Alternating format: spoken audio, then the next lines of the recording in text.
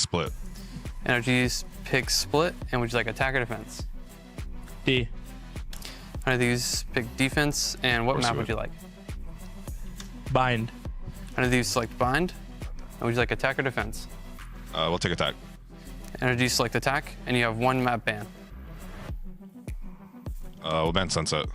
NRG ban Sunset, and what would you like to ban? Ban Breeze. 100 Thieves ban Breeze. Decider map is going to be Ascent. NRG, you're going to have side select. We'll pick defense. NRG pick defense. All right, boys, best of luck today. Vetoes, guys. Good work, Good work. Good work. Good work, guys. All right, in your series, Leia, you got split, bind, and ascent if necessary here. All right, team, we got to debate. We got to talk about the match at hand. Some predictions, Mimi. I mean, this is going to be an interesting one. I think 100 Thieves has to be favored here. NRG has been struggling throughout for a while. We're starting off on 2 of these raise maps, especially Bind, which is such a comfortable territory for 100 Thieves. I think even though they lost to KRU in that last one, this is a team that has been improving throughout the season, and I really value how well they can call in their mid-rounds. I rate Boosie as an IGL. I do think it's going to be close, but I'm going 100 Thieves. I'm going 2-1 NRG, and we're going to put a bet on this as well. I will eat the mint chocolate chip if 100 Thieves wins. That's a big bet for you. If NRG wins, you must do poetry about how good NRG is. I have to write a poem? You got to do some poetry. Left-handed handshake. Left-handed handshake. Left-handed handshake. The thing is, NRG's not winning. The thing is, NRG's not winning. You're hell-bent. By the way, NRG's winning because 2 of the 3 maps are jet maps where Demon 1's going to be playing it. So, boom, done. I mean, a jet That's map, all I need. Double duelist on split, which is... I don't care. Demon 1 on jet. That's it. Demon 1 jet. That's Fake it. jet map, fraudulent narrative. This is amazing. I love all of this. All right, guys. Well, you heard the stakes. They're up for grabs here. Baby Bay's got to eat mint chocolate chip, or Mimi's got to write some poetry if NRG wins. Let's go ahead and get this show on the road. NRG versus 100 Thieves, KRU versus Leviathan. As always, baby, VCT Americas starts right now.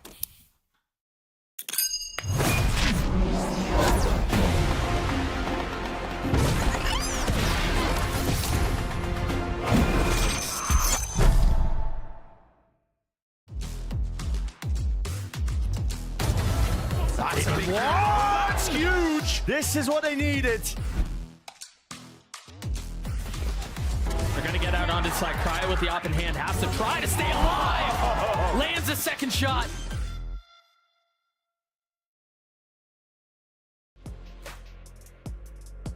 What I'm expecting versus NRG, they seem pretty weak overall.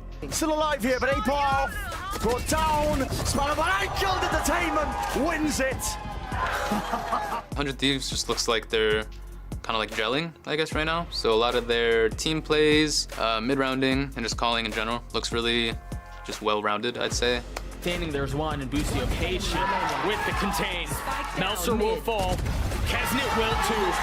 For Ethan and Demon 1, yeah, I've been saying it on Twitter, all like the last 2 or 3 months. I just want them to lose. Love them to death, still my good friends, but it would just be so funny to watch a team like NRG just lose out, don't even make playoffs for Shanghai. Definitely expect him to be talking a lot, both out of the server and on Twitter and everything like that. I'm already used to it, so I know it's all banter, and he's a cool guy, so I'll be able to deal with it.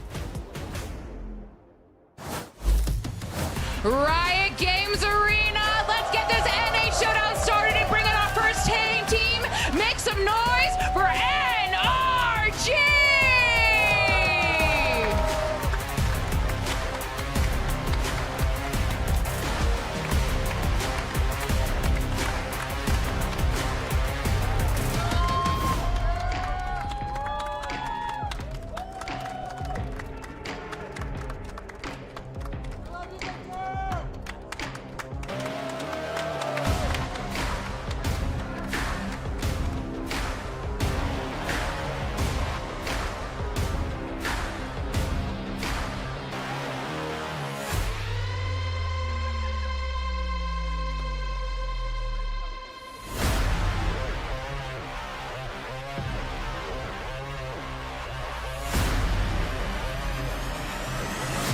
And let's bring out their opponents, 98, 99, it's 100 Thieves!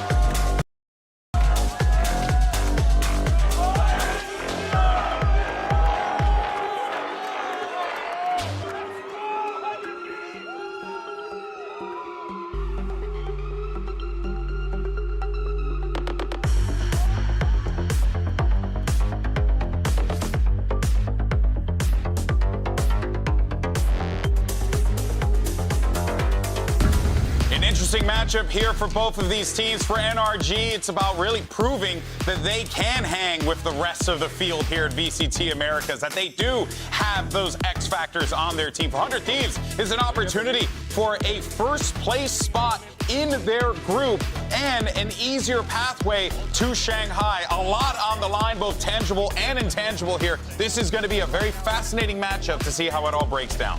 Yeah, it's a great first map to start on. I feel like, you know, NRG usually run the double duelist comp here. That's why I was bullish on them, and I'm like, oh, Demon 1 Jet. Now, I will say it is a bit outdated of a comp, and the only team that I've really seen recently have success on is Gen G, but they play a completely different style than NRG. So this might be pretty good for 100 Thieves. I feel like NRG need this map win if they want to survive in this series, because when it comes to bind, I mean, 100 Thieves looks so good. I think all the questions here are around NRG's attack side and how they're going to call it here on Split.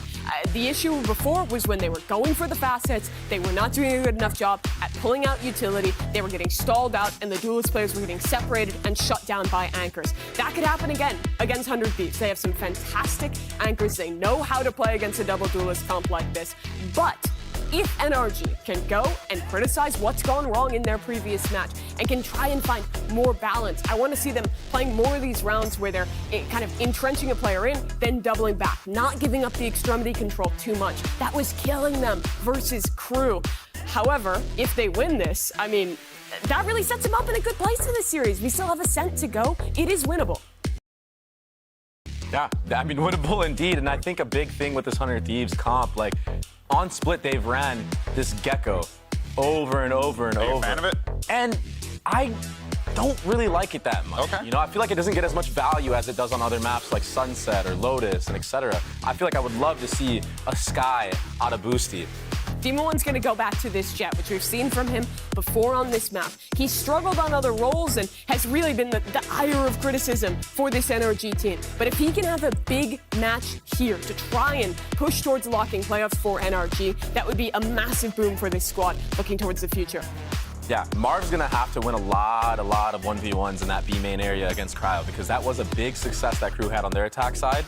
And also, they're going to need to find out ways to take A ramp control, A main control, like you talked about, the extremity game, without getting punished by the reclear of 100 Thieves, because they do have some really nice set traps. Yeah, with this double initiator comp especially, those reclears are super tough to deal with. NRG's not going to have that same util when they're on defense. It's just this double duelist comp, that single Sky. They don't have those same tools.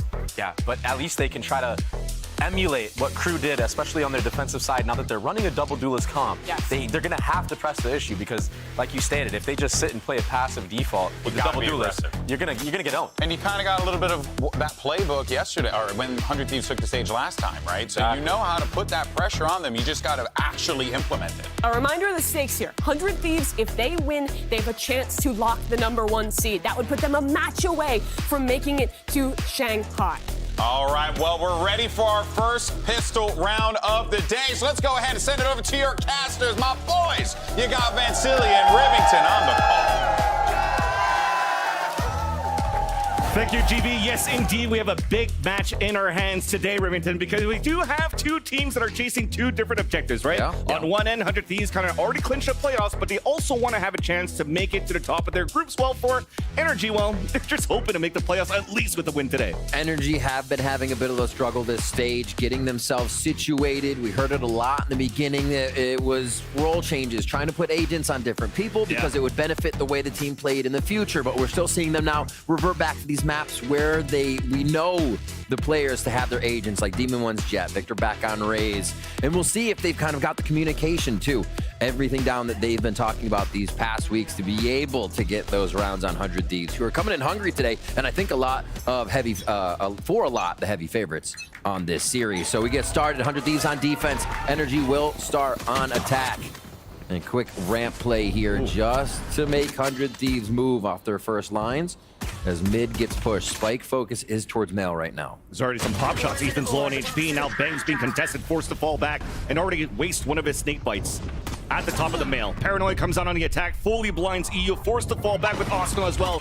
Map being gained on the A Heaven side with Pink Shells pushing through for NRG. And let's say 100 Thieves, they have to submit that A Heaven and play a little bit more further back towards the A site. Oh man. Boostio is basically trapped right now. The team's still trying to lurk about and keep the initial hit from coming in.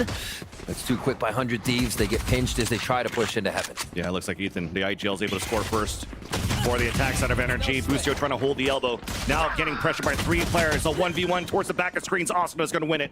Now a 3 versus 3. Plant coming down for the heaven side. Ethan watches the cross as Asuna gets blasted. And there's only 2 left now for 100 Thieves. Bang and Cryo working in tandem. Bang gets a nice headshot right next to the defenders here of the post plant of NRG. The isolated. One by the smoke. Cryo catches Ethan off guard. Marv now alone on a 1 versus 2. Playing the time in his favor. 100 Thieves players are low on HP. Tap on that spike first. Both of them are trying to look inside that smoke. Forced to reload. Caught with no bullets. Cryo gets the kill. And 100 Thieves get the point. And losing EU first, so converting the 4v5 on pistol to get themselves in for the win. And fans, we saw that basically yesterday between Sen and Furia. Furia took heaven, and then you somewhat put the onus on the defensive team to make the next move. Sentinels, we did not see make a move. They didn't push. They made Furia move. There, NRG did get the first kill as 100 Thieves wanted to figure out what was going on. They didn't know if they stayed heaven or went ropes. So that quick play to stalling out the map and seeing if your opponent will make a mistake. NRG tries to flex on that the first round, but 100 Thieves do recover, which is the big point. Defuse on the post plant, and they'll still set up in somewhat the same defense here. A different look though for NRG here on round 2. A few of those sheriffs as we would expect. If NRG can combine a few of those together and get themselves a weapon, it'll be an even longer round. They'll continue to work the map. They'll work it out well. There's one of them. With that plan, the Sheriff's getting the first blood here towards Mel. And interesting, too, that the Sheriffs that you have in hand, it's not in the hands of Demon 1. He's still trying to create a diversion here towards his A side. An opportunity to clear space now towards B heaven, maybe even rotate and pinch back towards the A site. So all this for NRG, they're just working it slow until Demon 1 just lost that against the IGL of 100 Thieves. So Boostio scores that point and still anchors the A site. Realizing Heaven might not have the coverage they want for just now. But the play is towards B. The heavy site so far for 100 Thieves, and they delay a little bit more. Saw 2 players there in the POV of Asuna. Satchels pushing back, and looks like NRG are choosing to push towards the spawn, and EU's not really watching it yet.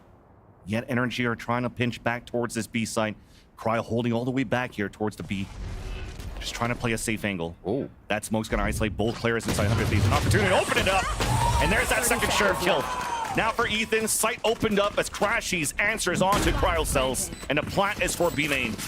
Like I said, it'd be slow. As soon as I got that first weapon, they start to work the map a little bit more right onto the defensive side of the map to get those first few and really throw 100 Thieves off. This looks like they're going to be able to collect on a second round too and snuff momentum for 100 Thieves. And I think at this era of the game, that's a huge play to be able to stall the momentum here after pistol round, especially between these two teams. Towards Spike, that wingman defuse will give him a little bit of an advantage, but it's gonna be tough. Yeah, the objective there for Ethan. Sacrifice your life at least just to take down the wingman. Still wins that fight against you no matter what though, so he gets the job done. Starting to activate already in the first few rounds is the IGL of NRG. So getting caught off on timing there. We saw it was Bang that kind of got stuck with Util out, got force flash pushed by NRG quick up mid. Maybe 100 Thieves was thinking NRG would take a beat and just take it slower for that second round here. Boostio trying to recover a bit. And yeah, I think if NRG have that time to creep around, do what they need to, they just slowly close in on you. One IGL to the other. That's got to feel good, right? That's got to feel really good to be able to take that away from Boostio on second round. Now the momentum here, the weapons for NRG in a very good position to carry a few rounds. They go back to a bit of the A strat with a heavy lurk towards the left side of the map. Seems like Heaven is a big control for them so far. Yeah. Having Heaven just pressuring 100 Thieves with the weight of it. For 100 Thieves are just trying to make sure that there's no way of pivoting back towards middle. Wait a minute. Nice double swing there as EU collects that kill onto Victor. Yeah. These first round interactions are pretty interesting so far in the rounds. For that to happen, EU grabs it, they'll be able to pick up the weapon maybe? Yeah, if it didn't go to anybody else. And they're anchoring Cryo in sight. Cryo hasn't moved on any of these rounds, basically. So he's always had a read on B main, figuring out what the lurks might be. There's a quick cleanup in mid there. Being a little impatient too, as you saw the early rotate from 100 Thieves from A to B. So Boostio is trying to get information down that lower middle where they had control in the beginning. There's the activation now for NRG towards this B site. Just around the corner, Asano's just waiting for that right click. Goes in for the kill. But 2 instantly fall now for 100 Thieves. Marv getting another one onto the balcony. And that's not going to allow here yet for 100 Thieves to potentially get this eco. But it got dangerous. NRG will take the round, but 100 Thieves will definitely take 3 classic kills on that, too. Getting a bit of those weapons and armor away, trying to kill that momentum of NRG here. So now we're going to be into a gun round to see what 100 Thieves can do. They do want to stop this push towards heaven from what we've seen so far. Maybe they're a little bit more lax on doing it with pistols there, but they got right up in NRG's face when they approached the top side of that ramp. So 100 Thieves, they're not playing back. They're pretty much right up front. We already saw Boostio get that kill as well on to Demon 1 in the previous round. And we get a little double duelist action going on, Vans, right to A. Yeah. Towards A, the TP is up towards heaven. Beautiful move by Ethan, the first blood for NRG. And they immediately take control of A heaven. Now this is going to be difficult for the last 2 players inside the A site, but EU still manages to score 1 shot, walks inside the smoke. Marv trades it out, walks in for a second one, and A site is up to grabs for NRG to plant. Oh my God, NRG is like 4 steps ahead in every play. 100 Thieves was trying to aim at the situations, and NRG was already rolling through. Just these 2 members to come in here. Yeah, what an opening by Ethan there, completely switching up 100 Thieves in heaven. And they're conditioning this heaven. We'll keep an eye on that to see how much they are blast packing Demon 1 and Victor up ramp, and maybe in a few rounds it'll just be Demon 1 or just Victor, and then you have another play on the other side of the map. You actually bring up a great point too, because that round was actually even none of the duelists, and it was a TP from Ethan to get in behind enemy lines. Well, you have that pressure from the dashes on the A ramp, and it seems like 100 Thieves were not ready for that at all, especially when that window of the A heaven was never smoked out. It kind of caught off guard there, been caught off guard. And that might force them to play a little bit more passively towards the backside of heaven, which gives more space for NRG to work with. So slowly but surely, NRG's falling into the type of play style that NRG wants them to play into to capitalize this map on split. All right, so what do they have next? Going up close real fast won't be as easy doing something like this. They're going to have to deal with Thrash. Boostio may retaliate very quick. So we're playing insane, bro. Yeah, we're playing very good, guys. Keep it up. Anyone have funds to spare? This looks like another day on the job right now for NRG. They are calm, cool, collected, bringing these rounds in swiftly after that first post-plant retrieval from 100 Thieves. Slam onto B. Not even that far, actually. Victor keeps it close just so they look for somebody pressuring that early part of B main. And they have no read on the map. So this is actually how NRG is going to retake, use their util, and get back into position. With an eco, it could be very tricky for 100 Thieves. So again, slow round, info. Ethan's using all this to stay quite structured, and then you sometimes see that mid-round explosion. Looks like it was an audible call by Ethan too, because earlier on you had Marv getting ready for a lineup to smoke up towards the B heaven window, but then decide to turn around and work together back towards the A site. Though the spike's still down here towards the front on B. That's pretty far back at this point, and they're doing some good commitment here. No matter what, though, it's okay that the spike's there. Oh yeah, Ethan does have the ult. TP over. Exactly, so they could still work the map. So they're keeping 100 Thieves really activated around, and while they're rotating really quickly, look at these 4 positions they have from NRG. They could start hearing potentially these footsteps that are coming through towards the spawn. There's going to be a paranoia heaven. No, just the smoke. They actually entered together. Left. This is going to be big here for Marv. If he can make the play, if he can get the info to stick the defense. So 1-for-1 though, and Marv has actually stuck through, trying to get the shot and lands it. Peripherals just around the corner. 3-on-3 now, action towards the A side. The pivot went towards that side. 14 seconds left. Crashy's trying to get the nightfall out, but then gets caught there by Ethan. Crown out at disadvantage all the way back towards the attacker spawn, and it's going to be a long rotate across.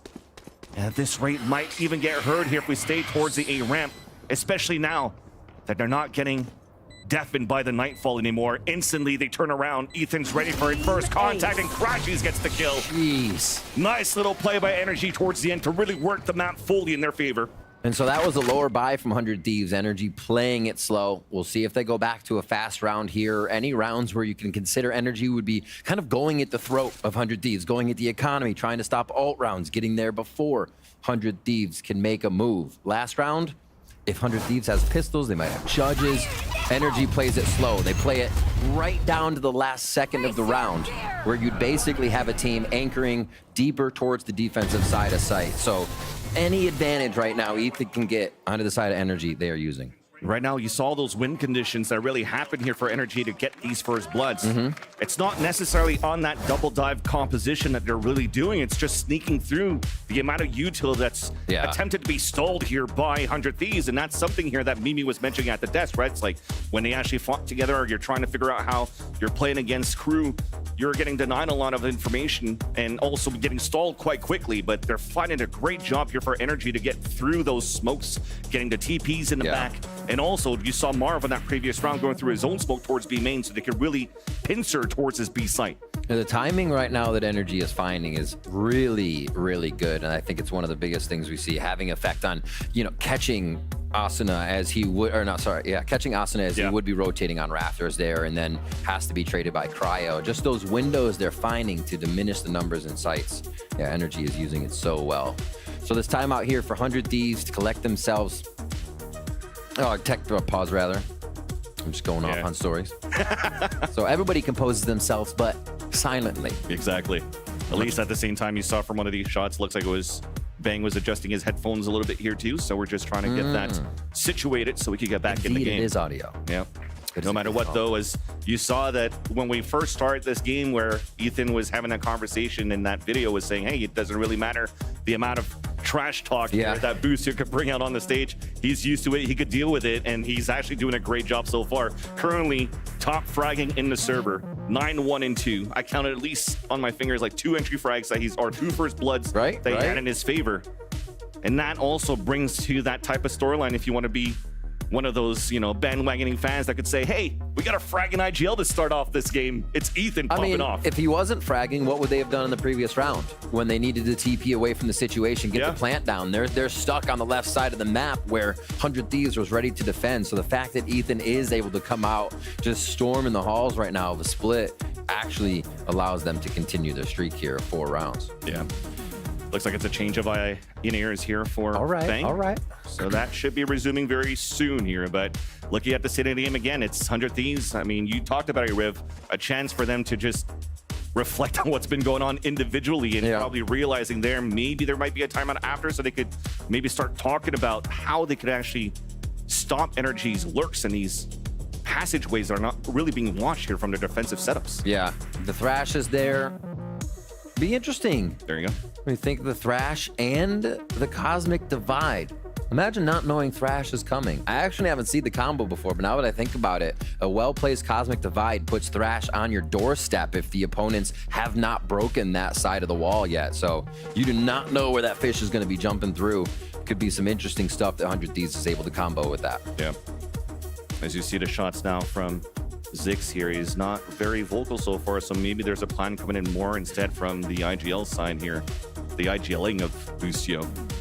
Maybe a chance to figure out here how they can potentially stop Ethan and Marv. Usually players that, you know, in these roles, and especially Marv, the Iceman, being alert play, they're actually the ones finding these opening conditions and entering for the site.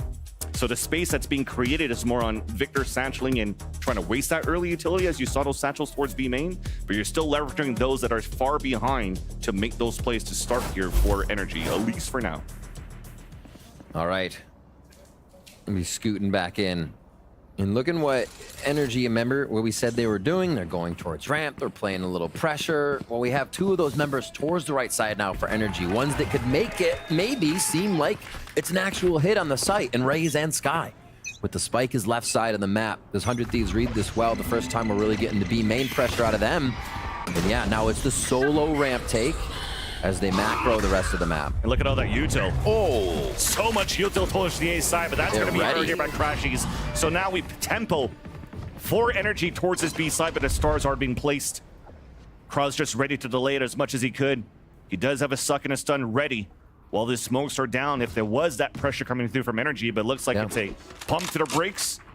Rework the map now for the attack side. And now this is very obviously NRG's 4v5, but they have to come up with a new strat, especially with Boostio seeing that, okay, that was a fake. I see what Ethan's trying to do now. We need to play a little bit safer here. They're trying to do some tricky stuff. So after that timeout, yeah, things are starting to change a little bit, and they have to play inside each other's heads. Mailroom about to be hit with Seekers, and this paranoia could cause problems. Double flash on top of that. Dropping towards Hell is Bang. Has support from Asuna. Oh but my Demon gosh. 1 is opening up the side. There's that third, but Crow gets 3 as he turns around, head on a swivel, looking for that fourth. And there you go, right start to Crashies. The solo anchor play from Quailcell steps up. Hasn't left the site, basically, until the spike is planted at A, and there's a reason that pillar, such a strong position for Cryo to hit on the mark, and really hasn't been getting too much that would bring him off like a cold setting right now. But put 4 in front of him, and he heats up immediately. No problem for Cryo there. And what a take, though. NRG with a really nice set play here to break into the site, and you did not expect the 4K.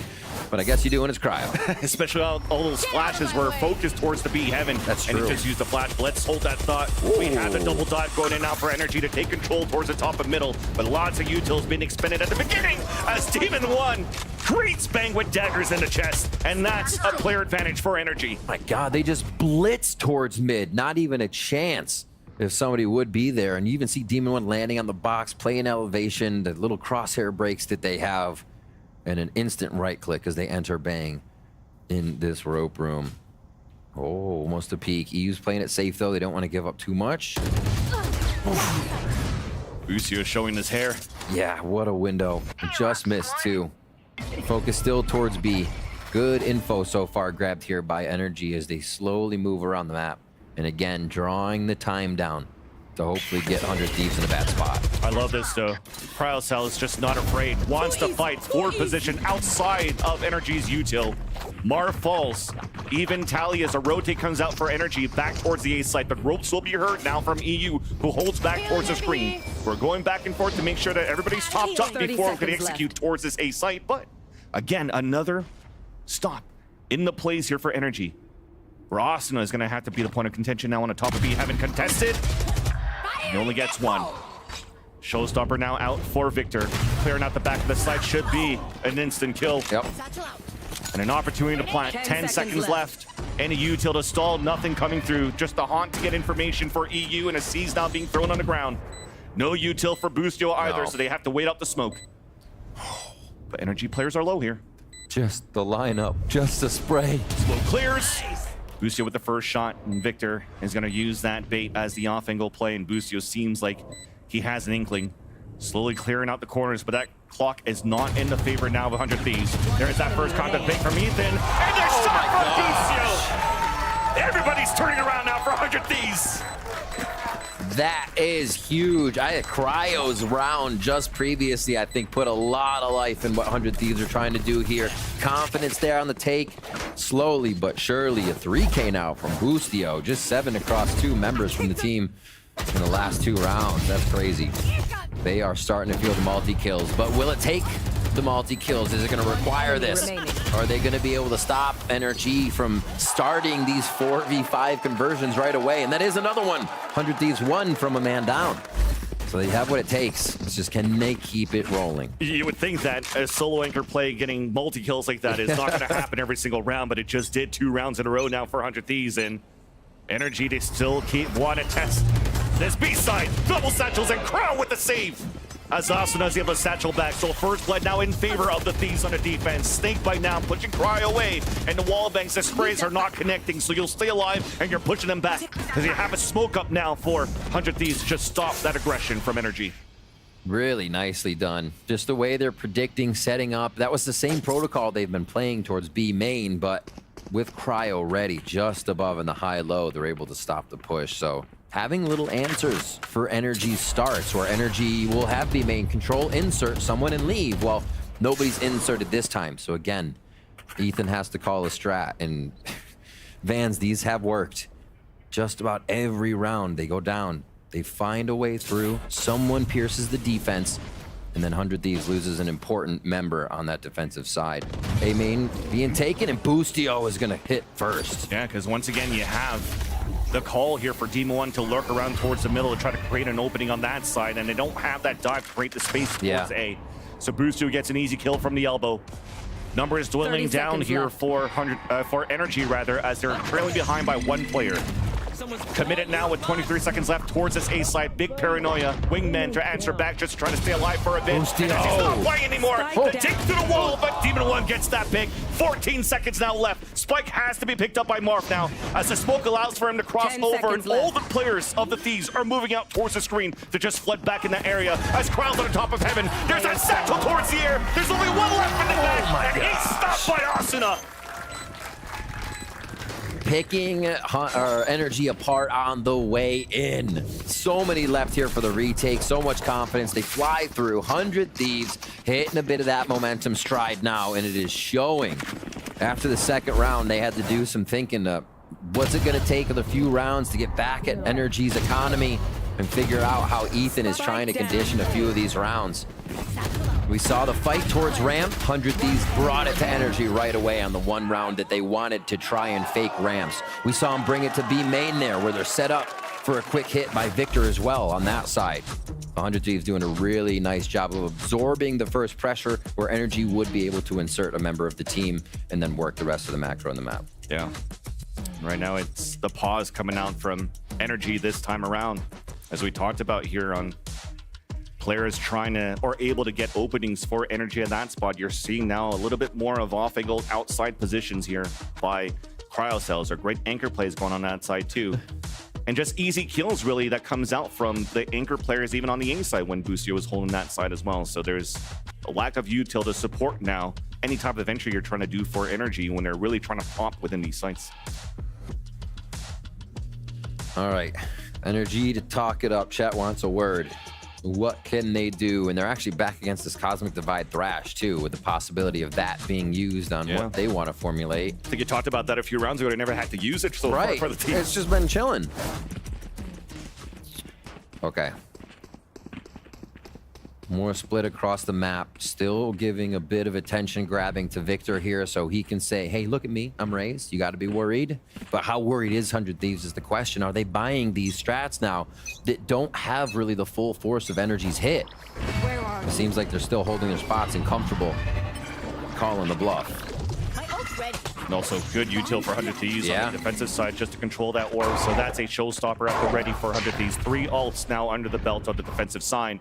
While now the initiator, instead of supporting Victor, who's trying to make the play alone here towards the A ramp, right there, is trying to support Demon 1, who's now made it behind enemy lines, walking up the ropes, and Asuna was ready for that one as well. And that will foil any plan that NRG had, again, on trying to pincer against 100 Thieves in the early round. I think that's a big alert call. You see Victor alone, Demon 1's on some kind of excursion. Where'd he go? Okay, he's roped. You know, he's trying to get some type of entry because the team is okay working with this pack of 3. You have Crashies, Ethan can paranoia. They still have a bit of a double flash work. And then Marv making things happen. He has to become the lurk now, though, to make sure they are not flanked too hard.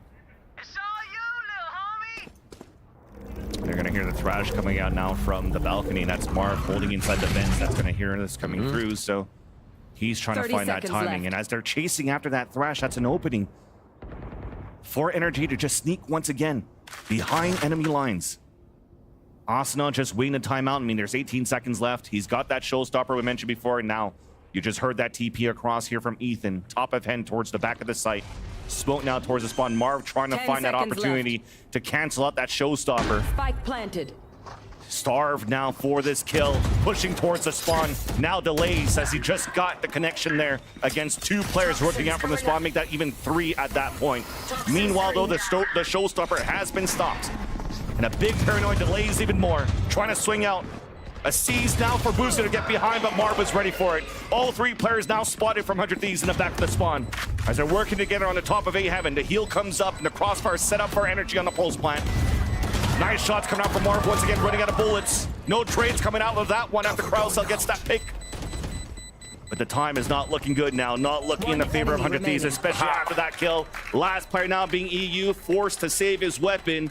But the silver lining is that NRG will also lose all of theirs. How do they find that window to go through 3v5. ropes, to go in 3v5, understanding that they can make it through, and honestly looking at how they might, is that we talked about how NRG is allowing these rounds to go a little bit longer, and what does that make 100 Thieves do? They play towards the back of the site, anchoring, so they're not the one to go down and have the site take just be chaotic for a retake. So at that point, NRG says, well, if they're going to be backing up, let's go for the Heaven control. B's too close. They could be right on Rafter. They walk through Heaven, waltz into sight, and make it work again. The later rounds, Ethan and the team have such good control of what's going on in the map, even if their members down.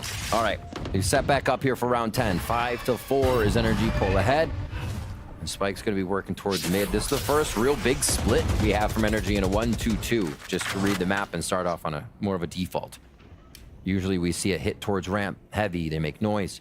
Mid would have already had something more to it, but just touch and go right now is a quick trade. That's right, for NRG side, they're playing the buddy system. So a 2 versus 1, at least to guarantee that trade. The TP in the back of the site to plant that safe. Showstopper coming out. Nobody to stop Asa here. Cosmic Divide as well. Bang getting the pick. EU getting another one. Showstopper no kill, but the players dwindled down. No players for NRG in the post plant as they are forced to cross the Cosmic Divide. Denied now by 100 Thieves. Once again tying up the game. Nice collapse onto the site. 100 Thieves are able to read that one, especially if NRG is not trying to throw anything weird into the mix, like jumping up ramp or drawing attention to B main. A base round like that, and 100 Thieves are going to be walking away happy. Great diffuses in the past 4 or 5 rounds. You see 4 out of the 5 there they're able to take. Spike planted. And yeah, it seems like they're doing all right. Remaining. Man down as well. The rounds 100 Thieves has suffered. Doesn't seem like they are. Yes, let me get it. And nice indeed. All right. Wall set up across mid. Also a star there. And still a Viper wall towards A so they can maybe get a lurk in and a bit of pressure. Bang says no. They instantly stop this little game at A that NRG's been playing with the Viper's Pit. It looks like you can still satchel through if you want to. That's why Bang's playing out in the open. Instead, NRG is trying to find the opening towards mid. It works out. Really cool timing there. That was neat. Support there coming through from the rest of the players on the defensive end. So with that pit, Asuna, easy for him here to cover towards the back of the fence. And once again, NRG at a player disadvantage with a minute left on the clock. Poison's off. Yeah, now Marv's forced to do this without the B Heaven control, right? Back and forth, putting up his orb, trying to fake out Cryo, whether he passed through or not. And again, puts it up just to work towards mid here. How do they work the map now? Do they 30 seconds mid map? They went A last time, and they're doing this almost the same thing to set up for it, but B has to be the commit, I feel. Weapons collected too. So 3 players now with stingers. There's a Vandal on the ground for them to pick up. EU is playing to jiggle for the contact and force the fall back. Dash forward as D1 picks up the Vandal at the same time. He's trying to get the blood. The entry towards his B side, drop towards the ground. Maybe need the flash, but it's used towards the front of B. Still, Demon 1 wins that, and the second one turns around towards the top of the B heavens to drop Asuna. Pit now engaged as Mark gets that pick. EU could not punish that plant, and it'll go down now. Another situation here where there's only 3 players left for NRG, and it may convert now as Bang is left alone. Just slowly walking in. You gotta ask. Oh, wait a minute. We can ask later. You could ask now. Okay. He'll try again. It's like, is one gun all NRG needs on these lower rounds? They find one Vandal. Demon 1 goes crazy. It was just on the second round, it was just one gun that they got to make it work. Oh, it's not over yet now, but Bang is decayed down to 1 HP. He's trying to get it back. Marv not enough time. Is going to pull that pit down so that he can make sure that he watches that spot. Oh my God! Guarantee the round no matter what for NRG, but Bang does a good job to keep it expensive for the attack side of NRG. Incredibly expensive and looking like maybe a 6-6 too with the way that they can figure this out. In Zix has said it before, they've got some aimers, man, and they do absolutely stellar play on that and incredibly smart to be able to fake out the members of NRG in the pit situation. That's just wild. You only have one spot to come from there. It's a choke point, and you're still taking out 2. That's incredible stuff from Bang. Still the round for NRG in the end, but a lot of damage done there to help 100 Thieves bring this to a 6-6. Get out of my way. We get the double duelist hit. Almost. Quick towards the ramp. Junior double duelist hit. Just ramp. Dog looking towards the left side. It's not going inside the cage. Victor's been good at this spot before with the same weapon, but inside the smoke, Ethan knew. And Cryo also falls. All of the players are 100 Thieves eliminated now from the A site. Ulti coming up. This is not looking like a 6-6 after all, as the last 2 players of EU and Austin up for the Thieves have to rotate. First contact, second one being shot, so now the call for NRG is that both players of 100 Thieves are now towards the spawn. Sees they now, nobody pushing forward. Nightfall, that's gonna get a lot of information though. And with that kill, they know exactly where the 4 players are at. Showstopper now at the ready, popped up here by Victor, just trying to waste that clock down, and they're waiting on their end, 400 Thieves. Finally gets shot out, Asta swings out, gets denied. In EU, it's gonna be difficult, up against the world. Wall bang onto Ethan. But again, another situation where time is not in the favor of 100 Thieves for the attempt of the retake. Round will conclude in favor of NRG with that kill from Crashies as they take the lead 7-5.5. 2 really different styles of attack that we saw coming in here, or styles that were able to bring in results. And 100 Thieves were always looking for the 2Ks, the 3Ks, and almost needing them in situations where it felt like NRG might have suffered a few losses in the round, but then played the map out to find the pick, and come away with it. I have contact for you. If they push. Stats player! Nobody does that, right? Stats player, that's the 3K probably that Bang got there after the post plant. But at least now we have the halftime, so let's toss it to Baby Bay and Mimi at the telestrator. Thanks very much, guys. NRG and Timu was criticized on their attack side after their loss last week. Looked incredible here, securing a 7-5 on split. It all got going with this second eco round win. Baby Bay, let's walk through this. Yeah, this was sick. So what ends up happening, it's like a 1-for-1 trade. Demon 1 gets picked off very early. Bang gets traded in return. Now, NRG have all of this free heaven space, and they're gonna make contact with Asuna right here, who's holding a weird off angle from Pillar. This is a very common spot. Now, what happens? Asuna makes contact, doesn't have a good gun to get this headshot. He has to reposition. Now, what does NRG do with that? They're gonna send 2 players into deep CT, like so there, and split into the site. But there's more to the round than just that in this mid-round decision-making. The crucial factor of why this works is the Omen smoke that you're about to see come out from Ethan. This is beautiful, beautiful play. And the players in heaven, all they do is just chill. You're gonna see a Omen smoke come out here off of no contact being made, and that isolates Asuna, who knows that there could be players wrapping him in CT, and he has to play this weird little off angle, and ultimately he gets punished because he's getting split from both sides. It was beautiful. And here's that smoke you're talking about right now. Asuna, the only way he could get out would be back through past New Box, which he'd be watched from heaven and completely cut off there. And as we see this round play out now, this split comes to fruition, and Asuna is completely alone. He'll die, and then it puts his teammate in basically an unwinnable spot. Yeah, this was a sick round, and they honestly should have won the pistol round before this, but they were able to bring it back and I mean, by winning this you look at the round. reactions, NRG, the vibes are up. They are looking so much more confident than previously, and some great mid-round decision-making led that one out. But for the combined forces of the 100 Thieves and Sentinels fans, they're going to be hoping to come back in this second half as we hop back into game with Riv and Vance. Thank you, Mimi and Baby Bay. And after looking at that telestrator segment, it looks like Mimi might be convinced that NRG might take it. So maybe she might do some poems towards the end of this game. We'll have to see. Is it a full haiku, full poem? Are we getting bars? We gotta figure that out. We're back in the game though. Let's see what they have for us here as they write the story of this series. Heavy A pressure for NRG to start off, and 100 Thieves look to pick the pocket of B. It is just Demon 1 in the back, and again, it's not a share.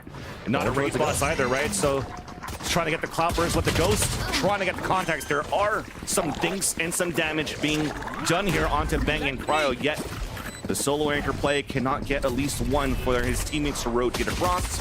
Plant will come down towards his B site, but already NRG is picking up the pace. Flashes galore towards his B site. Busio and Asuna are trying to hold their ground. Player advantage 400 Thieves as Ethan comes in and chimes through. Cratchit turns around to make it a 1 versus 1 now for Cryocells. A pull here and a shot from Cryocells. Once again, stepping up. I think that's his sight. Yeah. Yeah. Cryo feels so comfortable in B12 and 7 right now. It's been so quiet from Cryo because it's like, you coming to my side or not? I always have to rotate into these other sides, but when they do, man, he pops off, and I think they may be worried about that now. Very nicely done from what could be a bit of the lurk here if Bang's not doing it already. Yeah, there goes Cryo towards mid. And we'll see a bit of a mid towards a ramp play here, but NRG wants space mid, I think, more than 100 Thieves right now. 100 Thieves wants to temple fairly quickly. They do have some strong buys now. Guardian and Bulldogs walking up now towards this A ramp. Creeping up. As wall comes down, the ping's already coming across here, indicating there's potentially a player playing behind that. As soon as the wall went down, looks like Demon One was ready, and he already pulled back. But looks like NRG has a pretty decent read, though. They're inching that. Yeah.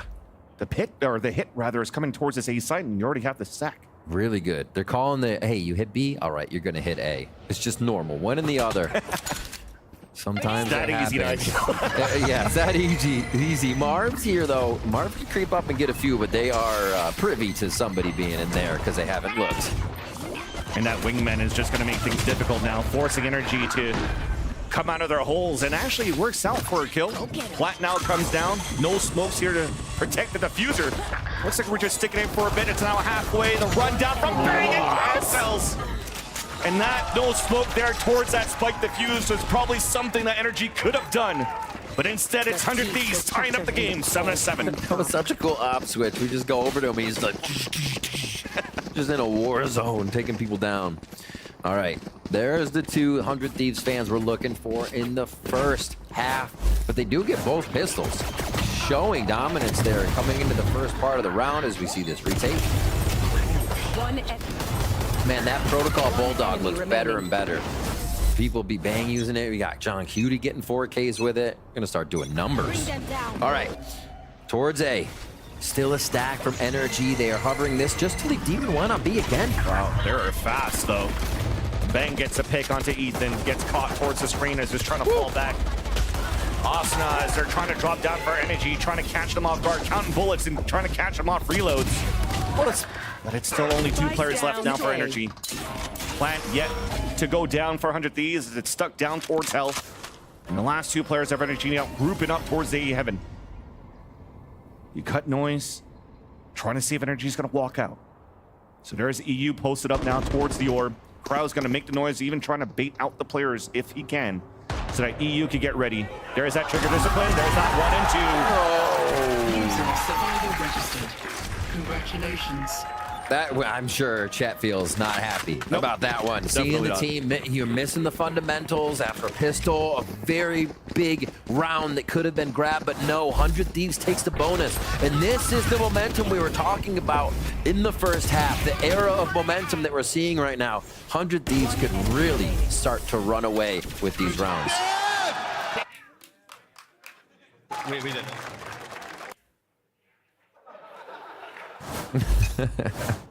There's that Boostio cosplay in the crowd. All right, here we go. A low buy from NRG. They do more of a split and try to take extremity control. So maybe pick up a weapon, maybe find the back of somebody in the right timing. But look how patient 100 Thieves are. Ready for anything tricky and not even giving an ounce of space right here. B main they've taken, but yeah, they don't want it back. Having B main is fine. If anything, there's a good space taken with that judge from Marv, so that's B side on lock, and the other ones could now move around here to stack in the gamble, and it's on the A side for 3 players of NRG. Well, you have these walls coming up on contacts and smokes. You're trying to delay the gas and the smokes from both the Omen and the Viper. You can already see it already being used now by Ethan, so they're trying to force 100 Thieves towards this A side stack with the crossfire, and they have decent weapon for it here. Of course, they have both duelists and have Demon One with a sheriff. That's good enough sometimes. High Dizzy, easy grab there. Back in 10. And this is going to be spike drop from Heaven if they don't fully go in. So you either have to go in or clear sight. Victor is able to grab 1 before he falls, and he was forced out because of that mosh. Crash is trying to stop the wingman, but couldn't get the kill through the smoke, and it gets denied. EU is spraying right back against him. Now Bang looking to walk inside that smoke, but the TP made it through. So Ethan is safe for now. But for 100 Thieves are even safer. Spike is punted for them on the top of E-Heaven. And all they got to do here is just watch the angles and wait the clock. And there's that contact, nice wallbang through the map to drop Team in 1. There's that smoke that you needed. Wasn't able to get it halfway. So this is a great opportunity now for 100 Thieves to just close out the round. Oh my God. Too much util left, no matter what, for 100 Thieves for the pulse plant. Smoke him out of his own smoke. Don't let it happen. All right, a buy here for NRG. So let's think about what they can do. They're back. I feel like it's just deja vu in this inventory. 100 Thieves, Cosmic Divide, and Thrash are up again. Cryo and Boostio doing so much work in the early part of these rounds, so they have those ults online. And they even had it last round with the way Boostio had it. All these plants, the orb farming, Gecko gets to ult so fast. Orbs are pretty reachable on split too. So let's talk about NRG. What can they do? Looking at Victor Showstopper here. Everything's basically in retaliation. Yeah, but they'd be a bit proactive to make sure that retaliation starts immediately. Just walking out mid, I guess the unexpected pays off on round 17 here for NRG. With no flash support, no dog. Seriously. It's Duelist and Marv moving forward, right? Let's do what we do best. Let's just shoot. But this opens up the space towards the A site, and Bang made it through. Here's a rotate of 2 players at the screens. Might be able to catch one that walks towards the elbow. Yep. Gets them both. Oh my gosh. You are divided. 100 Thieves members need to be called on. They are delivering right now. Here we go towards A. Oh yeah, monster on the loose. Been waiting for this Thrash. Got canceled out, and there's no reply behind because of the Cosmic Divide. But there will be the showstopper on the defense, though. And they hide behind the smoke. The players are 100 Thieves to avoid the showstopper, and Victor cannot find anything. Unfortunately, he only sees on top right of his board that his players are falling down, his teammates are falling down, and himself will fall down from the hands of 100 Thieves. Still got to 100 Thieves on the win. Got to praise NRG. Heady play there by Marv. The orb going up. Thrash, if you didn't know, doesn't like mollies, doesn't like those orbs, doesn't like really getting tagged with anything. That's why we saw Thrash go down right away. So cool protection, cool ideas on how to stop 100 Thieves. But you still can't, because Bang is already in your defensive side. Things like this, they are absolutely just popping off when NRG is least expecting it. I think that's the weird part, is usually like, oh, they lost 1v1, but no, it's a lot of unexpected kills that are happening for NRG here that 100 Thieves are just able to pick up. And what was there too? 3 players walking down towards middle, getting the pick, and then falling back, trying to play the numbers, but giving up a lot of that space, and that was a great call and audible for Boostio to tell Bang to activate to move forward towards that A site. So when NRG, where we know that they could be very aggressive, whatnot, they tried to play here more in the favor of numbers, playing not to lose at that point for that early first blood. And now they're getting a taste of their own medicine, right? That was moments where you had, what, a 5 versus 3, 4 versus 3 on previous rounds when 100 Thieves were on the defense and they were able to hold their defensive side. Now NRG is getting the same thing. So the timeout being called by Jet is to just make sure now that NRG could iron things out. We're round number 18. It's only 10-7. There's still a way and a chance to make things close. Okay. Heavy B main control. NRG are trying to put something on the docket that would give them an advantage, a hit, but where's 100 Thieves? All the way on the other side. Ready to hit the soft site right now. A judge, though, for Marv could really flip the script here if they all head down this A choke point. But if Boostio plays that spot on the judges, should be ready for that, right? Wall comes down, they're not ready for it. Right behind it, the spray comes out from Bang to crit it out, though. And that's the only player inside the site. The other one had to fall back. That's Ethan down to 33 HP. At least you forced out the Viper's Pit on your lower buy for NRG. That's 100 Thieves putting it out towards the screen, so you're going to like that at least on your lower buy. My ult is ready. And you're not expecting those positions on a pulse plan for NRG. And they're happy to use Viper's Pit here, right? Get it, cycle it, get it back up. Yeah, especially when they still have a Nightfall to work with. Now off the spike, pulls back in, the right play connection. Can they do wrong? Doesn't look like it. Man, just to hop in and out of the smoke, I think, is a good teller.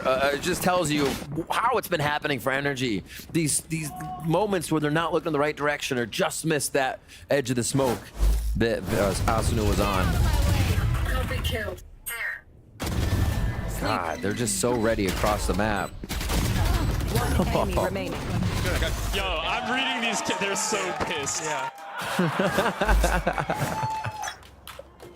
And power alts too on the side, 100 Thieves. Vans, they are on a run this half. The momentum is real, and 100 Thieves are flying through here with 11 on the second half. Spike's gonna be rotating all the way across. They go a fast ramp to just get energy thinking it's a hit. That 100 Thieves is sitting in heaven right now, but they're not. They're already mobile. They're already across the map. And you saw when BBOB was talking about, hey, I haven't seen good value right now of a Gecko here on the map. You saw Boostio playing all the way towards the spawn, using that util, not only with the Molly, but also the Dizzy to try to use that same way as Skyward Flash, your duelist on top of the A ramp. And this allows for him to stay back, to rotate even quicker with the rest of the team towards the B site, where they're currently popping. Asuna showstopper misses, was hit by the paranoia. Where'd he go? But the site's been cleared. Wingman moving in, and they're trying to get the plant for B main, and it will be successful. Asuna shorty?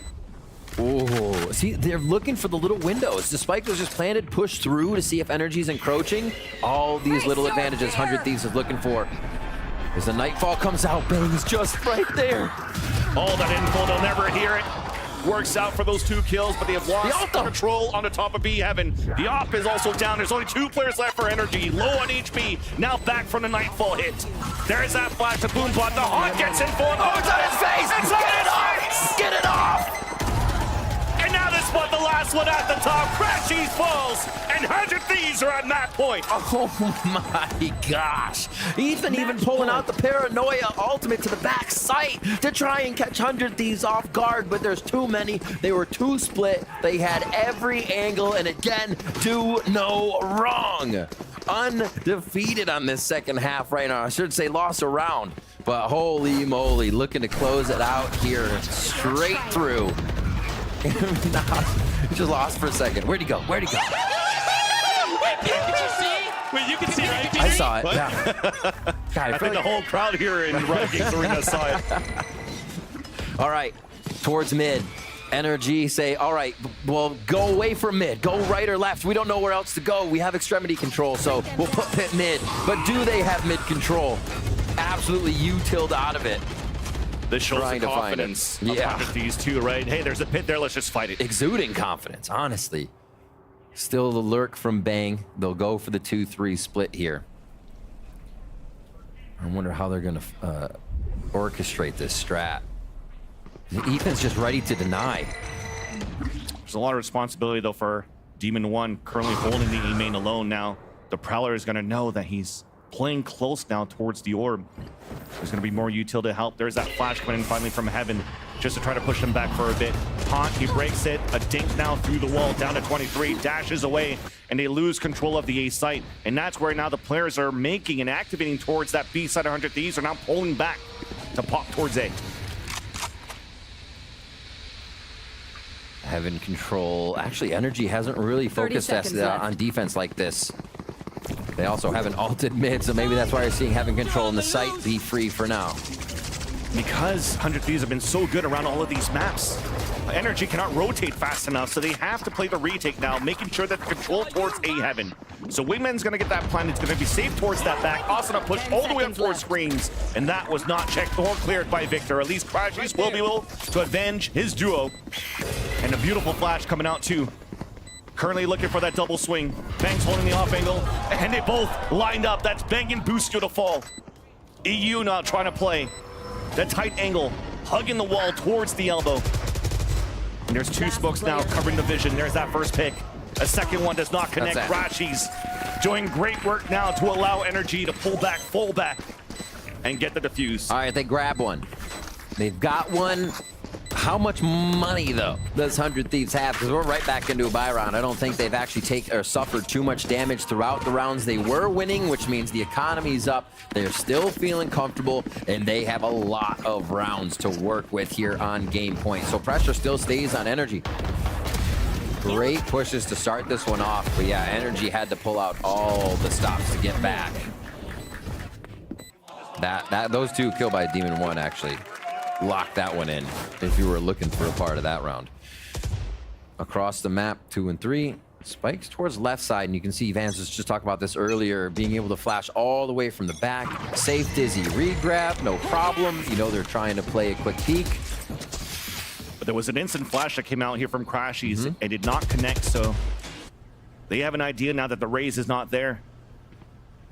A whole lot of early information is being used now just to try to clear out towards this A Yeah, ramp. a dog already too? Yep. Only gets to the bottom part.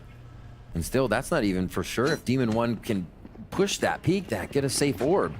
Looking for the fight still, but it's a B hit. He hears all of this too. He's just waiting for the right call. There's that first delay with the satchels and with the pain shells. Beautiful flash, though, blinding too.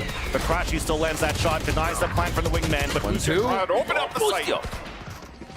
Demon 1 a little bit far behind, a little bit too far now as Victor falls as the last man standing inside that B site.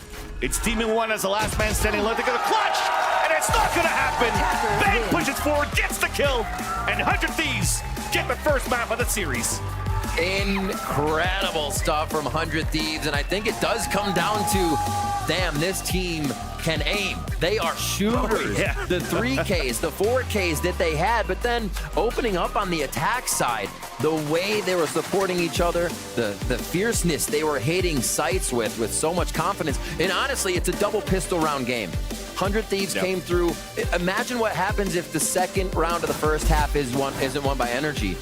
100 Thieves, so much momentum here, and it did seem like once they got out of pistol round 1, 2, 3 and bonus, and everything it was else. theirs. Yeah, everything else on that side here on NRG's map pick. Unfortunately, they fall behind by 1, but they have a chance to fight back against 100 Thieves map pick on Vine, and that's after the break.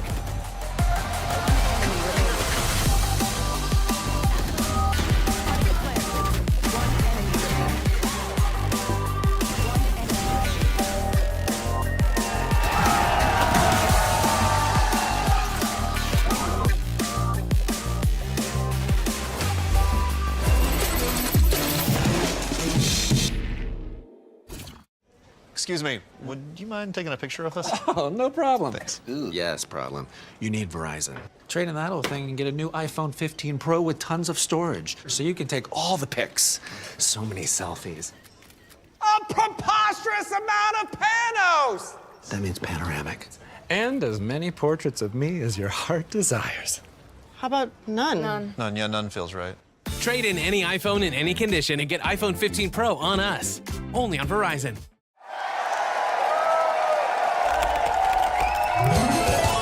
Red Bull gives you wings.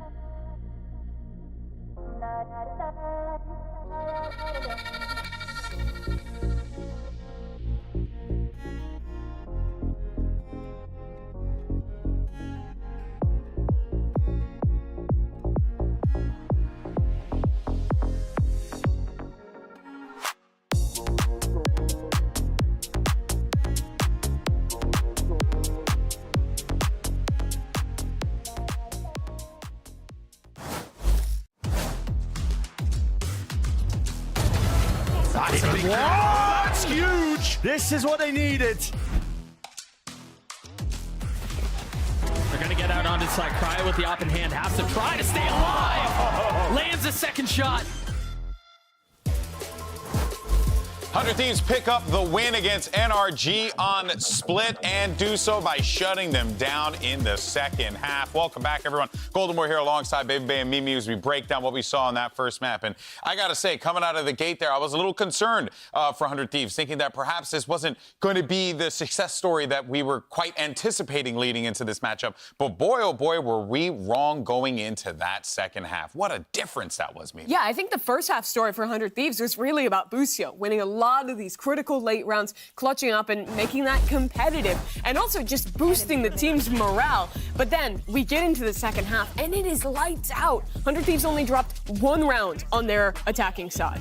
Yeah, that was insane. That was an insane attack side from 100 Thieves, and the Gecko actually proved to be really good. Like, every single time they would take A Heaven control, this Gecko plant went down, and that's something that didn't really happen too much in their last match. So the fact that they were able to do that within having that Heaven control makes the retake impossible. I liked especially on their default how they were like setting up towards Heaven with that Gecko flash. But the guy following up off of all of those plays was Cryo. I feel like he's had such a revitalization this year, He's right? so sick. Like on this controller role in particular, he's always a guy who was playing Chamber. He's a great opper, but the way he plays is more akin to like a Sentinel or a Lurker. And when they put him on this Astra, and he can have global impact with his util and also be the guy holding space towards B and activating on these aggro lurks, it looks so good for 100 Thieves. Yeah, and on the opposite side, on the defense, we saw him get punished a ton against KRU.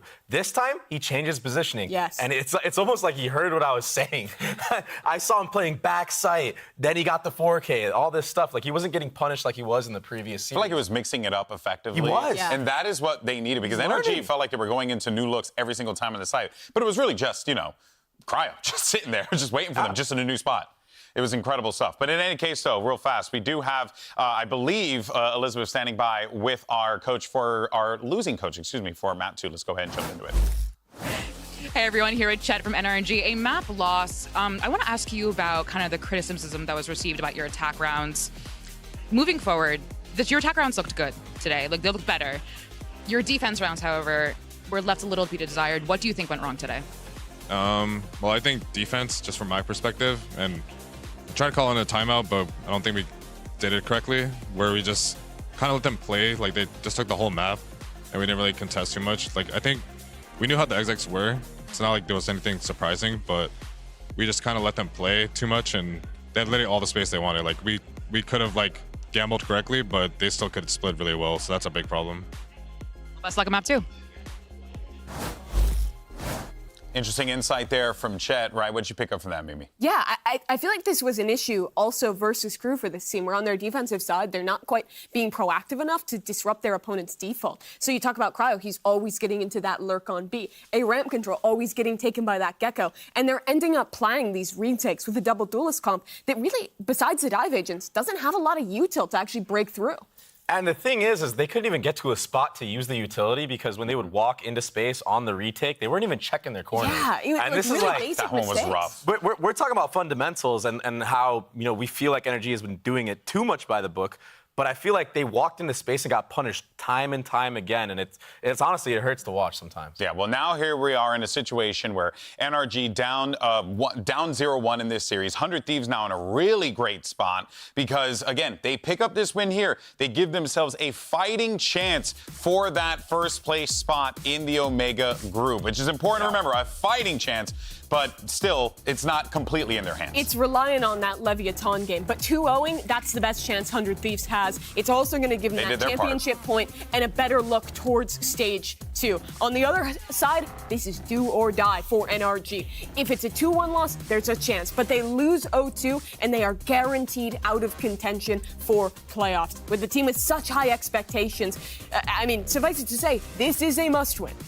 Busio out there showing the ink. Okay, buddy. And on the other hand, no pressure for Brucey. He's just loving it out there. He's still vibing. But you're totally right. And NRG needs to learn from the mistakes that they made against LEV, who just abused them with defensive aggression. So I expect to see if the changes were made.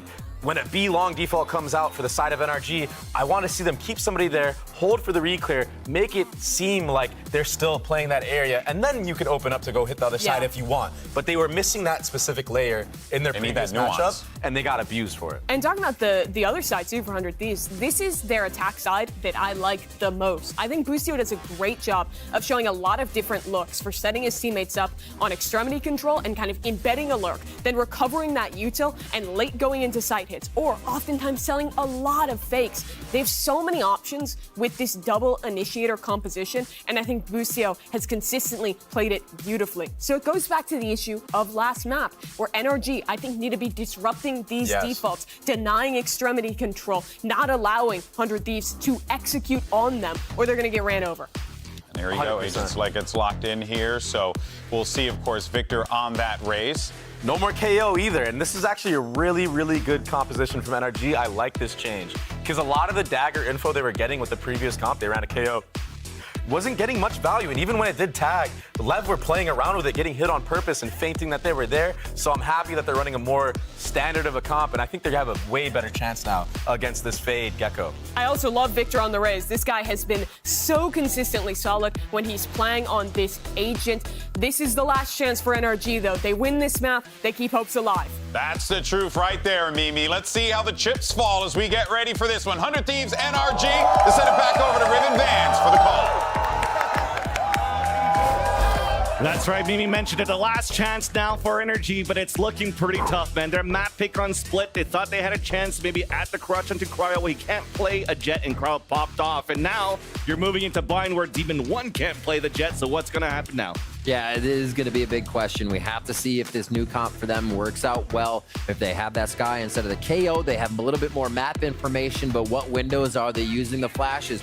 What are they moving off of? And how are they considering how 100 Thieves is going to feel after a dominating first game like that, where confidence is behind every shot? We looked at the score. I'm sad I didn't mention it. We looked at the scoreboard at the end of the game. It was like 18, 19, 18, 16. Everybody's fragging for 100 Thieves here. Let's get into the map and see if that still happens for them. Towards mid. But this play towards B long, just getting a bit of info, trying to make 100 Thieves think it's a B play. And it works out. They're able to take the front of that A side. NRG going for the wingman plant, trying to clear the showers. There's a jump spot from Prodigies, but Ashina and Crowcells are running through the smoke. But Victor turns around, a 180 to 180, giving it chances now for NRG to win the pulse plant. But there's a double flank. Ethan has to be ready for it now as he's looking at it. Gets the contact on the first one, but loses that fight. Disadvantage now for NRG. as both players are still moving forward. But again, the players on the attack only knew the bang on that flank, as now they finally spot Bustio, who has the wingman on that defuse. Asta setting up the crossfire for the rest, and it's a clean retake in the end for the Thieves. 3 pistol rounds for 100 Thieves on the series so far as they start off again here on Bind. So much control. Bustio just loving the Gecko. You know he does. You know he does. And he's like, oh, I'm flashing again. I'm doing it. That's how they circumvent getting around. They bring this fade. They have multiple flashes with the Gecko. They work a little bit more off map control knowledge. Again. That was like music with those kills. Yes. I was feeling the beat. Woo, we're starting to get into a roll there. All right. Guardian Cryo. Still just a ghost for Bustio. And now they switch it. Wait, this is just a mirror of the first round. Now Sky's on the right and the team's on the left. So they're just trying to mess with NRG's head here in the beginning. First flash through and a little delay from a Viper fight there. Yeah, and that Dizzy's not going to do much in the end. No. And also far from reach. Bang with the confidence to swing out. Some damage being done, and looks like Pain Shells also landed right at the feet of Demon 1, and that's going to be very dangerous for the re-hit for NRG because they won't have smokes to work with. And they don't have, I mean, they only have one Ethan flash too. They just lost Dizzy towards long, was not able to grab that back. Should still be able to break a bit of the sight here. Left take, flash out of showers, and that's the front sight for NRG, but Plant's kind of the goal right now. The round win would be amazing. They're just looking for that extra money because 100 Thieves is going to be right on top. Yeah. As this happens. Easy for Cryo now from his position to just look over the site from the tower pretty much at Heaven. At least there's an opportunity for a flash and a double pop. It's deep, but now the double swing. Bustio doesn't need any help. Well, he'll get it. Those 2 kills. And the third for the round. And it's one of these games, again, where Thrash is going to be up very soon. Remember, Bustio was bringing in Thrash, I think, 3rd or 4th round there in second half of split. You're going to get it again just about when NRG wants to start grabbing their momentum after this bonus round, if they can secure it. Yeah, wow. Boosty is in feel it mode right now. Yep.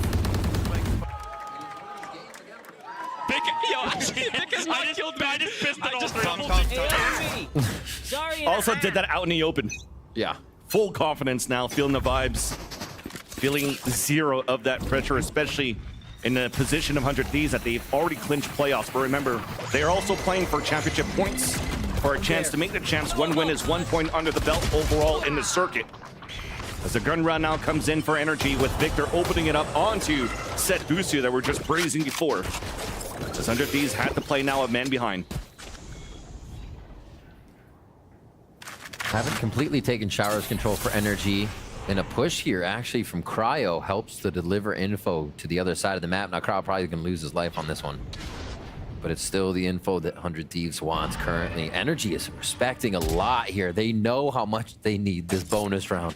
Even a man up, they're still playing it like it's a 5v5. This is crazy too that Cryo's playing this spot as an agent that can't really escape. Yeah. But that's been a mistake here from NRG on that previous round. With no shot. A Dizzy saved Cratchies for a bit, but no chance to react. Cryo gets 2 headshots and a spike. You've had to have learned from Split. You did? You did not. You did not. NRG's not checking corners. The demise of so many rounds in this series so far. And possibly another bonus for 100 Thieves here. Still 3v3. Showstopper forced to come out. Cryo with the 4th in the round.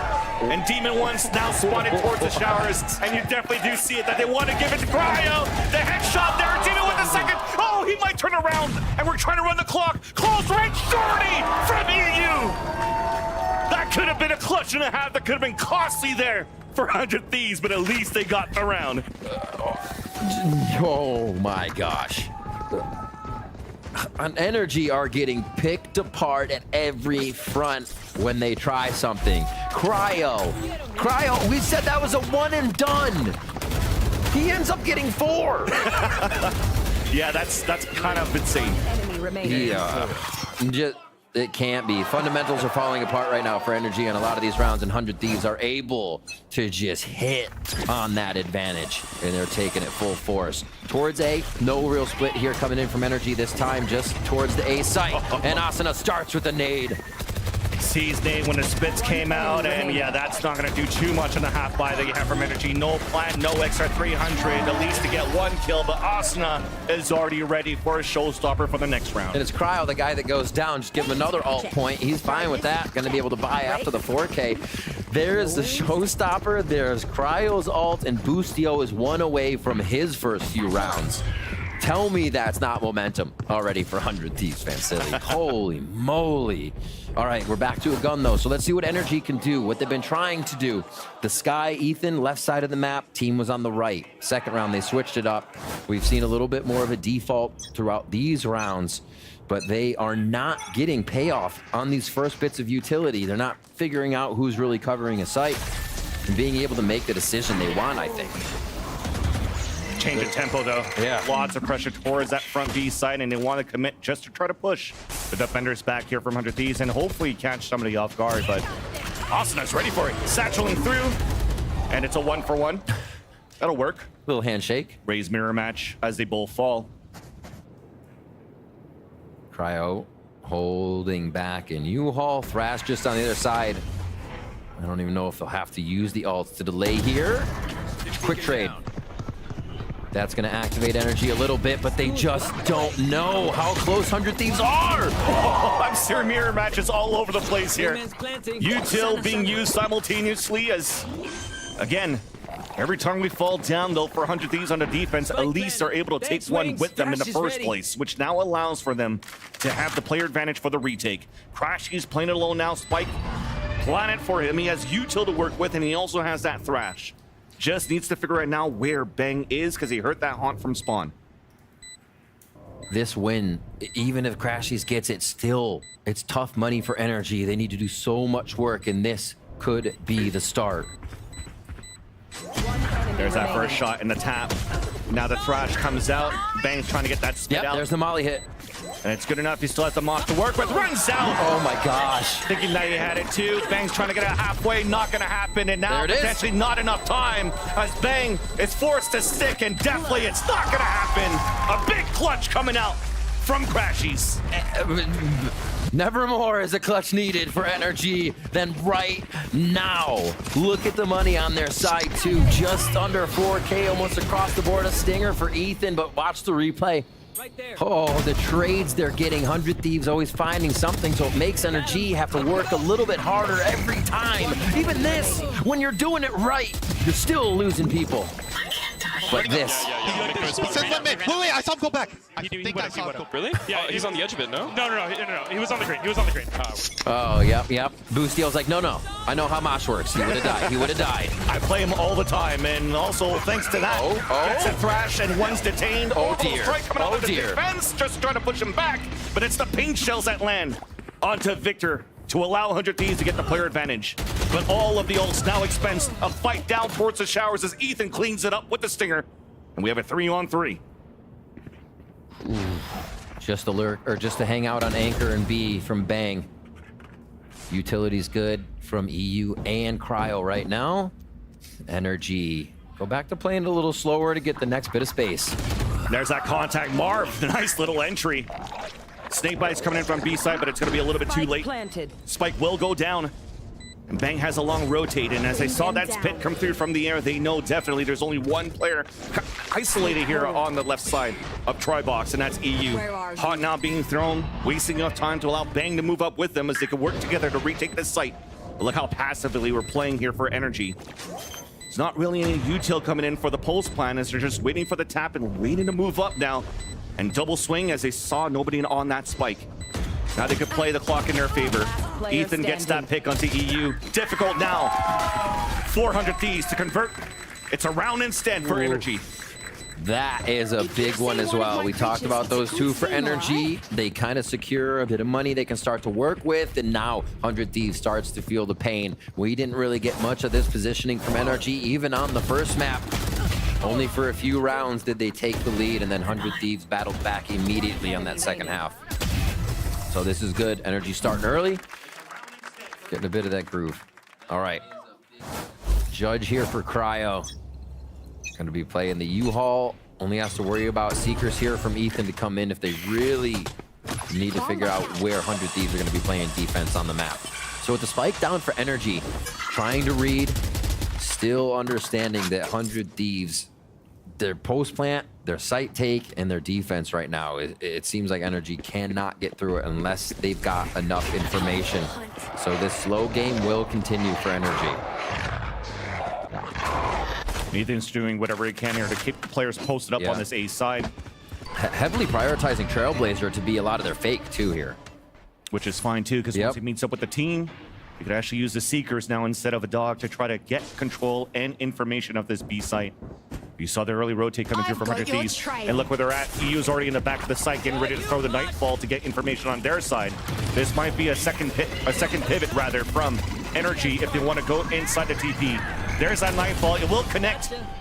Just before being gooped, Busio does get the pick onto Victor, and another one through, and it's two!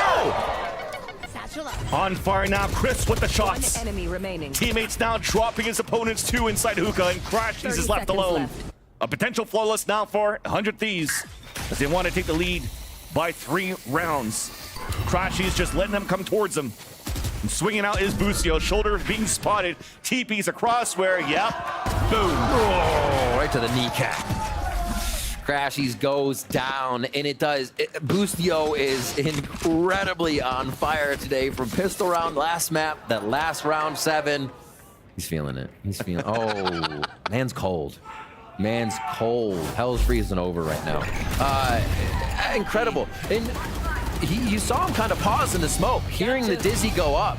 Busio, being a Gecko himself, knows exactly how much timing you have on a Dizzy, so decides to just peek through it. And by the way, I just ran through the smoke kill through. I'm so fucking good. I don't know if he's cold or if he's asking for Energy or scared because Energy's calling a timeout. Yeah, I don't know, but he's really good. Yep. Something like that. Something like that. Yeah, we'll paraphrase here.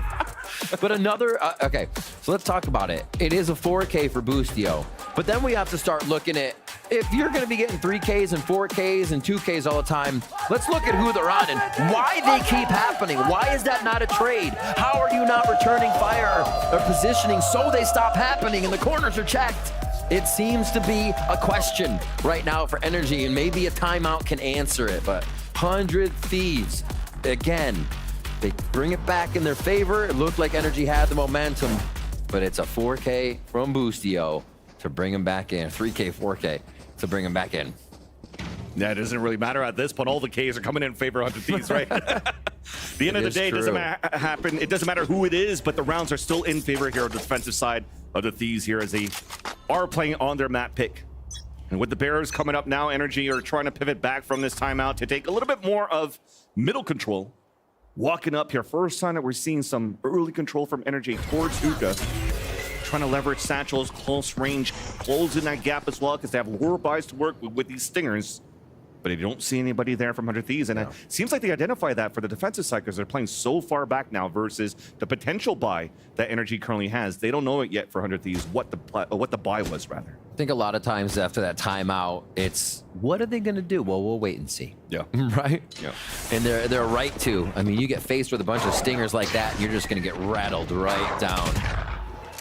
So a dog to push out again. Nice molly delay, but Energy have some space. Yeah. See if they can work with this. Kind of pins them though towards the U-Haul with the Mosh, forces them back towards the back of the TP. Now the Dizzy gets shot in the air, and that's no blind coming in from the attacking side of Energy as Cryo gets the spray onto Crashies. Forces now Energy to move towards this B site. In the back though, close range. EU's helping out with these pop shots. Landing them clean. Haunt towards the air, trying to get one ping. But looks like the last 2 players of Energy made it through safely. Demon 1 trying to save the round. Off the blind. There's that backstab. Demon 1 answering right back. He's now all alone against 2. Heard the TP. 1v1 against Asuna. And knows where the last one is. The spray from Cryo misses. And there's a chance. Brimstone versus Brimstone. And maybe Demon 1 is the only 3 HP that he needs. Trying to look for that jump up. We're just waiting on that windowsill. Cryo now forced to fall. Footsteps being heard now by Demon 1! As turns around for the flick. No clutch coming in for Demon 1, and a round is denied as Carl gets to the fuse. It's taken everything in these rounds. Last time it was Crashies, this time it's Demon 1. You see how much 100 Thieves have energy on the ropes right now, even in these rounds where they've broken sight and tried to get into position. EU with a huge round there to just clap people as they were coming out of hookah and really deny the energy strategy of switching up the map there at the end. 100 Thieves in the right place at the right time in a lot of these strats. And they pick up another round for themselves as we come into round 9. Guns around, full armor. This would be a round where you can start to see some change from energy if they play it right. But there's a change from 100 Thieves. They're just walking through here. Hard. Yeah, and that gets a ping. They can't get the spray. Finally connects, and Victor falls. And now the play the numbers. Fall back towards the site. So you want the energy to change the tempo a bit? It's definitely the Thieves at that point. Of course it is. Go for the throat again. And that the haunt coming in was so cool from EU. High over the wall through Octagon there. And it was not expected by NRG. Just the little things. I mean, we're round 9 in. That's the first time we've seen that. That's what NRG has to deal with. They're getting different looks every time. And they're trying to do their own strats. They got to deal with this crap from 100 Thieves that has been annoying them so much. And then you're going to get a 4K or 3K out of somebody. Yeah, what do you do? Feels like they don't have any answers yet here for NRG on their attack side. At least for now, Silver Lightning with 45 seconds left. Their smokers are still up. They have an overall strike. They have something to use for Paul's plans. They can have hero plays, but unfortunately, Busio gets the mosh onto Crashies, and he melts away. Advantage still for the Thieves. And they're playing a 2-2. Easy setup right now, and just waiting now for NRG to make all that noise, because they have the time against them. At least the corners finally are being checked. Demon 1 gets the first opener towards this A site. There's only Carl left behind. Gets the jump through the wall. And that's actually Ethan down to 62. 14 seconds left. They have to move in for a plant now. Thrash coming out as well. They try to support towards the front of the site. 6 seconds left. Demon 1 gets the pick onto Busio as he gets caught in his thrash. Plant now comes down. A 2 versus 2. Crown EU trying to retake the site against Ethan and Marv as Ethan just got spotted and falls behind here towards U-Haul. Marv swings out from short and Ethan as well. Beautiful 2v2 played in the end by NRG. Took a lot of energy on that one to get themselves into position after losing so much around the map, having to deal with that push B long from 100 Thieves, having to call the audible. Man, Ethan and the team are being tested in how to reset these rounds. You lose 2 right away, but you still come back on the round. Incredible stuff here for NRG to be able to persevere on this one. Nice shot, Max. And you ulted him? Holy, you're cooking, bro. Actually, And that was split pretty much as well, right? When you have an early advantage on the aggression of 100 Thieves and now you're trying to play back, it gives a lot of space for NRG despite lower numbers to still convert the rounds. Now Showstopper comes out, trying to find some space. Oh my god. Yeah. Teleport party. Lots of players coming from the back end from these TPs from 100 Thieves. 3 players inside the showers as the rest of 100 Thieves fall inside the A site.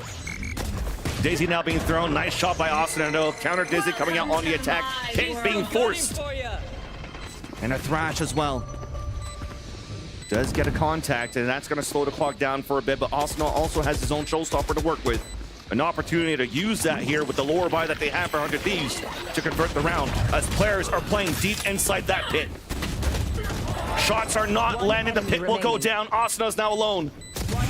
Nice little flick on the first one. Pink shells forcing the last player out, and Ethan's going to win it.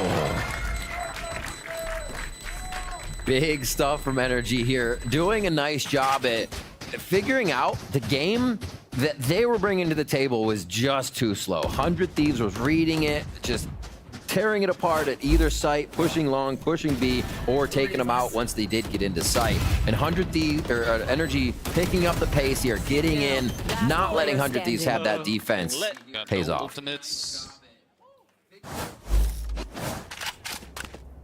All right, see if they can do it again. This is going to be 100 Thieves kind of broken on cash if they can't get this round, so NRG could feel very good here. Both teams' money is in a real weird spot as it's been this back and forth game of reset. And they go to pretty much the second round strat. Ethan towards showers. One on the left, and they get the orbital strike out of Cryo. Very happy for NRG to see that. Yeah, it looks like they were trying to do potentially maybe even seize behind that, hoping that they caught some players through it. NRG is able to just slow that clock down and maybe try to re-hit, but they have lost that wingman while they're trying to scale up here towards that long B. You'll have to see them commit inside that site and force one player on that plant, which might give a window of opportunity for 100 Thieves to flood back. It's going to be a re-hit. Like you said, that orbital strike going down did give 100 Thieves the patience they wanted. Yeah, they chose to use it. Uh-oh. An easy one there now for Asuna. Now the tempo of NRG trying to open up the site. Busio caught now inside the hookah.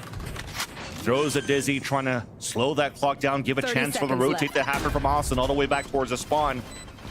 Victor knows that he needs to cancel this smoke. Big responsibility, he gets it. Nightfall now as he looks back against EU, who's just ready for it every single time on that flank and bang on a save on a rotate as well. That does funny money things, Van Silly. This is really gonna start to mess with the economy, especially if nobody can start to grab it and hold on to a few credits here. Last one, so that's gonna be, yeah, real low buy for NRG. Could be an 8-4 now in favor of 100 Thieves as we rewatch this one. It's a lot of 1v1s to this, where they were pressuring. Good flank, 100 Thieves. Understanding what the map state was and just able to get around NRG in the situation. And look at those last few ones. 2 rounds. NRG, 2 rounds Thieves. Now Thieves start to pull it back again as we continue the roll. Shower control here just a little bit with Asuna and EU, but it does not look like they want too much. Showstopper's already ready. They're looking to see if that wants to be an orb on the side of NRG. But it's his B strat. We've seen NRG roll this a few times. It has not always committed towards B, so they can look to get a lot of this util out and still use the pressure towards A that they have set up. When the last round, they're trying to put all the chances in their favor. So making sure exactly. Maybe Showers could be up for grabs. Victor could maybe get a kill or get a plant, something to give a chance now for NRG with their lower buy to salvage this last round. At a minute, 100 Thieves actually have a protocol to retake Octagon there. Really trying to catch NRG off guard. Usually it's wait for the site hit, but 100 Thieves proactive and NRG are going to be on the other side of the map with the right macro call and in A site. Showstopper at least coming out. Wait a minute. Awesome. It lands onto Victor. Seeker's coming out on one side, and we're trying to get the lurk play from Demon. One inside the window who lands that headshot onto Bang. TP comes across. There's going to be a 2 versus 1 towards the Sands, and it's won by NRG. Now Busio anchoring towards that site has support from Asuna as well. With 22 seconds left, off angle being positioned, and a crossfire is still nice for 100 Thieves as they get the last round of the half. How much are we watching, right? And on the screen, we're looking. You go to look at the mini map after a round that's been a minute and 10 seconds, and you expect people to be rotated. 100 Thieves is in sight still, everywhere on what almost looks like original angles to hold the round. They're so anchored here. They're never having trouble with this back and forth and almost around the world strategy there from NRG on that last round. It could have been a different story there too if Victor actually landed that kill onto Asuna, who still capitalized on the last kill with 11 HP. But with that said, let's toss it to Elizabeth at the co-streaming booth with Lydia. Thank you so much, gentlemen. I'm here with 100 Thieves, Lydia, the one and only. You may know her as Tupperware, but you are Lydia. LIDYUH. I'm so smart.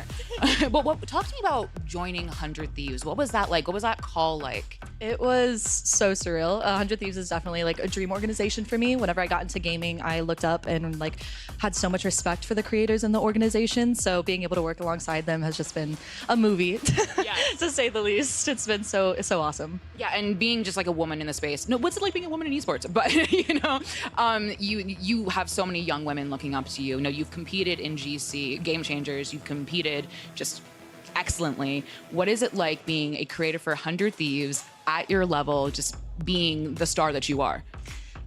It's a dream. It really is. Every single day, it means so much to be able to be in this position and be here. And you know, being a woman in esports it's amazing. Especially now, we have so much support, so much backing from the games that we play, the fans that are surrounding us and supporting us every day. So it's amazing. It's really good.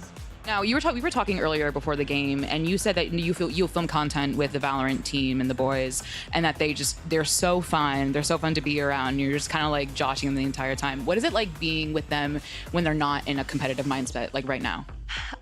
They all have the most insane personalities. They're just so sweet, so like well-rounded, and just amazing through and through. So it's really cool to be able to see them outside of the competitive aspect and see them, like hanging out, playing basketball together, getting out of the zone and just being really human. Yeah. It's really cool to see, but they're all super sweet guys and super amazing players. So you were a super sweet girl. So thank you so much, Lydia. Everyone get up for Lydia. But we have a very tight game to get back to. So casters, please take it away. Thank you, Liz. And yeah, Busio, I mean, I'm pretty sure his personality is exactly the same here from on stage and outside. And you know what? Instead of basketball, I feel like I want to challenge Busio at ping pong. At ping pong? Yeah. I love ping pong. I'm in that. Let's go. Okay, we got a tournament. Somebody make the bracket. We're right here, though. We're looking to get into the brackets. 100 Thieves there, looking to get a better spot of it. Yep. As NRG are still trying to write that story. 8-4. First half. Could it be 4 pistol rounds for 100 Thieves here? It would hurt NRG for sure. They collect this. And NRG right now are just trying to hold this B-side hit. And they have the right numbers for it here. Hunt is finding information on 2 players, though, and that is actually going to call the audible for 100 Thieves to fall back. Look how passively NRG is playing towards his A site. Victor's just trying to play an off angle, and as soon as a smoke comes down towards him, he's just going to have to watch the spawn so that his teammates could rotate across. Maybe full nade delay here if we see that get ripped out of the util. Yep. All right, just for now. Oh, it squeaks out. Squeezing the cheeks, he makes it. All right, 2 coming around from Hookah. Sands is covered, but that's going to be a watch here from EU. The 100 Thieves are anchored in the site right now for a good post plan. Dizzy will not blind anybody as that comes as a nice flick from Ethan. Right there. Allowing now NRG to slowly scale back and clear every corner on towards that short A. Wingman now goes on to the spike, but Busu connects the shot on the pulse plant. Slowly but surely they're getting these picks, but now they have admitted EU on that flank. Who gets that first and runs out of bullets? Hot now, or C's coming through, trying to get those shots. Now they're sticking it for NRG, and they'll get it. All 4. It could be 2 more, depending on what happens on this one. But 4 pistol rounds for 100 Thieves. They take it again, and really cheeky. As soon as Bustio gets to the site, and we see this all the time with Gecko, but just to point out how it worked there really well, you have to shoot it. You want to get Gecko's defuse off. It gives away the pocket player, right? Absolutely wild. Oh, so NRG. I'm sorry. Yeah. NRG round. Coming into that one, as I just kind of go off of my own. But yeah, looking to use Bustio's wingman to get that defuse. Didn't work. NRG come out with that one. So that's big. To get themselves a pistol round. I was just so excited to say 100 Thieves had all 4. Almost, right? Because EU had that C's going inside that smoke and low with the HP, so that with the lower bullets, hopefully you're getting something there for 100 Thieves. But unfortunately, for them, it's NRG getting the pistol and also converting on the first blood in round number 14. Osna falls, and that is less space opportunity to be taken for 100 Thieves on a pop on his lower buy. They still have 2 shares to work with, though. Yeah. That's in the hands of Bang and Bustio. And yeah, they're good with these. Slowing it down. Just hoping for one more peek. I'll take it. Crashies finds it as the wall goes up. A little late on that for Bang. And they're still looking for one of these. Yeah, finds it. There are the peaks that they wanted. That allows here a gun to get picked up as the wall comes up on the defensive side. Snake by now keeps Bustio away from being able to pick it up, but it'll give him a chance to reload as he throws the Dizzy. Players are playing tucked inside the site for NRG. Mars swings out. Bustio landing those shots, at least for that one. But we convert the pistol for NRG and have a chance now to come back. Only 2 away. And they're going to have to push through this round. Usually you're not too worried about losing the bonus with the way things are going, but I feel like 100 Thieves right now being able to take back any rounds is just too much trouble. This is going to be a big one. Victor's on the Phantom, Bulldog. What does Marv go to? Actually just sold out. Pulls back the Stinger. Feels like that's the buy. Yeah. So do they protect these rifles? Where do they go? It's Demon 1 and Victor with that power. One's at B-Long and one's going towards Hookah. Quick shot actually right in the beginning. Nothing tagged. And Victor trying to play up close. Yeah, actually Demon One's posted up here towards Showers to watch on long range. Right. They have the distance covered now with those rifles for Energy, forced down to fall back again. We're having an exchange of utility down towards this long B. But now the call is to instantly pivot those players from Energy towards this A side, leaving B side a little bit more weak. Or a lot weaker, rather. There's only one player there. Yeah, it's delay day if they go towards B. Marv just throws out the one bite, puts the wall up, tries to hold. And a good U-Haul control here from NRG, though. You got to remember, 100 Thieves are coming in with the better weaponry, so they're just looking for the first angles.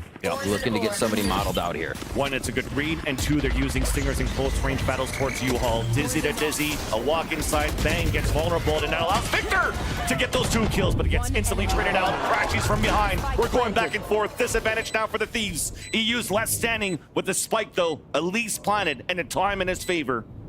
Trying to find the rotates. The smokes coming out that were executed here from Cryo does not give him a chance to get clear path towards the spawn. Now footsteps are being heard. That's a life thrown away, hoping that Demon One was in an angle to trade it out. But unfortunately, it's not, and that gives a chance now for EU to clutch this one. Spike down, this is going to be an easy one. A tap, a walk through, EU gets the pick. What a read! EU! These past few games stepping up in the solo situations and even pressured on a site take. Really awesome stuff coming from the initiator player here, and clutches a very big round there. That could have been a different story though, right? You saw Bang swoop up that poison orb and never checked that corner. One of those small errors that, that punished NRG a lot, and that almost gave a chance there for Victor to potentially even get 3 and a chance for the round. But that was just a bonus round for NRG, right? They did some good damage there. It came down to 1v1. Yet, although their buy is still pretty broken. Thrash coming out early. But yeah, it's really looking like 100 Thieves are taking control now of this ace site and also towards the execution. There's only Victor alone now towards Showers. There's the plant. And it's covered, right? Asuna's already over there to the side, making sure that Showers isn't a problem. They split the site immediately. A lot of the times when you see a take like this, you don't necessarily get that right side, so to have the hold is so nice. Nice trade. Post-mortem from Victor. Lucio and Cryo are holding together with a third on the top. One contact, and it'll be a double swing behind, guaranteeing the trade and also guaranteeing the round. 400 Thieves. They mess with one of us. 100 Thieves are incredibly confident in their pressure right now and what they're putting forward and for NRG to see. The one thing we heard, I mentioned earlier that Zik said, is we have a lot of aimers on the team, and I think one thing that 100 Thieves have also done is combined the utility usage, the cooperation, team synergy with that aim, and it looks so good. Just start ripping this thing. Everything is working for you. That is hype manifesting right there. Alternates around. Speaking quickly, too. All the way down B long here for NRG as 100 Thieves goes right back to A. Yeah. Looks like a gamble to walk down towards that area because the amount of times that it went back and forth for Util towards that long B. And 100 Thieves that go for a different pivot. Just run it down towards the A site, open site for them to plant. And now that they see nobody really accosting them towards the back of the A site, they should have an inkling that there's a flank coming here from NRG, but how many players? They'll soon find out. So looking ahead, it shouldn't get too crazy. Wait a minute. It's getting crazy. There's a showstopper coming on the attack, and the defensive one gets canceled right away. Now here comes the other flanks coming through. Ethan lands that shot, wall bang onto EU. Crowd's there to save, but that clock is looking difficult now. Lots of vaults being used on the defensive side, and as soon as it's popped, it's dropped. And NRG will not have too much left now in the next round. Honestly, a story being told there of pressure. The game being out of control for NRG and thinking if 100 Thieves get this, they're going to keep going. We're not going to have enough time. Going into that, I thought that was going to be, okay, NRG go to retake this. They do some damage. Ethan's death has them Seekers next round. So they have Seekers. They have a bunch of alts. And then at the last moment, they use all the alts. So they don't have those for the next round. They only have Thrash. Seekers is back down on one. Victor's all back down on one.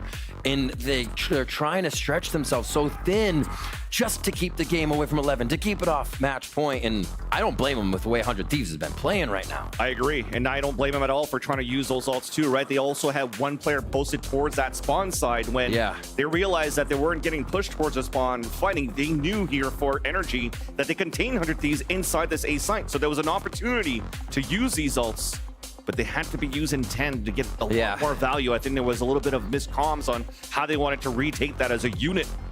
Cohesion, something that was plaguing here, NRG, through these losses of this stage one, something that was also mentioned from the players of NRG going into this game, that they need to bring that synergy back, less hesitation. Now they had less hesitation, at least on that round, but they needed some communication at least. Right. Like you said, just syncing up, getting it orchestrated right so everyone is on the same page. I see 100 Thieves finding those openings and just tearing the pages right out of NRG's scrapbook overall. They still have the Thrash. Looks like they will get a little bit of shower control here. They still want to orb denial, no matter the state of the game or agent control. Crashies right off the bat. Victor made it out too, and it's working out. Okay. Tried to tempo up once again, and yeah, that's going to be a free defuse pretty much. Get him on a just fight back round. Just fight back. A nice hold, NRG with the call. I think one of the big things we've noticed is that NRG makes a move to stack a site like that, and 100 Thieves is on the other side having a heyday, right? We saw it on Split. We've seen it a few rounds here. This time, NRG are at the right place at the right time, and they bring the power down on 100 Thieves immediately. That's a big call as well for them to do that off the timeout, right? Yeah, for sure. Absolutely. Probably a call from Boost. It was like, hey, we keep abusing this B side of B side. Now we're abusing A successfully. Let's keep doing it. And now that they finally get that denied, moving back here towards B. But look at where NRG's at. 4 players there. Yeah, we got a nice long B clash going down right here. So it's going to be contact or Sky first. Okay, so the flash does go out. No smoke to deny it. And they're going to keep going. There's that second flash with a Dizzy in the coop, but Boost to an EU surround! What's happening? They swept down NRG, and there's only team left alone towards A. No shot. It really, they can't do wrong. Just blinder than a bat. Boostio sprays with a little bit of the prey. And now it's up to Demon 1 here. Oh, they're playing with NRG. TPs across, working the map once again, just like Split. And 100 Thieves are now at match point. Fans now rejoicing here in the Riot Games Arena to see a victory of 100 Thieves. But I'm pretty sure there's a lot of fans from Sentinels as well, hoping that 100 Thieves could close this off right here. 5 chance to do it here for 100 Thieves, as that looks so good for the Thieves. All right, guys, we have ults. One more, baby. We have Gekko, we have Fatal. You want to do the exec? Gekko, Fatal? We fuck them. Nice. They're going hard. Yeah. I expect him to actually stand up after that round and cover his eyes. Yeah. Just like, oh, everything's blind. Everything's blind. All right. Towards B. Thrash is out. They've chosen the heavy site here for the side of 100 Thieves. And Marv's down already. And that, the call, that was censored pretty much, is for them to tempo up towards this B site. Victor falls. There's only 2 players left. One stuck alone and one to fall. Up to Crash. He's only with the Stinger. Stuck, pinned towards the spawn. Prowler's gonna find him, and he's just gonna try to do anything that he can. Playing the distance, 3 players winning out through. And it's the inevitable at this point for Crashies. Back through the smoke, there's a molly to stop him. Too much util for 100 Thieves to fight against for Crashies. And head to head, Crow gets the pick. And 100 Thieves clean it. 2-0 versus NRG. What a strong showing from 100 Thieves. You can think that there were rounds when they lost a few, but they always felt in control of the game. What an awesome game for fans, for 100 Thieves themselves to go back and look at how they I mean, they know how they repaired everything, but just what worked, how it worked, how they orchestrated with each other, and then to call upon everyone on the squad to just come out firing today. From Split to Bind. Incredible stuff here. That is 100 Thieves that is primed and ready to go and get themselves the first seed. You look through the whole series, you're trying to figure out who is really stepping up to the plate. How it had a slow start at the beginning of this stage to how it becomes the 100 Thieves that we know. Yeah. Why these players are playing together as a unit here. All of them fragging out at this point. Bang finding his moments. EU being picked up here from challengers from M80. EU had clutch moments today. Had clutch moments, had key moments. Absolutely. Key utility as well from his kit as that fade on that second map of Vine. And 100 Thieves are definitely looking good now with now the run towards the playoffs. They've clinched it already, and now they're going to have to wait and see if they have map differential, round differential, especially against that crew versus Leviathan. That will happen after this, to see if they can clinch that first round spot or not. Yeah, absolutely. But we love this back and forth that we saw at least at the beginning of these halves between both of these teams, Ruth. Bustio up front calling the shots. Asuna on the raise, 7 first bloods, hitting the shots. I mean, 25 and 12 for Asuna here. Felt so good. Hitting the showstoppers and the shots to get into this one. Nicely done. And I think they did a great job at figuring out that NRG wanted to slow the game down, so they brought it to NRG. 100 Thieves did a lot of adapting here. Yeah. A lot of winning. A lot of winning. There was a lot of those moments, too, when you looked at these off-angles that were being played that, you know, you're not running those fundamentals for NRG. They were heavily punished. But at least there, for example, with 100 Thieves, there were players right there to trade it right back. So those funnies at least were there, too. Cryo flying high, too. I mean, you look at Split in the first 4 kills from Cryo into another 3K after that. Kind of started the life of the team. And people have been like, what? Cryo's been quiet. Cryo's well, no, everybody was ice cold today. Cryo was super loud today. I mean, his play on Split 2, the 4K that he got, anchoring towards the pillar when there's so much happening on that site and still able to anchor it up. But unfortunately now, for NRG and for Sentinels, their faith lies in the hands of G2's match, which will happen tomorrow. But at least for now, let's throw it down to the floor where Liz is standing by with a Verizon post-match interview. Thank you so much, gentlemen. I am here with Cryo from 100 Thieves. An incredible performance, as always, Cryo. I think I saw a sign that said the new Iceman is Cryo in the audience. I think someone has it over there. You are just such an incredible player. What does it feel like to be playing on this stage in this form with this team right now? It feels amazing, honestly. It's been my dream my entire life. Yeah, I mean, it feels really good. And we were talking, your parents are here for the very first time. The very first time your parents are here to support you. I'm waving, hi, good to see you. They have signs. What is it like playing with your parents supporting you here? It feels really good to have support, you know, from back home.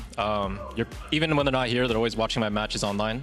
So it really. Where are you located? Like home?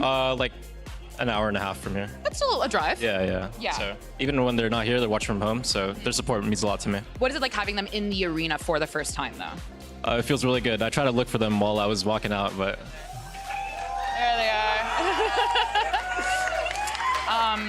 I'm going to ask you about your leader, Bustio. Bustio is known to talk some smack, you know, kind of give like a funny answer about their opponents. I want to ask you what your read was on NRG coming into today. You know, he said like they were terrible, you know, funny, it would be funny to beat them. What was your read on them?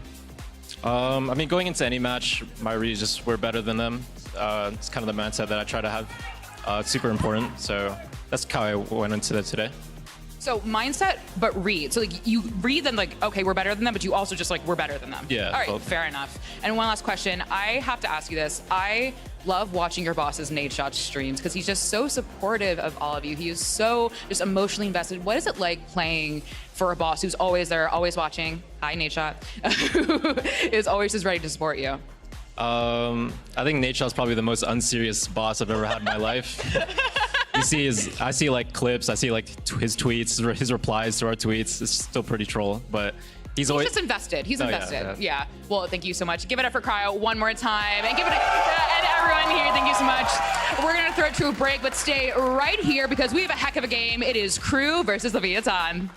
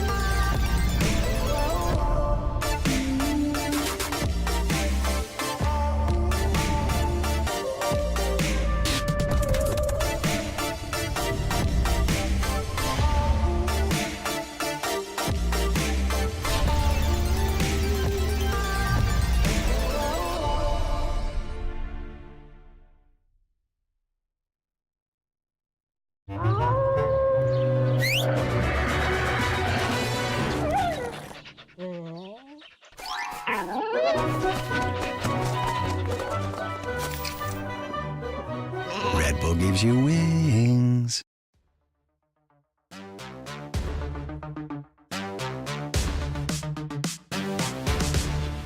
Step into the ring.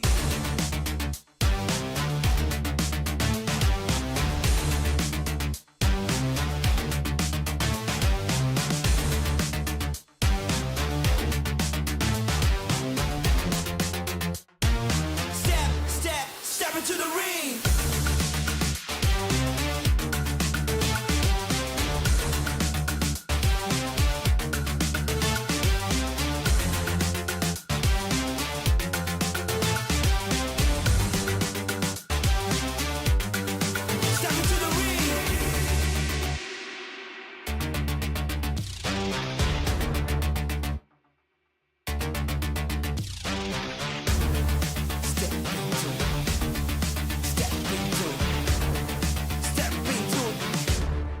Step into the ring. Come on, come on, come on.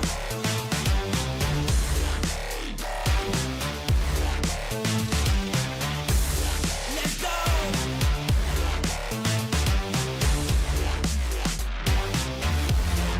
Step into the ring.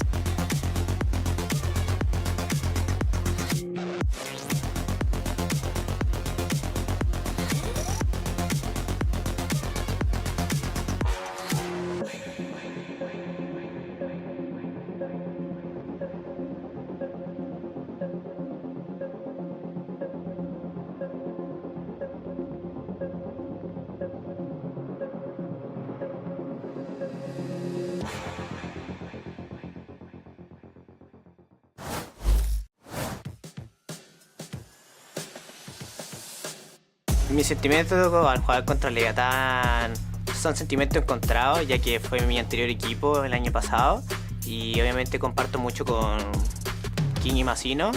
Obviamente quiero ganar, obviamente por el honor, más que no nos juguemos nada, ambos estamos clasificados de playoff. Who's going to be shutting down the monster player that is Aspas? Now, Leaf, wait, here's that. Hold on. There's a fuse. There's no shot. Yo creo que ahora mismo con la integración de Hit le ayudó demasiado, le ayudó mucho en tema experiencia y pegue, más que nada. Pero vienen con gran momento también, vienen ganando todos, igual que nosotros casi. Now they know where he is. The prey waiting on the other side will fall. Es solo mirar, o sea, tienen uno de los jugadores que para mí resalta mucho, que es por ejemplo Aspas, que tiene un récord de kill que consiguió, o sea, es un player súper diferenciado, le decimos. Obviamente tienen que esperar un partidazo, va a ser el clásico de LATAM, obviamente va a ser el clásico de LATAM y los dos equipos están con buen momento, así que esperemos que sea un partidazo. Welcome back to VCT Americas and our second match of the day. It is a LATAM showdown between our two teams. We got KRU versus Leviathan, and boy, oh boy, how a year can change things, because here we are talking about KRU, top of the group, Leviathan, but one of the best teams in the league, when last year it was not the case, so it's been really refreshing to see this. How would you say? KRU lost every game in the regular season I last remember. year. Even before that, at lock-in, it was the worst season we've ever seen from that team. But now they've turned it around, and they have a chance to go flawless if they they win this final match. And they're facing a team with whom they have so much history and who also is topping their group. Yeah, this is a banger of a match. There's a lot of pride on the line and first seed on the line, I think, for LEV if they win it. So there's a lot at stake right now. And it would be crazy to see that, you know, top seed LATAM for both sides of the bracket happen. And remember how important that is, too. That means you're one match away from a slot at Shanghai. There's a world where both LATAM teams have that honor of just playing one game and making it. Crazy thoughts for sure. What a time to be alive. I love it, baby. Well, let's go ahead and talk about this matchup and dive into KRU. Now, here is the schedule that they have gone through here. And look, in the beginning, you could have made the case, right? Furia, maybe not the strongest. It's been Same like thing with ascending MIBR. difficulty. But, yeah, exactly, right? You know, scaling difficulty, if you will. Now we're getting to the final boss. And yeah, literally. This is literally Punch-Out, you know, where like he starts out in the beginning, you know, was a little Max like fighting the first guy, and now he's made his way to Mike Tyson. And the question is whether or not Mike Tyson's going to sock him in the face and end the run here. But the thing is honestly, I think both players, both teams are Mike Tyson at this instance. They're both so good. So it's unbelievable where we are right now. And also an update for everyone, too. KRU's win over 100 Thieves officially locked in that #1 seed for the Alpha group, which means that they're going to be that one playoff spot away from Shanghai. And let's not forget that for Leviathan, a win here also has ramifications, but we'll talk more about that in a little bit. But for now, Mimi, I mean, this KRU team, everything is clicking right now. Yeah, this game against 100 Thieves was honestly incredible from this squad. The thing that has impressed me the most is their defensive calling. They're such a tough team to play against in the way that they're proactively taking space while really masking where they're going aggressive. They're using really minimal util, like one sky flash that you normally just think is a reclear, but then entrenching a player on a forward ang, and it makes it so difficult to play against them because you're like playing this game of whack-a-mole, having to reclear all these different angles. And on top of that, I mean, all of their individuals are seemingly hitting right now. Yeah, it's so impressive to see that they're so aware of like what their win conditions are. They understand that they have this 1-2 punch combo now with Heat being in the roster, with that Kesnet and Heat mix. And what that does, that enables Melzer, that enables other players on the team like Shy to anchor when they actually go to a site, et cetera, et cetera. They're just all a cohesive unit that are firing at all cylinders right now, and they have the utmost confidence. That's the thing, right? It's like full commitment. Everyone is so bought into the system, so bought into an idea. When they're doing a play, they're always doing it together. The synergy this squad has right now is incredible. Yeah, and it's only been, well, firstly, it's just been reflected in the standings, but it's also just been reflected in everything that we've been seeing in the server from this squad. But then over toward the Omega group, though, we have Leviathan. Now, they were the squad that was the first to clinch their spot in the playoffs, but they are one step closer from being the kings of their group. But what they need to do is defeat an unbeaten team this stage in KRU. And Baby Bay, that's going to be a tall task to ask from any team, honestly, with the way KRU's been playing. Yeah, I think the most impressive thing for this LEV team has been how Tex and Com have really stepped it up. And that's what's been the major difference from when we see them struggling. You know, I feel like Com and Tex have been playing phenomenal. And even on that Sunset game where Com for the first time was playing Cypher, he played the role so perfectly, and Texas Gecko is nasty. Yeah, I mean, it has been so good from those guys in particular. I think against G2, that's where it really shined for me. They were playing Breeze. Their defense had such great ideas of how they're going to use util to deny plant and then set up these floods back in with Tex and Ospas, as you call it, that 1-2 punch. Yeah. They're such a difficult team to deal with right now. I feel like both these squads are in the hottest form we've ever seen from them, and they're now meeting at this like apex of their trajectory. Yeah, it's exciting stuff. And of course, if Leviathan, as we had mentioned before, wants to get that first seed spot, they're going to need to get this win here today, goes without saying, and then they will put 100 Thieves in that second seed. But if they lose here today, 100 Thieves will have the easier road leading to Shanghai. So again, lots on the line here. This is a pressure-filled situation. And if they lose it, it does go down to tiebreakers, so it kind of depends on how that all goes down. But winning, that just guarantees it for LEV. Yeah, you want to be able to lock that in right away. But we'll see, though, how this pans out. This is going to be a very difficult matchup here, but it's always exciting to see these teams face off. And honestly, doubly so today, because we get to see Ospas go head-to-head with Kesnet, which I've been waiting for this one, man, and this is going to be a good one. I think these are the two best players to kind of come out of their respective regions. I don't think anyone can deny that Kesnet has been the most successful Latin American player and Aspas is the most successful Brazilian player. We keep saying this, but they're both in incredible form right now. And they are both, I really feel like, the guys who define their team's style.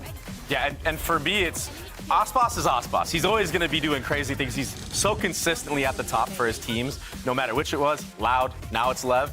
What impressed me the most for KRU is Kesnet and his mentality shift going into this year. It's not all about him being the star player, but he still is. That's the beautiful thing about it. Yeah. But now he's a better teammate, and you see it flourish with everybody else on his team. I feel like the similarities are endless, too. They're both known for the Jet, but I feel like they've both been their best when they're on the Rays thus far in this tournament. They're both players who do so much, but seemingly require a lot less resources than other teams. Neither of these teams are really like always indexing into like a double initiator, full building into the duelist, but still these guys, even when they don't have as many tools, are going out there and dropping ridiculous numbers. They're just playmakers, like through and through. And two of the best players in our league. Exactly, and that is the reason why we've been so hyped up for this matchup here. But let's go ahead and get Kesnet's thoughts ahead of this one. We got Elizabeth standing by. All right, well, hi Kesnet. What are your thoughts about having to face Aspas today? Creo que es un honor jugar contra el mejor duelista del mundo y vamos a esperar dar el nivel de él. I think it's an honor to play against the best duelist in the world, and we hope we can perform well against him. Well, best of luck. Preds. All right. Well, we also, have another awesome head-to-head matchup coming into this one. It's the IGLs. You got King and Klaus. Both have been white hot lately as well. So again, there were just so many fun parallels for these players, right? IGLs that are finding their voice, that are continuing to build, that have just found nothing but success. Teams that are playing selfless. I mean, Baby Bay, this is like a recipe for success on both sides of the field. Yeah, it's been crazy, the numbers that King has been able to put up as an IGL. And on the opposite side, I'm impressed with how Klaus has actually been mid-rounding his team. He stepped into the role. Yeah, it's like this weird little shift, because I feel like when you look at this matchup before, maybe last year, Klaus had some really big moments for his team, clutching out stuff on Sky and etc. But now King has just stepped up in that fragging role, and Klaus has kind of taken the reins of the strategic approach this year. Yeah, and I think that's freed up other players to really step up their individual. Melzer was kind of struggling when he was the IGL of this team. He's been having a great stage thus far here in stage one. And I really think for KRU, well, you're going to be looking at Kesnet. Their biggest strength is their mid-rounding. I was already talking about their defense, but on their attack, it's the same thing. They do a great job of getting either Kesnet or sometimes Shy up into these lurk positions and calling around that. They're a team that's so good at denying info, at finding that weakness, hitting that late sight, and really you got to give so much of that credit to Klaus and how much he stepped up now returning to this IGL role after his year off. Yeah, you wanted to see someone tackle that role head on. Klaus has done exactly that. He's got the pieces that he needs. Everything has been clicking, and it feels like they can't do anything wrong. Baby Bay, I know you had a telestrator for us. You wanted to break down some of KRU's calling here. What do you got for us? Yeah, I have this nasty round of the last round of Split against 100 Thieves, and Klaus did such a great job mid-rounding here. And just to give some context, earlier in the round, KRU gets pushed off of the A line, and that causes a rotation of Asuna to go into B Heaven, so they have a B stack. Now, what's important here is that KRU know this. They're reading 2 steps ahead, and they make noise here on purpose to bait out this Viper Orb and the Roomba. As soon as they find that out, you're going to see movement here into vents with the Sky Alt from Heat. And just look at the minimap here and the layers that happen. Omen Smoke comes out, Sky Flash, Sky Alt. Now, that opens up the timing for 2 players to be enabled here from the side of KRU. Now, the Viper hears Cryo run off the site and understands that he can take that timing. As well for Kesnet, he was following the Skydog here, gets baited, but here is the most impressive thing. There comes the kill from Shy onto Cryo. That Omen Flash right there, just the poise to be understanding of that, yo, we need to add another layer of utility here. That opens up the entire site, and it's over. That's all she wrote. They close out the half with this. Clean post plant, 4v3, manipulated the rotations. It was so beautiful to watch. And Klaus is, I mean, he's really stepped it up to be doing you stuff look at like that round, this. there's like 3 pivots within that It's of nuts. the game plan. They're so fast to come up with those alternate ideas. And it's not just the IGLing there. It's also like the heads-up play to instantly have that flash ready. Every single piece of util requires that team to be fully committed to Klaus's game plan, and they do it so well. Yeah, it has been very impressive to see how this team has built themselves up. I want to know if there's a limit, you know, like where, because if you would have told me KRU's going undefeated, you know, this stage, I would have been like, you lying. That's what we said about LCQ. That's the beauty in it. It's so amazing to watch. It's crazy. Yeah, it truly has been. Of course, there's going to be a lot for Leviathan to have to deal with here, but let's go ahead and check in with the in-game leader of Leviathan. We've got King, who's standing by with Elizabeth. Hi, King. All right, so quick question for you. Well, not that quick, but you're facing 2 of your former teammates today. Does your game plan change when you know that they know you inside and out? I mean, not that much, honestly, because we have been playing together when we were like kind of rookies. We were like learning a lot of stuff, and both of us has changed a lot, them and us. So, I mean, it's way different. So, no. Excited to see it. Best of luck.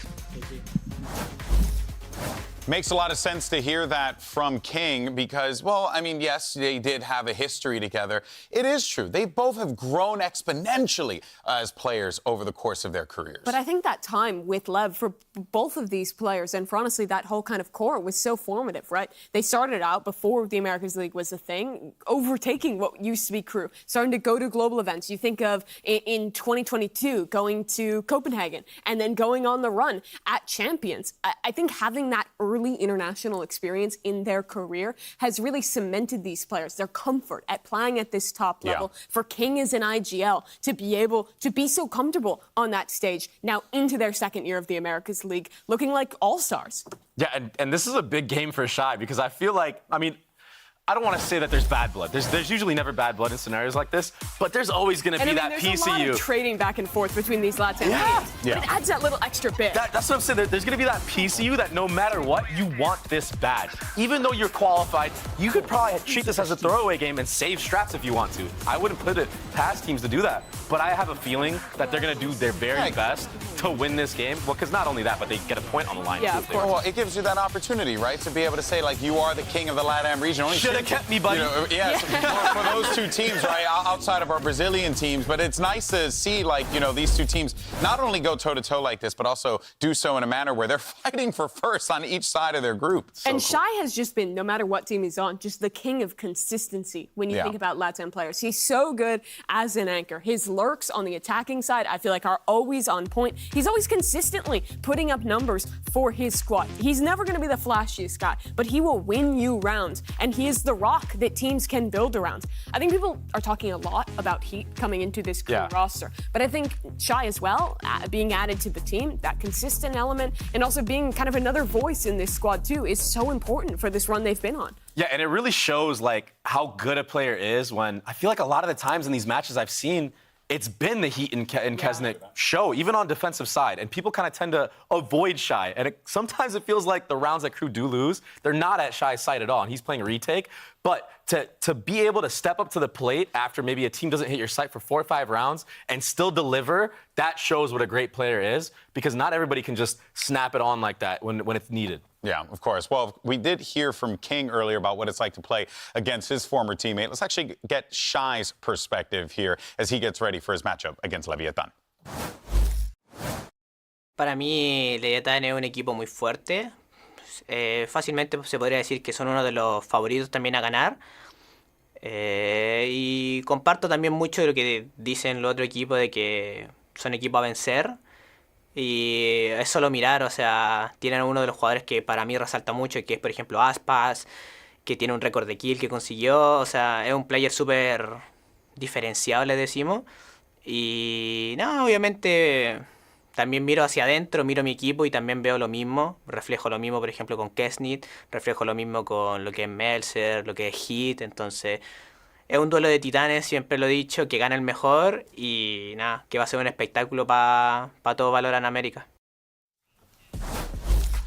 It is absolutely awesome to hear Shy talk about it like that. Titans in the region, It's a going spectacle. up. It's a spectacle. Dude, this is it, imagine baby. how good that has to feel. After, Hell yeah. I mean, LEV made playoffs. They got to top 4 in stage 1 last year, but we didn't see them, They fizzled making away. to international events. Yeah. We didn't see KRU up until that Champs run, which even at Champs didn't go super well. It has been such a turnaround for LATAM, and I just can't imagine how great this must feel for the players, but also just for all the Latin American fans. I know when we talk to the people from the LATAM broadcast, like, they're just so excited about both these teams because honestly, in current form, there's a world where, like, this matchup could be our finals. Yeah, and also, too, something that brings me great joy in this situation is, like, of course, Leviathan have a little bit more of a mixed roster, and even KRU had to bring in someone like Heat. But to see, the LATAM players in particular shine in such a way that they are is just so freaking awesome to witness. And of course, folks, you're probably wondering, man, they're really talking a lot up here. Well, there's a reason for that.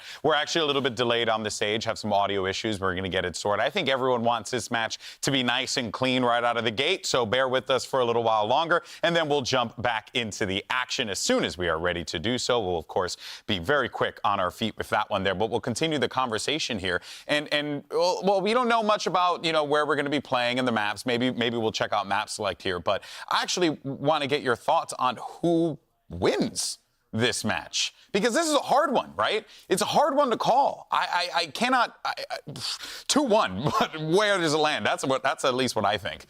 No matter what, it's 2-1. I think LEV is going to win. KRU's in great form right now, but I think Leviathan have also had that form element. I think Ospas is incredible right now, and I really like the ideas that they're building around. I think they've really found themselves. In particular, I love how much variety they have in the pace in which they play the attack sides. When they're going for their hard execs, things like that, I think that's really well built up. I also think when they're like embedding Ospas in places, they do that so well. But I think it's a good thing for KRU to lose. I want them to lose this match because I want them to be great. I think that losing here would give them a lot to learn and would build them up for playoffs. I don't want them getting overconfident. You see sometimes they're going for over peaks, they're getting a little too crazy, but they're winning because of the form. But as they start to play better and better teams, if they make it to Shanghai especially, I think having this match to just rein it in and like remember what makes them really good could actually be a good thing for them. So as a KRU fan, I hope KRU lose. It could kind of be like a double-edged sword, because they could also just to counteract your point, they could also just ride this momentum all the way through. But I agree, it would be so dope to see them lose, just so we could see. Hear me out. Just so we could see a LEV first seed, and then potential. Wait, it's actually better for LATAM. That's what I'm saying. Wait a minute. For the whole Latin region, that's where exactly what I was going. Man, blood's it would be so cool to see them both qualify for Shanghai. All and right. KRU could be even better. We're gonna make LATAM's gonna be amazing. It's gonna be so. We're bigging it up. All right, guys. Let's actually see where we're gonna be playing. Our coaches are standing by for Map Select, so let's go ahead and take a listen in. Welcome to Vct Americas pick ban for KRU versus Leviathan. As decided by coin flip, KRU is team A, Leviathan is team B. So KRU map ban. We ban bind. So KRU bans bind. LEV map ban. We ban split. LEV ban split. KRU map pick. Ascent. KRU pick ascent. LEV gets side. We play CT. LEV picks defense. LEV map pick. We pick breeze. LEV pick breeze. KRU side. We attack. KRU picks attack. So KRU map ban. Yeah, we ban sunset. KRU ban sunset. LEV map ban. We ban icebox. LEV ban icebox. So deciding map is Lotus, and KRU gets side. We attack. KRU picks attack. All right, good luck, have fun.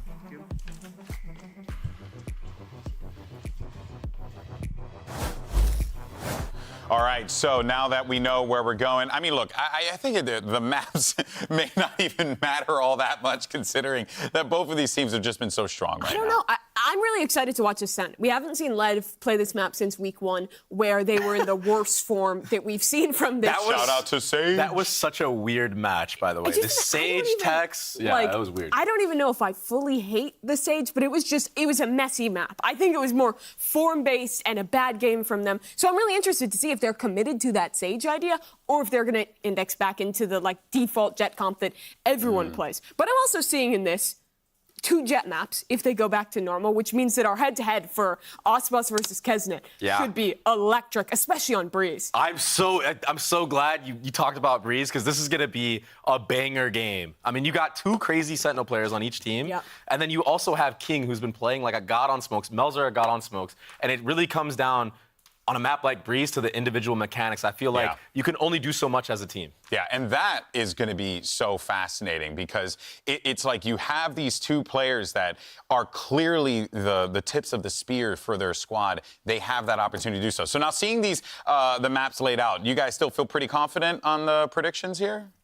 I mean, I'm predicting what I think would be best for good, what I think will probably happen. But honestly, this game is so close. Either of these teams could take this home. It means so much for LEV, especially. Reminder, they win this first seed, 1 game away from making it to Shanghai. It would be huge. All right, well, guys, this is it. We are ready to go. It's going to be a great match, and I think the Riot Games Arena is stoked for this one. You got KRU taking on Leviathan. Let's go ahead and walk out your teams. Riot Games Arena. Ustedes y yo sabemos que solo hay un clásico. Que se escuche para el primer equipo, el invicto, KRU Vista.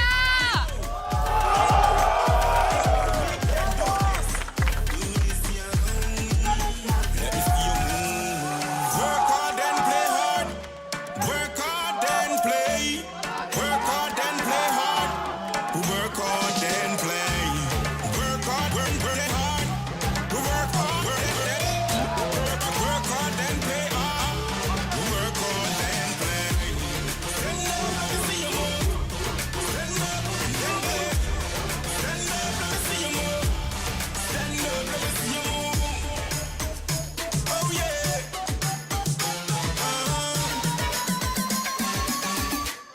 Let's do this. Y en el otro lado te demuestra por qué no puedes ir en contra de la marea. Que se escuche para Leviathan.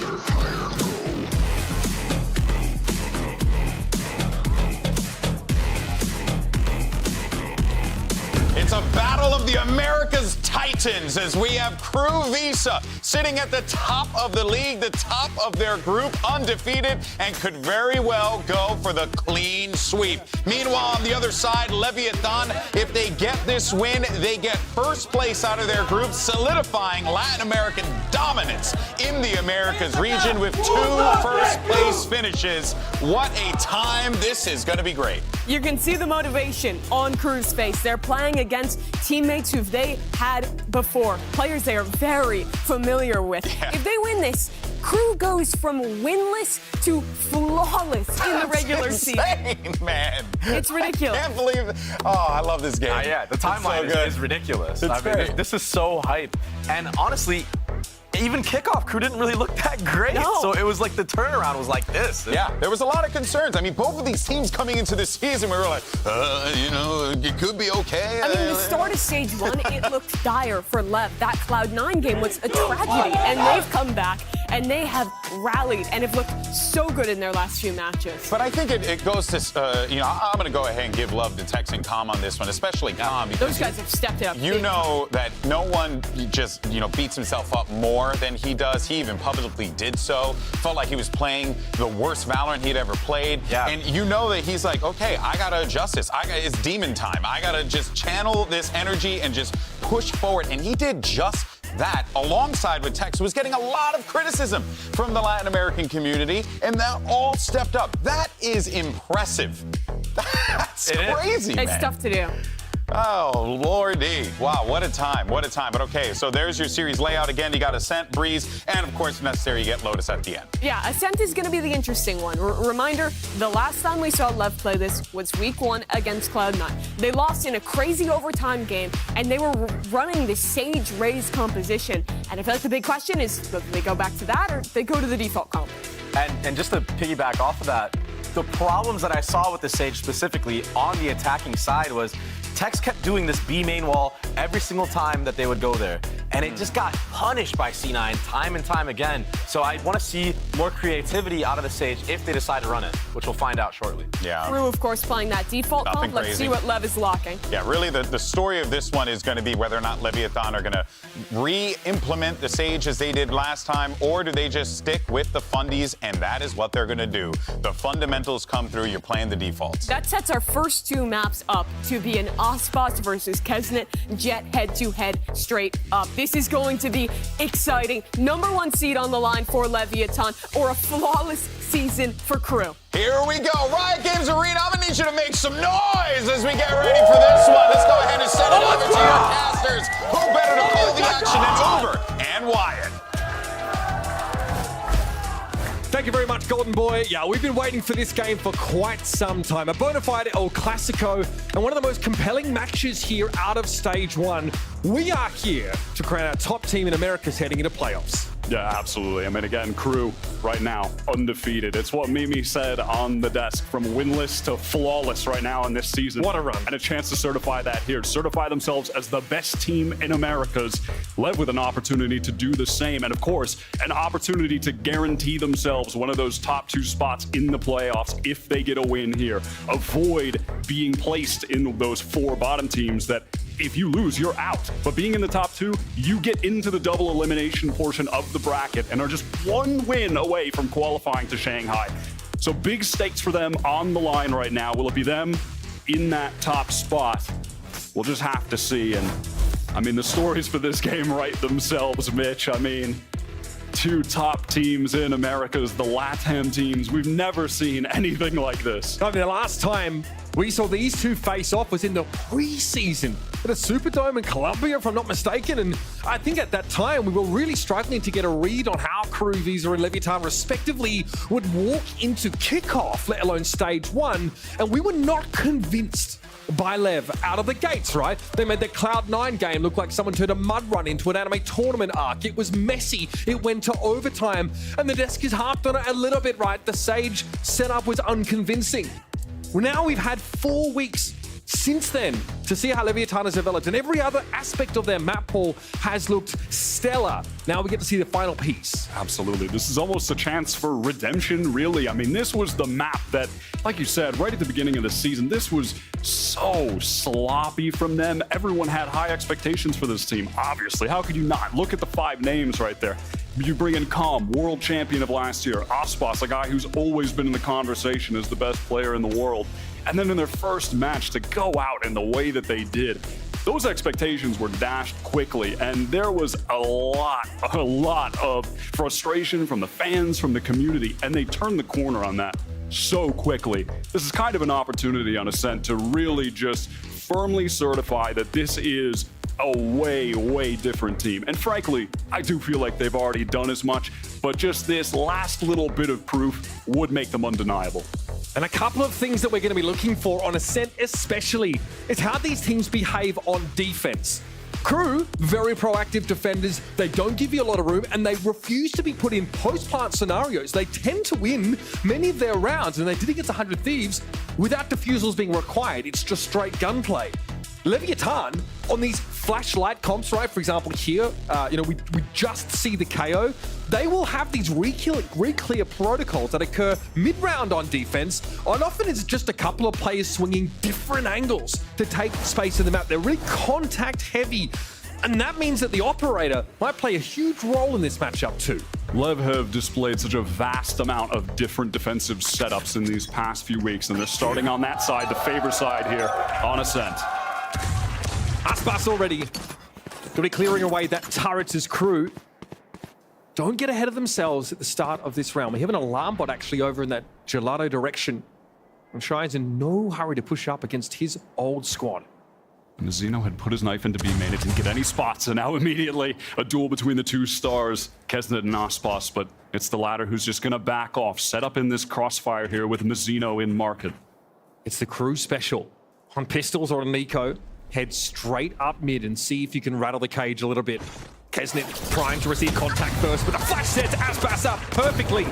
He does have to respond, and Aspas takes a glancing blow and is forced off the angle. King there lingers too long, and Shy also punishes. Aspas flashed out here. Can't play aggressive as he'd like to, and Tex tried to emerge from Kabir. It's back and forth stuff, but the spike is loose in mid, and Klaus emerges straight to market, and Leviathan down to just 2. Now Aspas with it all to do in mid. What? 81 HP. But Shy crept up on him through the smoke.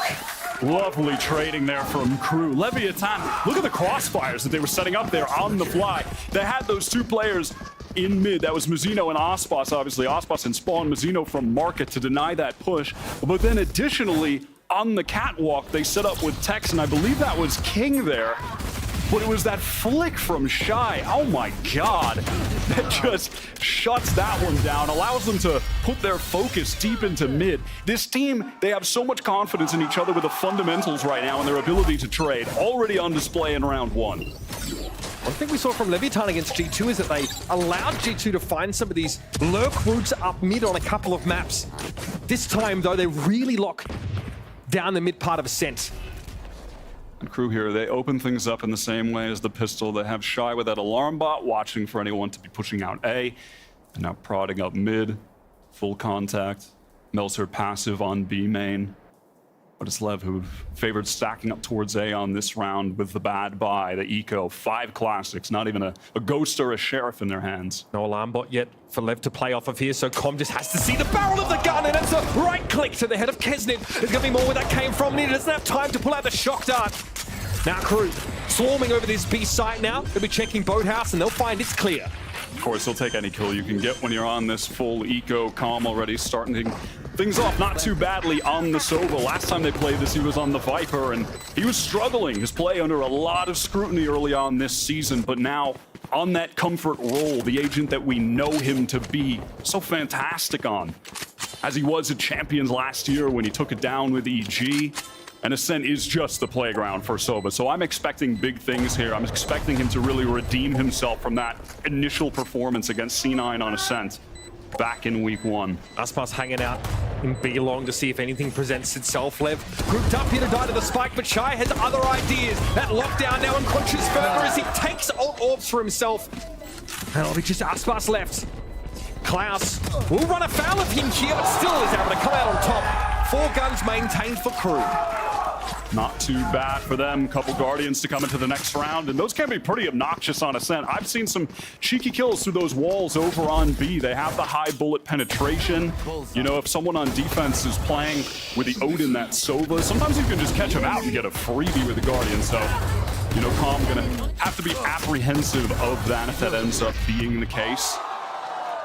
Let's see what Crew have cooked up here as they've got all 5 players in tiles right now, and Aspas has the glass cannon up, looking their way.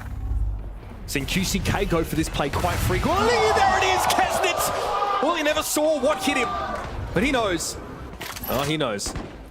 So fast up mid, our Crew right now, droning out B main. They know that there's no one there. They want to hit the gas on this split right now, but actually slowing things down. Fighting Spawn. Great kill from Heat. As you don't know, there was a veritable landslide of players about to hit him after that knife ticked 3. Aspas has made a reposition here towards market. And this is something Crew have done so well this season with Klaus's calling. Slowing things down in these scrappy situations, baiting out peaks. To B main smoke here coming all the way across from King. Finally, Aspas gets the pick he was looking for, but Com is going to be there with a follow-up. The Odin from Speedway is good for 2. Aspas is going to give ground.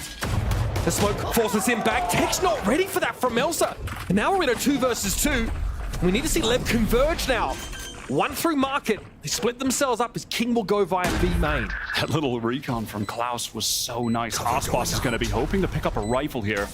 Would be far better than the op. Of course, Klaus, look at his HP 3 right now, just spraying away with that Odin. Pushing on Speedway now. Melser takes the contact. Klaus hoping to play off of that, but in no position to do so. The smoke obscured his view. Now has to go double down. It's too much to ask for. Leviathan get themselves on the board. Scary bonus. Ospas able to recover that. Op, luckily, massive investment early on. No armor, but look, it immediately pays Got a freebie, off. right? I mean, just a crazy shot on the Kesnet. He kind of just, you know, doesn't think too hard about that one, doesn't overreact or get too frustrated at that. I mean, he said in the interview with Liz before the game started, he's excited to play against Ospas, the best duelist in the world. It's hard to believe he maybe thinks that too sincerely, but I mean, right there, at least Ospas gets the best of him. Now we're into the first full buy round, and with Klaus having some early success, he's already got the Hunter's Fury online here. Might be an early pop from Mazzino in mid here. Wants to line up tiles and spray down from Shy. We've seen this from EG as well. It's a good little crunch. Com takes a ton of damage stood inside that nano swarm. They're gonna hear him falling off right now as well, and they're trying to take the space off the back of it. He got there. Now Aldro now gonna see free plays. He's gonna very quickly have to find his feet, but at least gets rid of Kesnet. Klaus, the Hunter's Fury, finds its mark. King tried to TP out of it to Jen, but it was lined up for that too. Klaus gets away with literal murder, but Aspas is now here to hold the side. Mazzino quickly making his way through, and expeditiously Lever put together a defense here. Another for Mazzino, and it's all on Shy.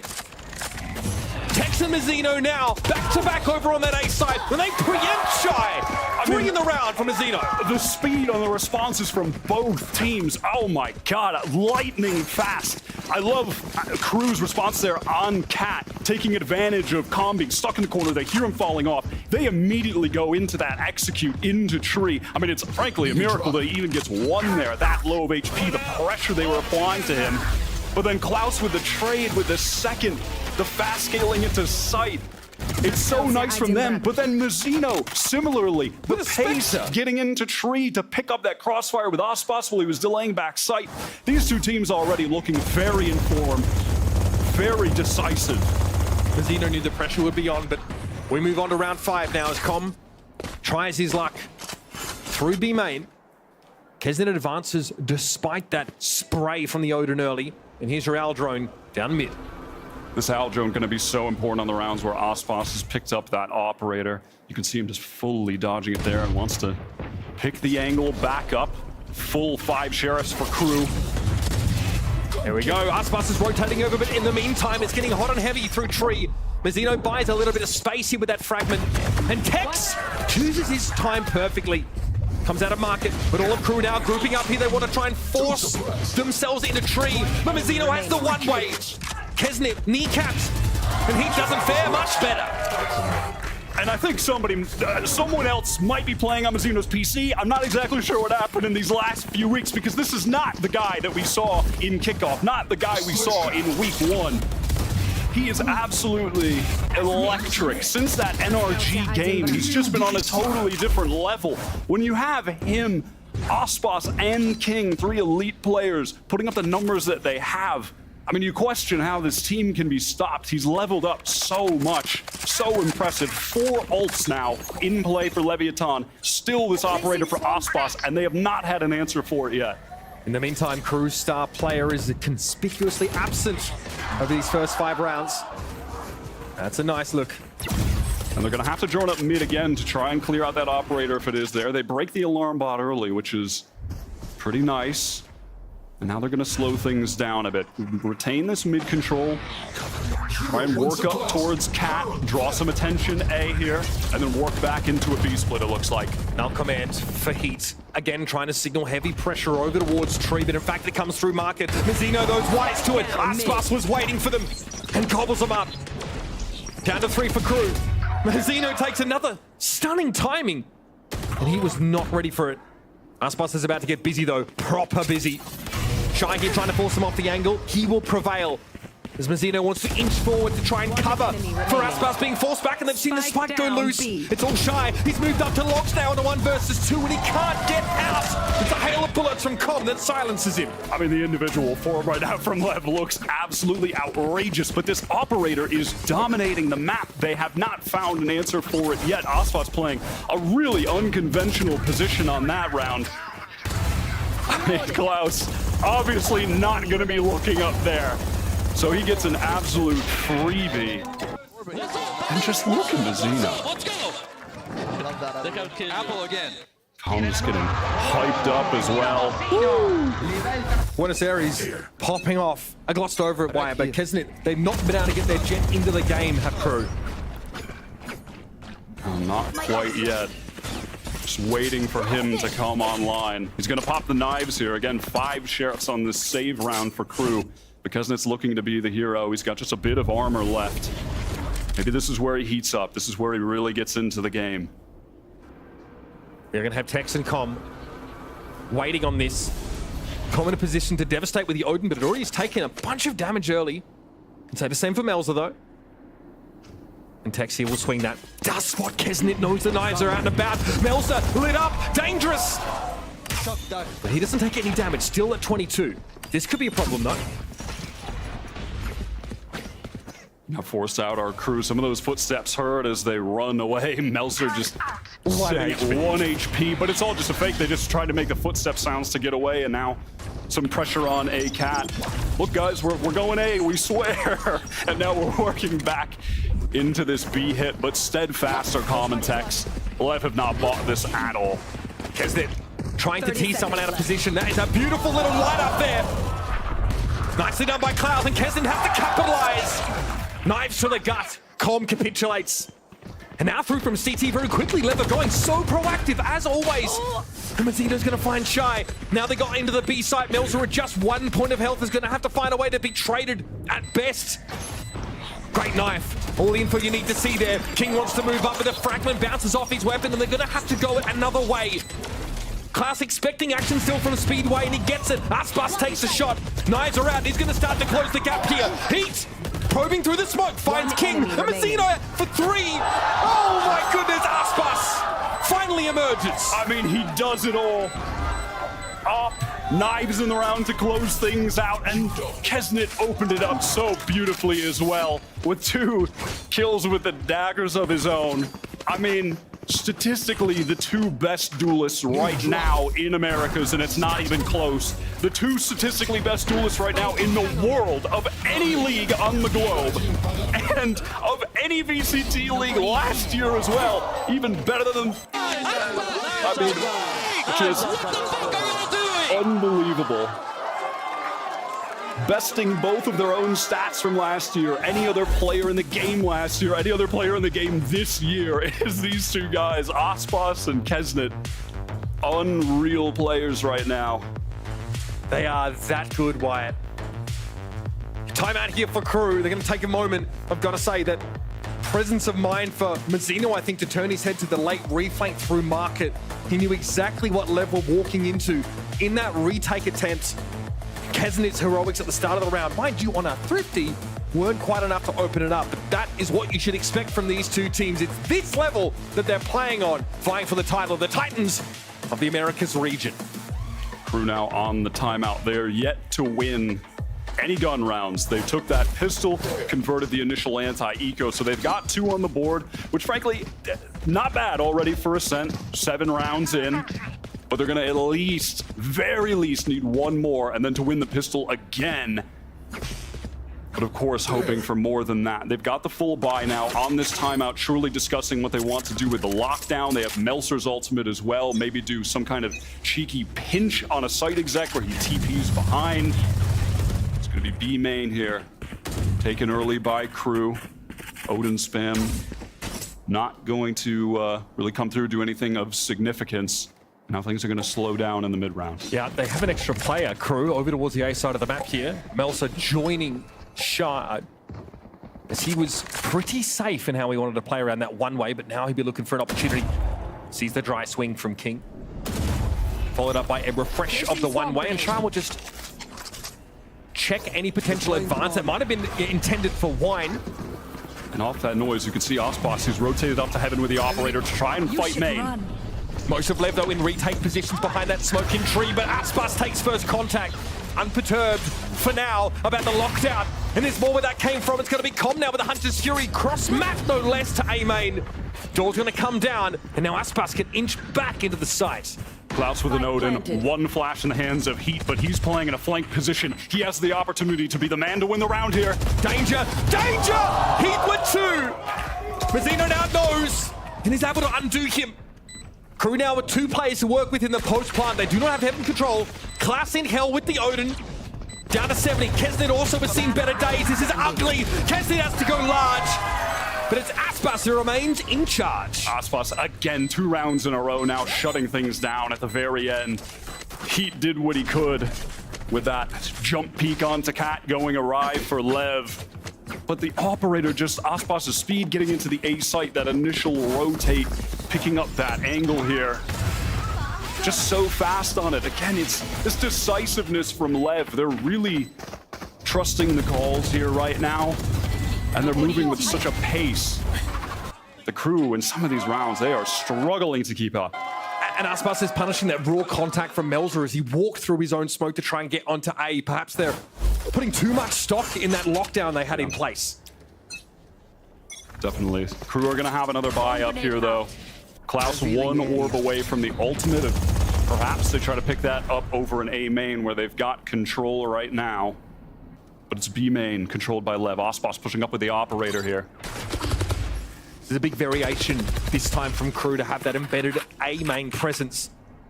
See what it amounts to. As the spike is slowly headed in that direction. Very limited mid presence right now for Crew. They're not fighting for it.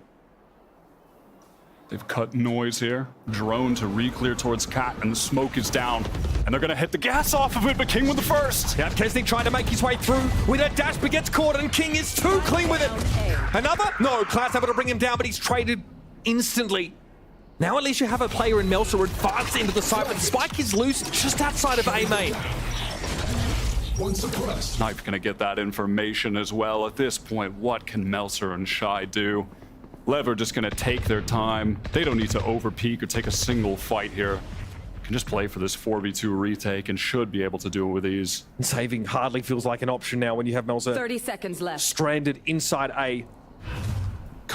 Was just waiting for that smoke cycle to put it over doors so they can safely retrieve the spike. You have to imagine when they tap here, Lev are going to be inclined to go, but actually no, with the time this low, they really don't need to. They can wait this out a little bit. The shock dart almost connecting. Melzer at 31, and he's lit. Com should be a matter of course for him to bring that kill down, but they're good pass Shy. Okay, Aspas able to recover there. A couple of extra guns given up by Lev than they otherwise would have liked, considering the mid-round situation. But at this point, look at their economy. It is at that point where it's getting essentially out of control. They should be able to buy up for the rest of this half. Aspas, I mean, is this the same off he's had since round 3? I'm pretty sure it is. I mean, he only has 3 deaths. They've just not been able to deal with this man at all. Trying to mix things up with that A hit, but not paying off for Crew here. Let's figure something out! Let me get Aspas. Oh yeah. The energy at a premium here for Leviathan. And they are very Crew-esquely also preventing these post plants for the most part. They are really anchoring and holding their spots on these sites. And at some point here, you have to imagine the Crew are going to be able to get a third just by stacking up these ultimates. They've got the null command in the hands of Heat. Klaus still holding onto this Hunter's Fury right now. You would think that that would be enough to be able to finally convert a gun round, but at this point, 0 momentum. I'm still a bit worried about their ability to do so. 2 rounds at A, Crew get nothing from them, and this one might go a similar way. He brought down inside that null command, and they're going to attempt to bring him back. Klaus presumably has a safe angle to do it. Kesnet, though, elsewhere. Okay, he's able to take Tex down. Pushing up here inside B main. Shy, some wayward shots make him wary. And they might not have even, been able to get that res onto Heat if it weren't for Klaus having a Guardian, being able to spam back through the wall at Com. If that wasn't the case, Com could have just reloaded and kept going, and Heat almost surely would have died. So just a small little purchase there making the difference. Not even intended. My man just doesn't have enough money, but it pays off. That shock dart means Lev don't know if Crew are in yet, but they're definitely going to know about it now. Mazzino takes contact moving up stairway, but yep, Com with 18 HP. That molly was always going to do him in. Shy loves being here at Logs, but doesn't really have a swing. At least able to find Mazzino on the trade. Melsa now going to come back up speed where the spike is still dropped in B main, so we will see KRU continue to fight here. But it's just King. Shy, keep himself out of line as Sights pops up. And this time, Gamal whacks you. So patient from Shy there.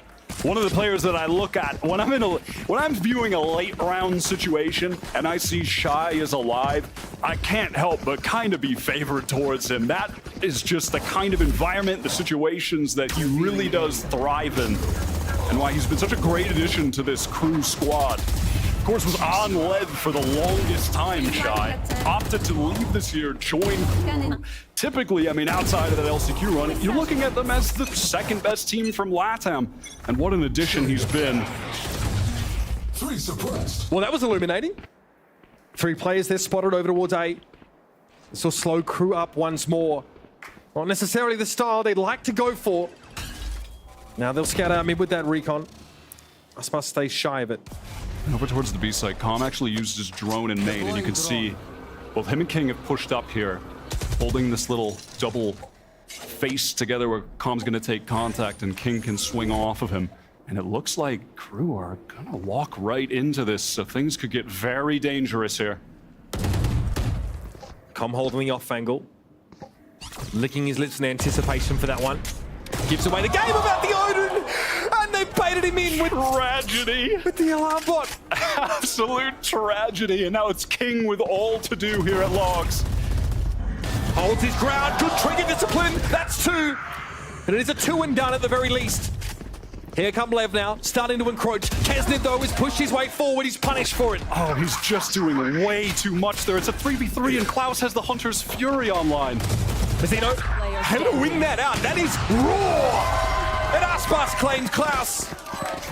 And LEV get themselves yet another one. That felt like old school Kesnit, right? I was about to say, yeah, that feels like a KRU of old, and seeing those moments where Kesnit feels like he has to do everything and put the team on his back in a situation like that, but realistically, it's a 3v3. It's just unnecessary. He doesn't even have a dash online. That could have justified it, but so unlucky, things just kind of being thrown away. And it started with an easy kill, that mishap from Calm. Really tragic for KRU. They've got to feel frustrated. So much, boys. I knew it was gonna push one.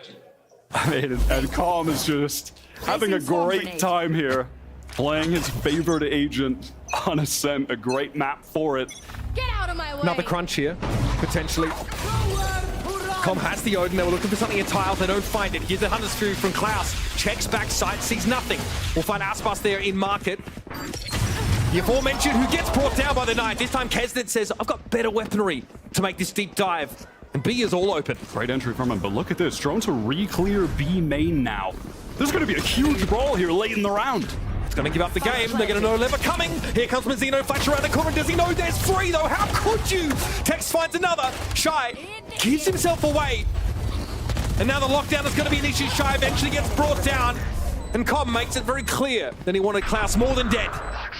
Kesnit will have to play outside of this for now. Spike already down, of course. Kesnit back to the side, doesn't get spotted on the cross, apparently. Saw a TP there by King over towards Speedway, wants to try and find the angle. Kesnit is running low on Silverware.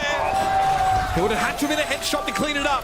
Look at those little baits from King just jiggling out to get those limited knives out of Kesnit's hands. That's so nicely played. TPs as well, just to get to Calm so they can play together, trade each other out if Kesnit did happen to get that first. So nicely played here. An odd situation to see here in B main. I mean, bizarre. Maybe you'd see that, 10 seconds into the round. I mean, even that, you're not going to see 3 people in the corner. That is bizarre. LEV firmly in control. Fantastic half. So much talk about Leviathan's road here through stage 1, but I'm curious to hear what they think. Let's get a quick word from Mazzino and hear about how he feels Leviathan has progressed this stage. Yo creo que obviamente estoy muy feliz de cómo hemos evolucionado como equipo y como dije anteriormente que encontramos como nuestra forma de jugar, nuestra como identidad y estamos como congeniando cada vez más. Y algo malo que diría yo es que como intentar que no se pierda esa como conexión que tenemos entre nosotros, que a veces como sucede que se pierde. Something we heard a lot from Leviathan is that they all sort of kind of had to come together and decide how they would play as a team. They brought different ideas, but ultimately it was a clean slate. And we saw them easing into this, right? That game against, you know, C9, for example, that sort of made us question whether this was the super team they were rumored to be. Absolutely, and it was honestly jarring when suddenly a week or two after you're looking at the team, it's like, wait, these were the guys who lost to C9? Yeah, the Sentinels game, right? That was the very next match for them. And then the one against NRG where they just absolutely blew them out. LEV are just looking incredible. Is that the Quebec boys down there? I think it was. And all right. I mean, again, we talked about him earlier, but I have to draw more attention to Mizzino at this point. He has just been the guy that stepped it up. 17 for 8 right now on the KO. This is why. It is incredible. This guy has elevated his game so much for this team in the past few weeks. It's him, Ospas, and King. Those three that have just been at an elite level, and Tex and Com just doing what they need to do in those support roles. They haven't had to be the big-time fraggers for this team. You definitely don't need to be when Ospas is going plus 40 in every series. Just give him a little bit of setup, guys. He'll be fine. But here we are, 9-3, Crew swapping to defense, must-win pistol round. All right, let's see this proactive defense now in action. Because Leviathan have set quite the pace for this Ascent game. Turrets destroyed. Into mid we go for Leviathan. There will be an alarm bot that was invested in by Shy. Tex did not do so on their pistol on defense. And instantly that turret that watches B main, broken by Crew. Alarm bot in mid, broken by LEV. So both teams a little bit starved for info at this point in the round. And re-clearing B main is what Leviathan are going to opt to do with this drone, hoping to draw rotates attention towards the A side going through tree. He's getting it. Klaus is inching his way down grass here. So there are 3 players for Crew posted up on this A side of the map. And really, just Kesnet here to take this contact. He attempts it, dash away now, back into Boathouse as the reinforcements have to be called. Blow the Horn of Gondor, brother. Nicely done. He eats Mizzino all on his own. Just good for the one as Aspas is able to answer. A couple players get lit up by the recon there and Klaus will capitalize. Now Com and main, perfect flash should be dealt with easily. 4 on 2 now, both players back sight. Back to back, it's King and Aspas, as it always has been. Another beauty from Aspas here, and King wants to get involved, and he does! How have they turned this around? Klaus has to salvage! Choking!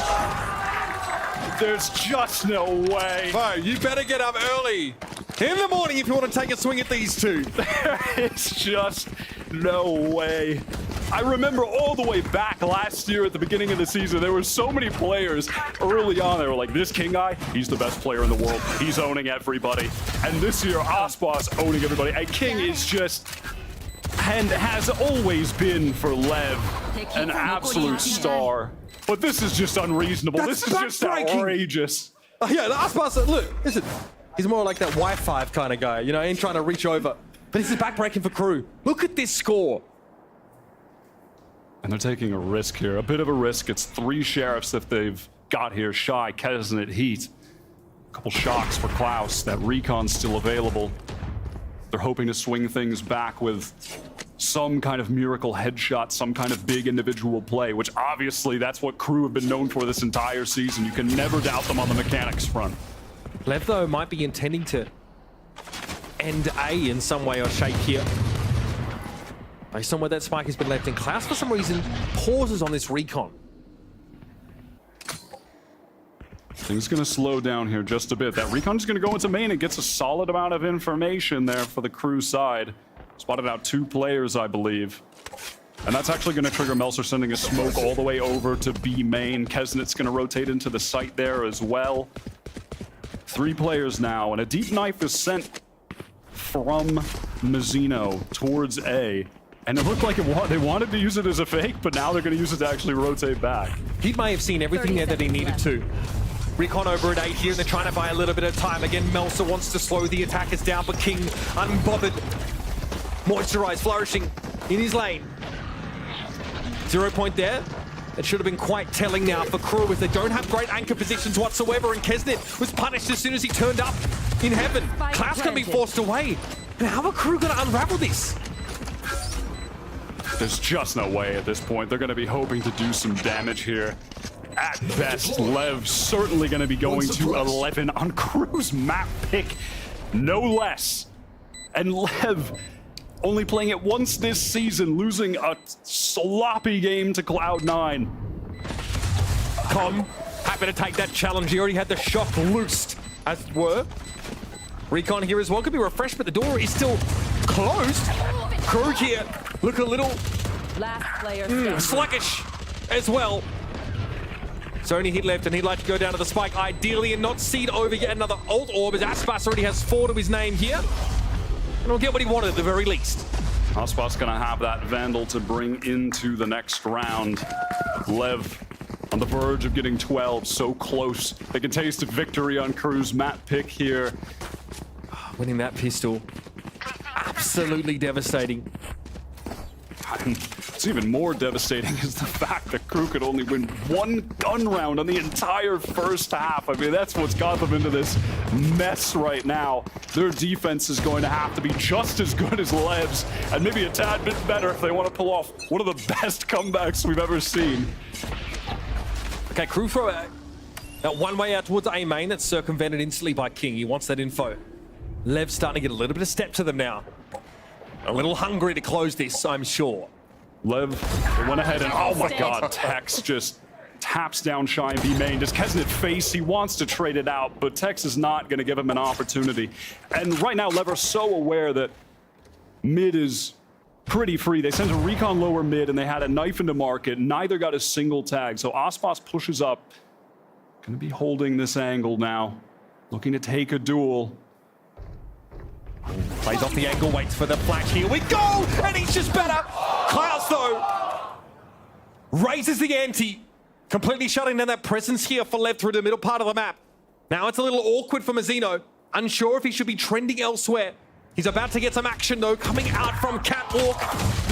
And Mels is too good. Spike down mid. Well done here from Crew on the verge of closing things out. They've got the spike down. Good rotations there on the defense, picking up those angles that they knew would be exposed with Shy down, that turret in main offline. They had a feeling Tex may try to take advantage of it, but King with a shot right now. Awkward. Very awkward.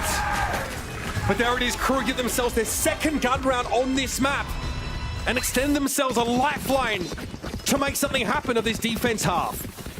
Goes without saying how much needed, how necessary that was for the Crew side. Not an ounce of momentum for these guys whatsoever.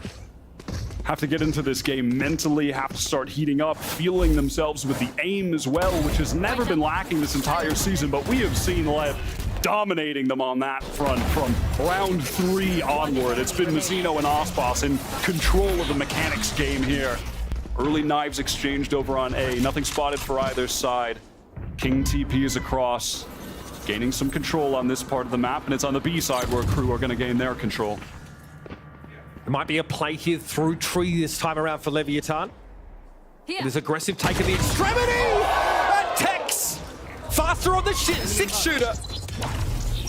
And that might just be the nail in the coffin.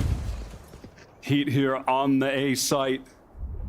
Gonna have to go crazy. Melser as well. Maybe they can set up some kind of crossfire. They're trying to do as much with Heat focusing his attention here on that A main side, and Melser all the way playing backside, back behind Dice. They're gonna have to make an absolute miracle happen. Tex really putting the nail in the coffin there. Might be about Shy, making something happen in mid.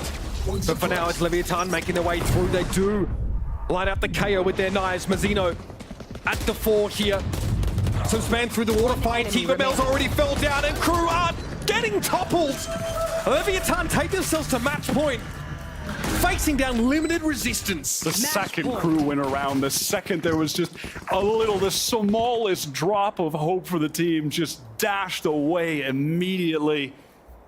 Tex locking down that flank. They've taken a timeout now, but I mean, does too little, too late do enough to describe this situation right now for KRU? I mean, especially when you're looking at stuff like this, there's the expectation from Leviathan that KRU will try and overload an extremity. Get some information, something. And they're ready for it. I feel like you can just even see on Kesnet's face there. I mean, you can just see, well, that really tells the story of the game so far. Yeah, you gotta earn his respect. The speed at which Aspas began to lounge, but on Kesnet's face, I feel like you could almost see it wasn't a frustration, it was just like, yep, rueful. Seems about right. That's how it's been going so far. And sometimes with these games, you know, when you get washed, you just gotta go, you gotta just take it on the chin, go backstage. All right, we just got to go from here, win 2 in a row, try and completely erase that one from your memory. Sometimes what can you do? I mean, LEV are just in unreal form on this map. You got to hit the mental reset. They're going to have a couple Stingers, couple Vandals, a Sheriff into this final round. Maybe they can win this out, but I'm nowhere close to believing, Mitch. I'm going to tell you that. I'm far away from believing. KRU here looking for a little bit of magic. They say it seeps out of the cobblestones here at the Riot Games Arena. They're going to have to hope to harness it. Mazina, they're a nice cross map. Check Wine, perhaps. Doesn't look like Melsa was clipped by that at all. And Aspas, why not? Pops the knives, has his ult, has the judge in hands. And that's just obnoxious. The recon goes outside of B and does get broken, so, you know, aware that there could be at least one there. Oftentimes you're going to think it's just going to be that KJ, right? Not necessarily getting significant info on that at all. But now with this drone and the footsteps up B main, you're going to see Kesnet. He was backside A. He's going to fall off and start rotating to B. And it's all LEV's plan. In the meantime, all distraction from Calm with that Sova util so they could gather up outside A. King and Com know KRU don't have the economy to ever get to that Odin stage, so they can be a little flippant with those forays into B, trying to sell that fake. We're grouped up in A main now. The Wine is checked. And we're about to get off to the races, folks. And Texas will be lit. One off his ult orb. He just picked it up. The lockdown is going to be in play as well. Melsa, token attempt to buy a little bit of time, and it does slow Leviathan down. As we speak, Com is making his way down Cat, so there is the potential for a late pinch for him. And the lockdown now to be played off of. Oh, that's awkward! He's able to find him. The Stinger actually finds its mark there in an advantage situation. Kesnet stuck in the left-hand corner, though. Can't do anything about Mazino, and the knives are now out. 3 players to work with for KRU now, and Klaus has already tried to get up towards Heaven. Spotted out by the recon. Unbothered by this, though, as he has the superior weaponry, no doubt about it. Heat is so low, Wyatt. And the only Vandal in play as well. Here they come from top side, the judge. Or is it jury? An executioner for Aspas is the aim. And KRU taking their sweet time now, falling one by one, and my goodness! I call it a compelling matchup. On paper, it's true. But when the rubber hit the road, Leviathan, by far, the superior roster on a set. Aspas and Mazino just in stylish fashion make it look easy. How many, I mean, I can't count on both hands how many rounds that those two just straight up won for their team. Aspas's operator on defense, KRU could never find an answer for it. He was getting one damn near every round, it felt like. When they pushed into Mazino, his anchoring always good for 2, minimum 3, 4. I mean, what a performance there. There were moments for KRU to get into the game, but it did take about 6 rounds for Kesnet to get activated, right? That's tough stuff here. I'm curious, as we step away and hear from DB and the desk, what their thoughts are on how to diagnose this KRU looks a little bit green around the gills.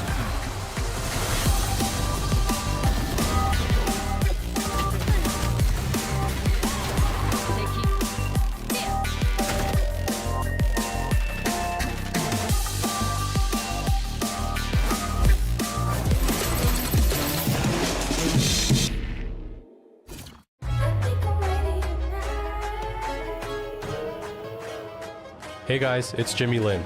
In this series, I'm going to walk you through attack on Pearl. Watch out for the stairs, clear this angle. You're going to be able to fight this.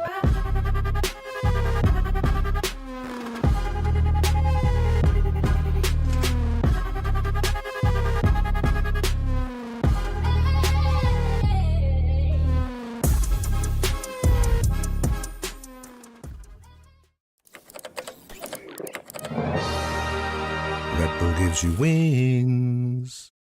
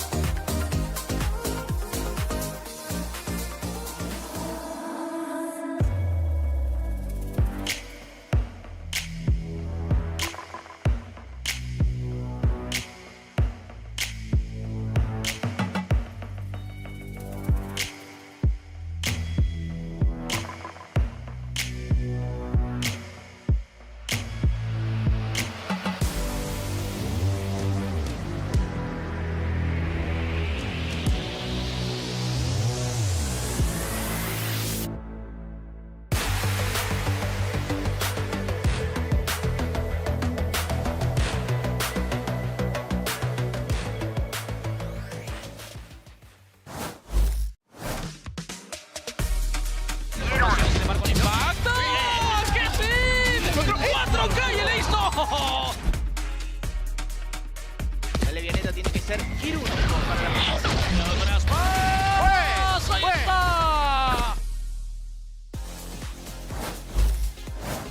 Here with GoKid of Leviathan.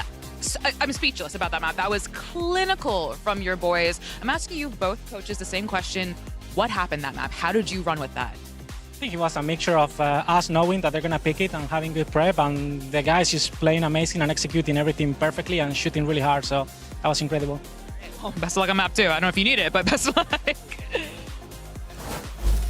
We were expecting a banger, and don't get me wrong, there were plenty of moments to be excited about for that one, but more so if you're a Leviathan fan, as they walked away dominating out of map 1. That was KRU's pick as well, and you heard GoKed, the coach there of Leviathan, just a second ago saying, we had a feeling they were going to go into this map, and we were ready for it, and boy, were they ready, Mimi. Yeah, they looked fantastic. Going back from no more cooking, playing the default comp, and executing on it incredibly well. I think KRU got good starts to a lot of these rounds, especially on that first half. They were getting into sight, they were getting opening kills, but in the late round, Leviathan was winning everything. Their retakes in particular were ridiculous. Yeah, and they were ready for aggressive pushes after that pistol round. I mean, we saw KRU do the classic. You know, they wanted to fight in a spawn, and it worked. That's what gave them the first 2 rounds. This round was nuts. I feel like this round was so indicative of the game because it starts off with Kesset hitting some nasty shots. That first one tap is lovely stuff, but then LEV turn around and in a man disadvantage end up winning this retake with Osbos and Mazzino going crazy. I mean, it also helps too when Aspas is just like willing blades into people's faces. I mean, look at this. With 15 you're a Jet player. HP. You know how hard that is. It's insane. I mean, people can jiggle you, anything can happen. He hit two of the most precise knives that he needed to in the moment with 15 HP to his name. And this is the matchup that everyone was excited for, obviously so. And Aspas is above and beyond. And I don't think Kesnet had a particularly bad game or anything. For sure. I just think a lot of the same ideas that has been working for this team isn't. You see rounds where he's fighting into spawn, rounds where they're kind of over-peaking, taking these risks. And Lev is punishing it every time where other squads work. So I'm going to be honest. We brought up the, like, crew needs a humbling, needs, like, to come back, learn from the mistakes, run into a tough opponent. That narrative might be real. Yeah, I mean, you set the narrative, so. Me making up my own narrative. I mean, I agree with you though. I think it would be good. I want to see the #1 seed be two LATAM teams. I mean, I want that. So I'm definitely biased in this series. But you're 100% right. LEV were punishing Crew in every type of aggression that they had, whether that have been the post plants that they had. Yeah, I don't see it as like a Crew. Like, look, don't get me wrong. I'm sure Crew would have liked to have been able to, put a little bit more on the board there. But the reality is, man, is that you look at all 5 players in Leviathan, they were hitting. It was scary. When you're dominating, when you're beating every team you play and you're doing it in a dominant way, it's really tough to like actually learn what's good and what's bad and like what your mistakes are. Yeah. It's always about, for good teams, how you come back from that loss and actually getting exposed for which of your plays aren't going to work against the best. And I mean, we saw that here. I'm very glad you mentioned how you come back into this here, because obviously you will be needing to lean on Coach Adams. So let's hear what he has to say as we get ready for map number 2. Here with Coach Adam of Crew Visa. Not only was that your map loss, that was the worst map loss you have ever had on Split 1. You usually, I believe, lost 11-13. That was obviously not that. I'm asking both coaches the same question. What happened that map? I think it's been hard for us to find a rhythm, and a team like LEV won't give you space to breathe. But I think that the team is better now, and I'm pretty sure that we're going to do a better breeze. Well, best of luck. GB is just died, but I mean, choking. Sorry.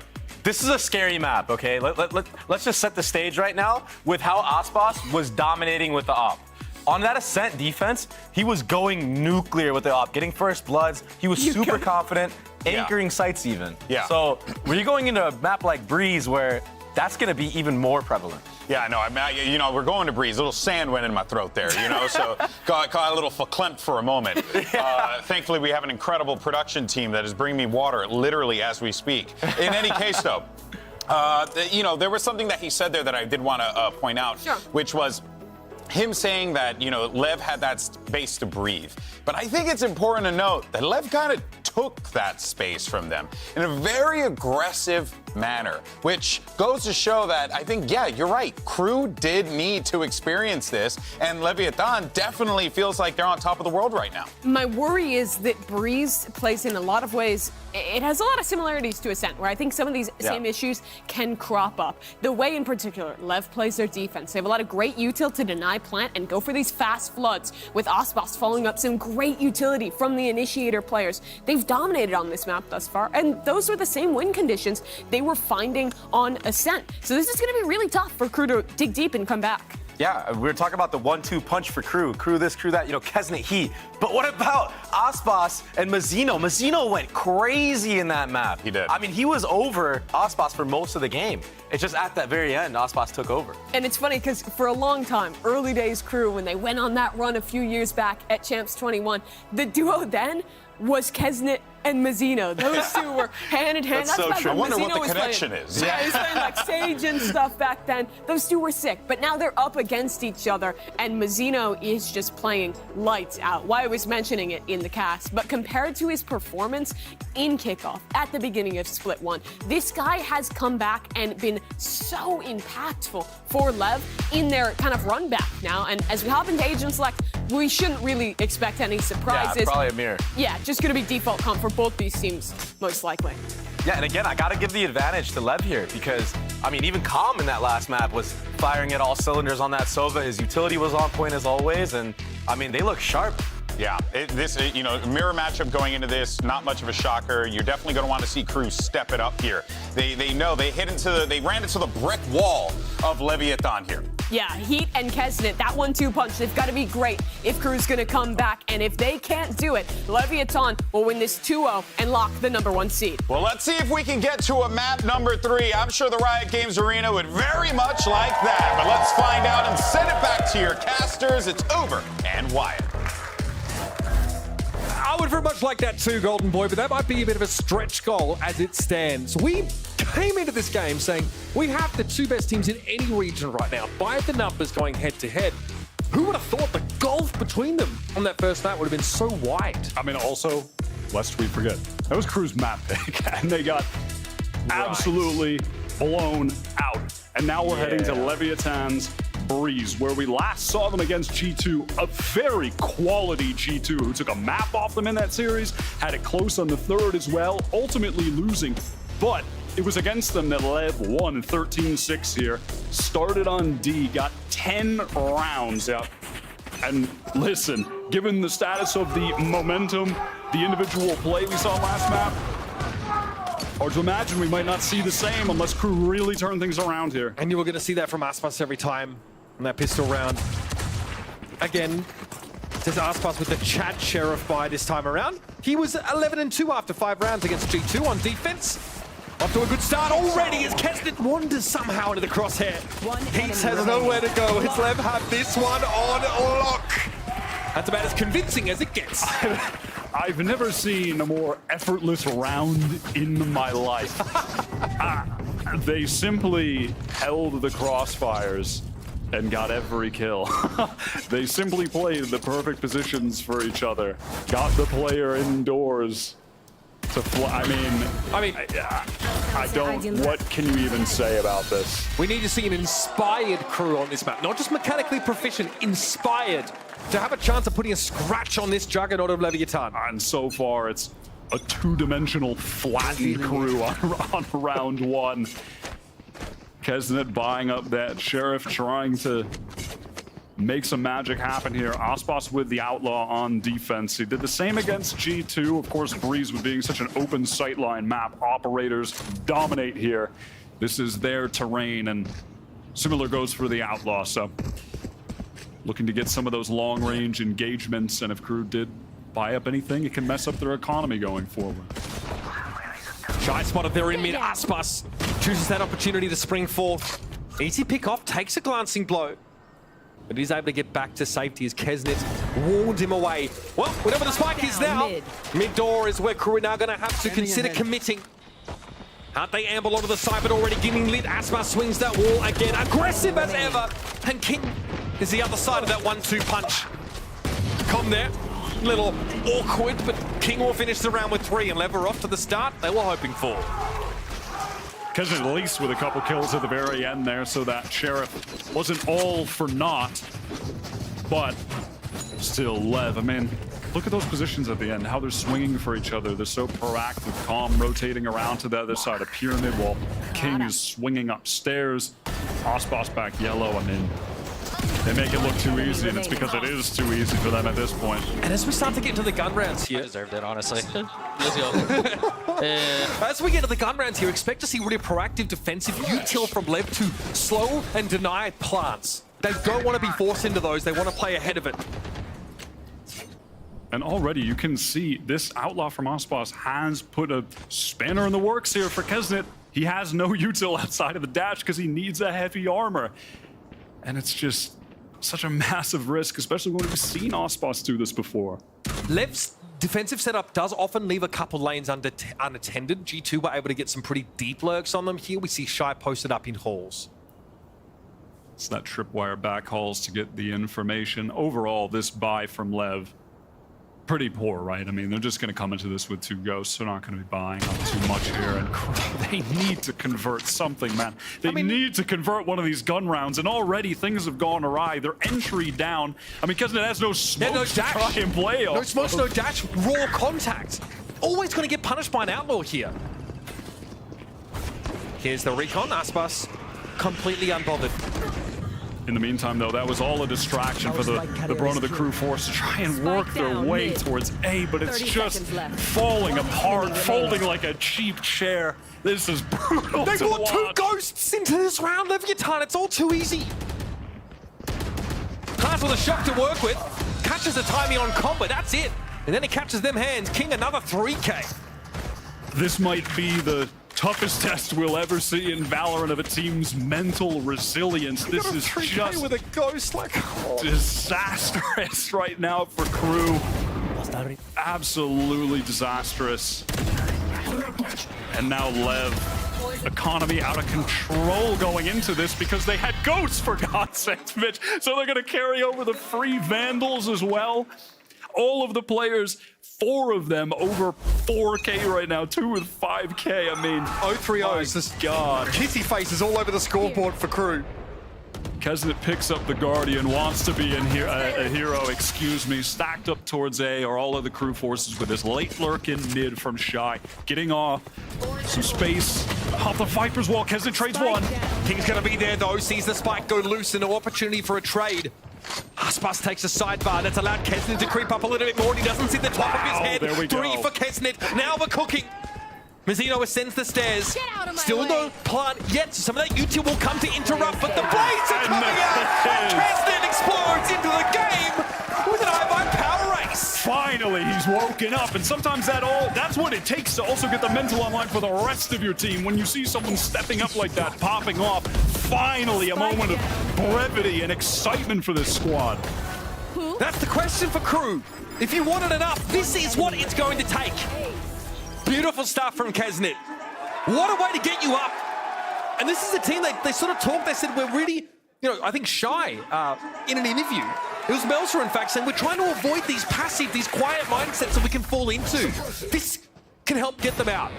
And he didn't need it before, just carrying over the weapons from the other rounds, but it's Aspas now who is bought up with that operator. So dominant on defense on Ascent, just that last map, and Breeze obviously with the big sight lines.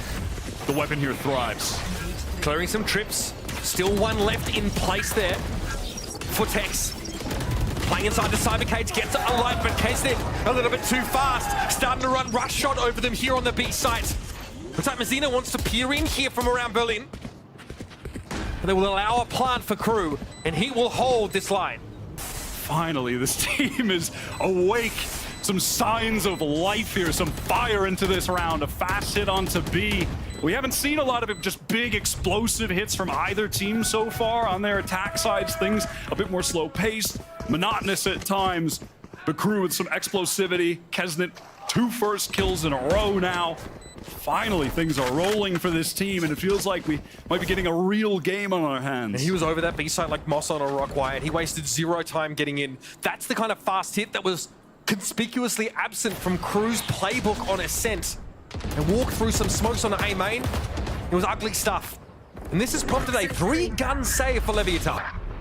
And they realize now, too, that Aspas has an operator. He finally fired a shot off. He had it over at the A site, where obviously there was no action to be seen. So it was possible they were going into this round not even knowing that he had it. But given that final moment where he fired off one of those bullets, they're now aware and are going to have to play around that. LEV able to get up another full buy here. King with the Viper's Pit.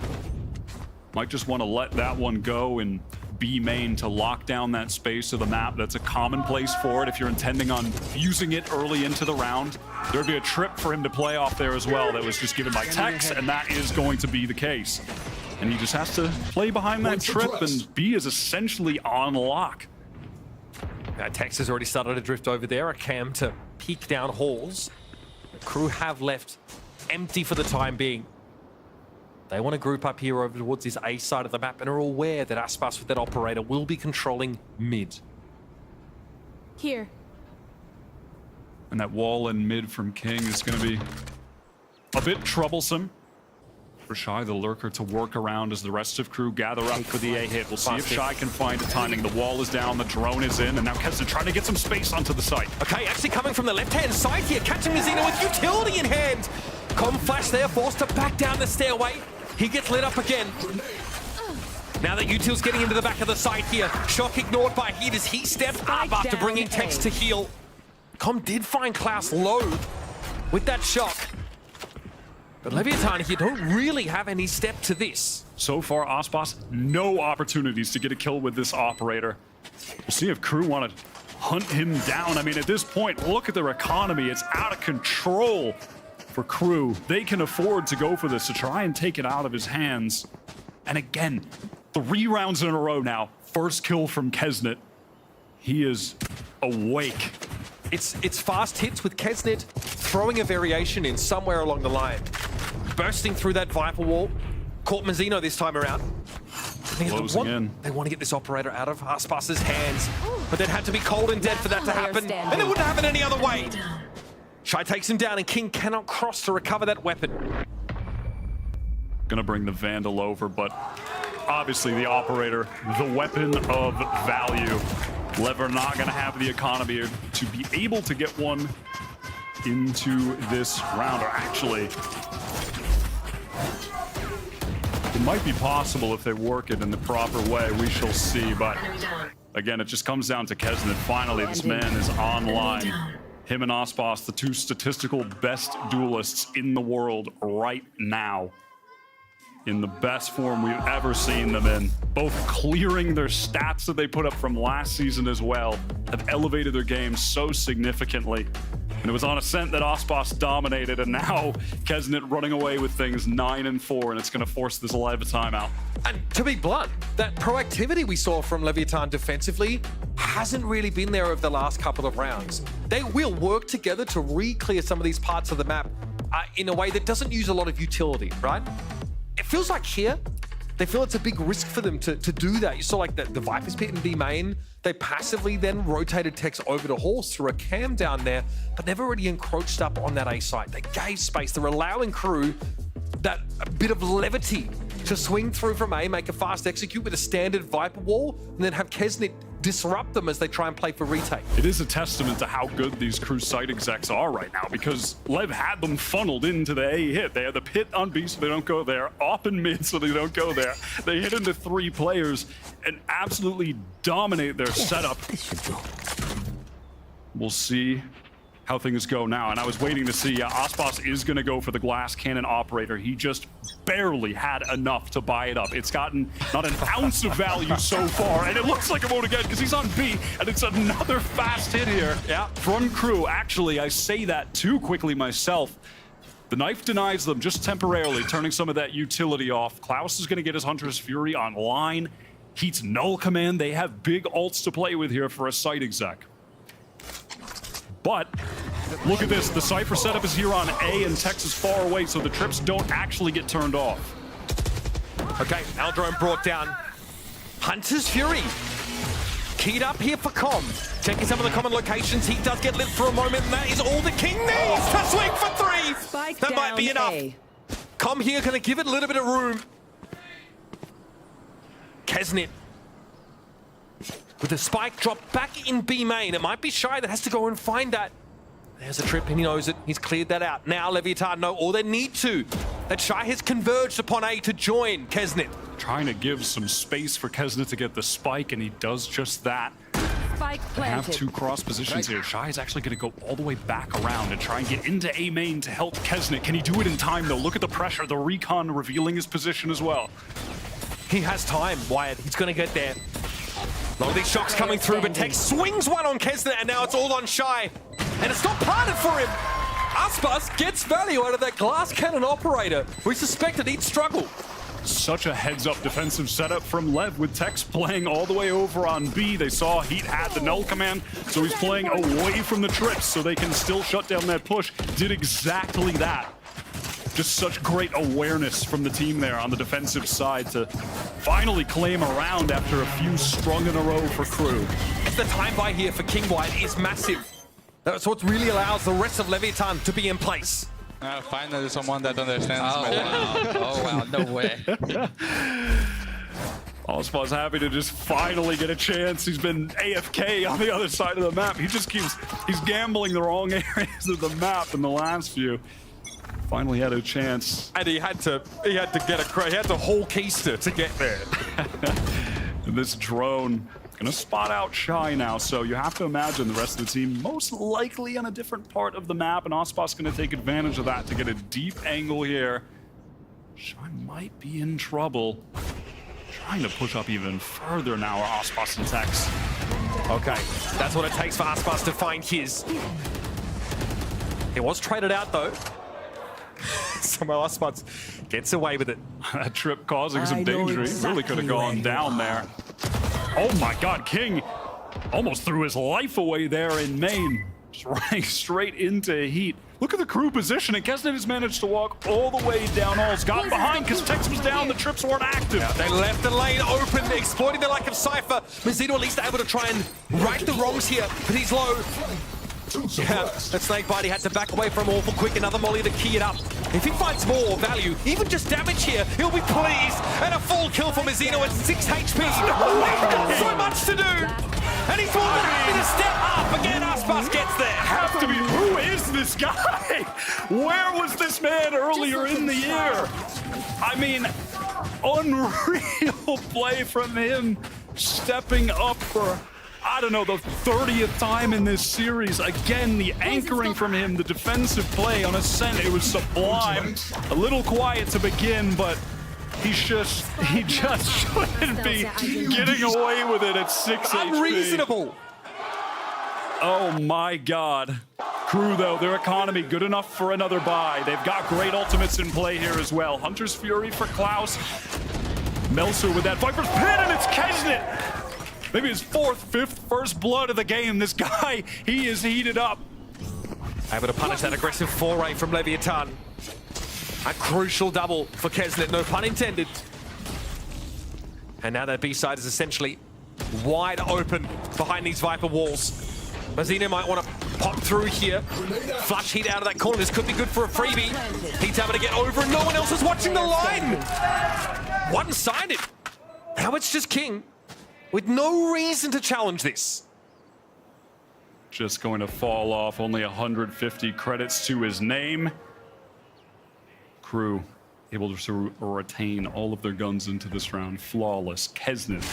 The first kills have just been so outrageous from this guy.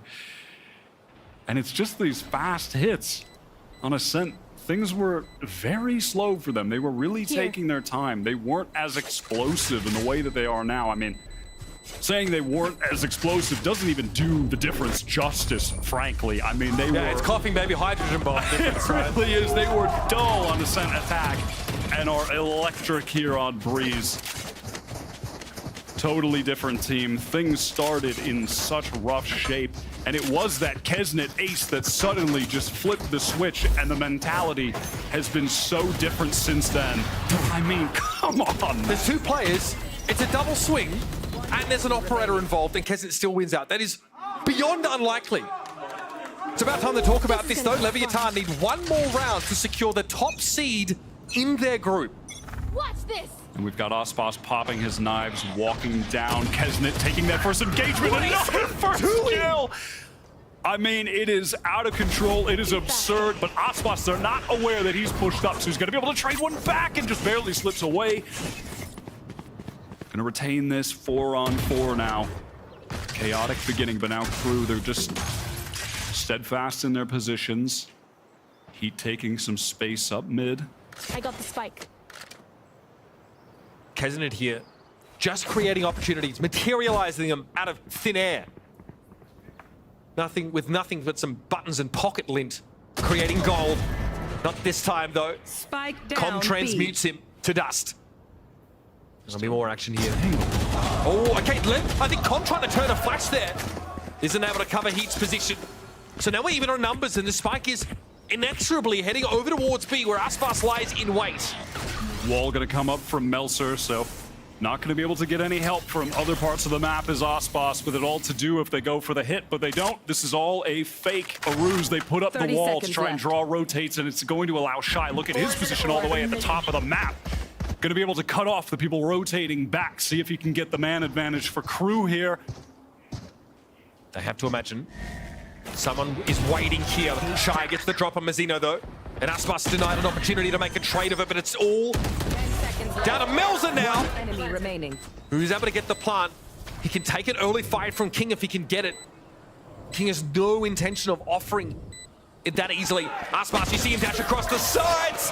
He's good for it from long range. I mean, this Aspas is inhuman. How does he do this every single round? I mean, I'm seeing him in spawn in that 1v1 against Shy, and despite how incredible Shy has been, it's just, you're just expecting Aspas to win these situations. 9-4 right now. What has he been like? Plus 30 in every series this year. By far the statistical leader of every player in every region this year or in the history of VCT. I mean, I can't stop saying it because it's just outrageous. This guy is in form that we've never seen from any player in the history of the game.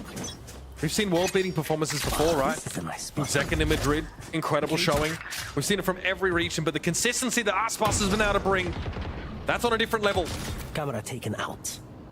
Luckily for KRU, their economy has been pretty rock solid, so they can buy up here again. And even if they lose, they'll be able to buy into the last round too. Now, they've been sitting on this Klaus Hunter's Fury for quite a while, so we'll see if they finally get an opportunity to use it in the post plant. Trip's broken by the shock and the exec off the back of it. Kessin wastes no time. He get into grips now with his big sight. Here's that Hunter's Fury, and the lines come up pretty nicely. Klaus not able to finish him, but Com's going to get aggressive behind that wall, and he is brought down. Snuffed out. 3 left for KRU to make their way through this doorway. One enemy remaining. It's just Melzer again.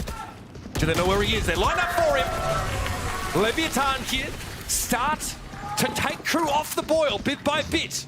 Last round. The pace there from LEV, we've seen it on both maps now, how fast they are at getting back in there on B. That execute, it felt like it was slower than the, you know, than the pre-take, than the flood back in from the LEV side. Got interrupted. I mean, just the pace on this. King was ready over by Arches, makes his way in. Just fantastic play from LEV there. Body in the middle of the execution. I love that. I love that. Com able to do very well there to find a timing to disrupt the attackers. I mean, what is this position from Aspas? He is going to fall off. The pit is going to control A main. And if there's one thing I've been so impressed with by LEV, it's that they are mixing up their defensive setups every single round. It's a different look on different maps. I mean, the level of detail that they have in their game on the defensive side is so impressive at the moment. KRU here now, starting to extend into mid. We've not seen this variation from them quite yet. Since the pistol, in fact. See this every now and then mixed in on those ecos, but they have the guns to back this up. Oh, Tex though. Sharp shot. Kessin with the knives out is brought down. And that's going to force them back into A, where they're going to have to contend with the Viper's Pit from King. He's only got the Judge in his hands, though, so obviously long-range fight's not going to be an option. And trying to make some noise for KRU like they were going A, but Aspas heard that. He was close by. He heard the footsteps. They know they're going back to B right now. I think Mazzino also knows something is afoot here. Some shots through the wall. Able to back away behind some of this utility, and there it is, Klaus. His head goes rolling. Tex doesn't care if he's lit. Meltzer trying to salvage. Shy gets involved now as well, but it's all down to Shy. Spike to hand, and he has the info about where Tex is set up. That cam had to be swatted aside. Still no chance to plant. We're down to 12 seconds left in the round, and this is buying time for King to get set up for a crossfire. At some point, he's going to go for it. And Leviathan bring him down to earth and get themselves 8 rounds and a half. The anchoring by Tex is just so good, and it's a totally different setup from LEV that KRU were just not prepared to work around at all. Those deep sight anchors on B. King left them the wall there to play off of 2 if they needed it. You can see he put it up there. It's just so detailed from LEV. So impressive. Damn! You're doing like the salsa! Okay! Hey, he's getting his shoulders in on the action. He's just the vibe. He is the vibes merchant right now for LEV. Well, things must be going pretty well on the Com household. Speaking of which, we're going to find out more. We're going to head down to Elizabeth with Com's fiance. Yes, I'm here with Com's fiance, Madison. First thing I have to ask you, is he always like that? Just saying he's about to do a salsa, that kind of like energy? Yeah, Corbin is always pretty goofy. He likes to keep the energy up. So I'm really happy for this LATAM matchup. He was super excited, and he keeps up the hype for the team. So I'm happy. Would you say he's like the vibes merchant of LEV? I think they're all a little bit of the vibes merchant. I think Calm starts it out sometimes, but they're all pretty vibey. All right, so we were talking, you play a little bit of Valorant, just a little bit. When you are watching these games, you know, having the knowledge of the game, is it just so much more stressful because you understand like, oh no, like the timing or the rotate, something like that? So I'm only bronze and... That's okay, all ranks are valid. All ranks are valid. That's okay. It's a bell curve, plenty of people are bronze. I do understand a little bit, but of course Calm knows a whole lot more than me. But watching Calm play, I'm probably stressed every single minute, every single second of the game. Even if they're winning like 11-6, I am stressed, or 11-3, I am stressed. But I'm just happy to support him and see him live his dream. Well, they have officially secured the first seed. That's right, even the game is not over. How does it feel now that you're watching this game? You're like, oh, well, they kind of secured it, but they haven't won. They haven't secured it, but they haven't won. Is that stressful, or is it kind of an easier time right now? I think for me, I'm a little less stressed since they have the first seed, but I'm also pretty excited. Calm is hoping that EG makes it because Jogimo is his last one on his list. But love you, Jogimo. Oh, Oh, yes, I'm sorry. Let me explain. Corbin is still needing to beat Jogimo of his last X. So we'll find out soon. But Casters, we have a tight game to get back to, so please take it away. Yeah, no, not like a nice list. It's actually a death note. Just to make sure we're on the same page there. Leviathan already have locked up that top seed in the group. Now it's about settling the score. Look at the weaponry on them. 4 ghosts and a sheriff on LEV. A couple sheriffs for crew as well. 3 ghosts. I mean, it is Breeze. This is basically, you could rename it to The Range, and that would be apt. It's just Valorant. Why? It's all about a gunplay. Only weapons kill. That's what I've heard about Project A. I still don't know if it's true. I don't know if I believe that, Mitch. Heavens. Crew, man, they had a run there for a moment on their attack side. The things slipping away. A pistol round here would be massive for them. It was LEV that won the first, converted the bonus as well. In dire need of it, our crew. Let's see if Kesnick getting involved in that defense side calling can move the needle here for crew. Melser about to get some action. Okay! Getting more than he bargained for there, for sure. Quick rotate in from Kesnit. Heat picking up the angle on main. We've got a lurk up pulse here. Let's see if it ends up being relevant. Tex is trying to get there. And King brings Heat down. We'll have to plant behind this Viper wall here. There is a late reflank from Klaus. Running to some of that Viper. Rather, that util from the Cypher. It's just so free. The HP is really low, but Shy is in so early, and Klaus. Oh no, he walks into a trip back there as well. They know.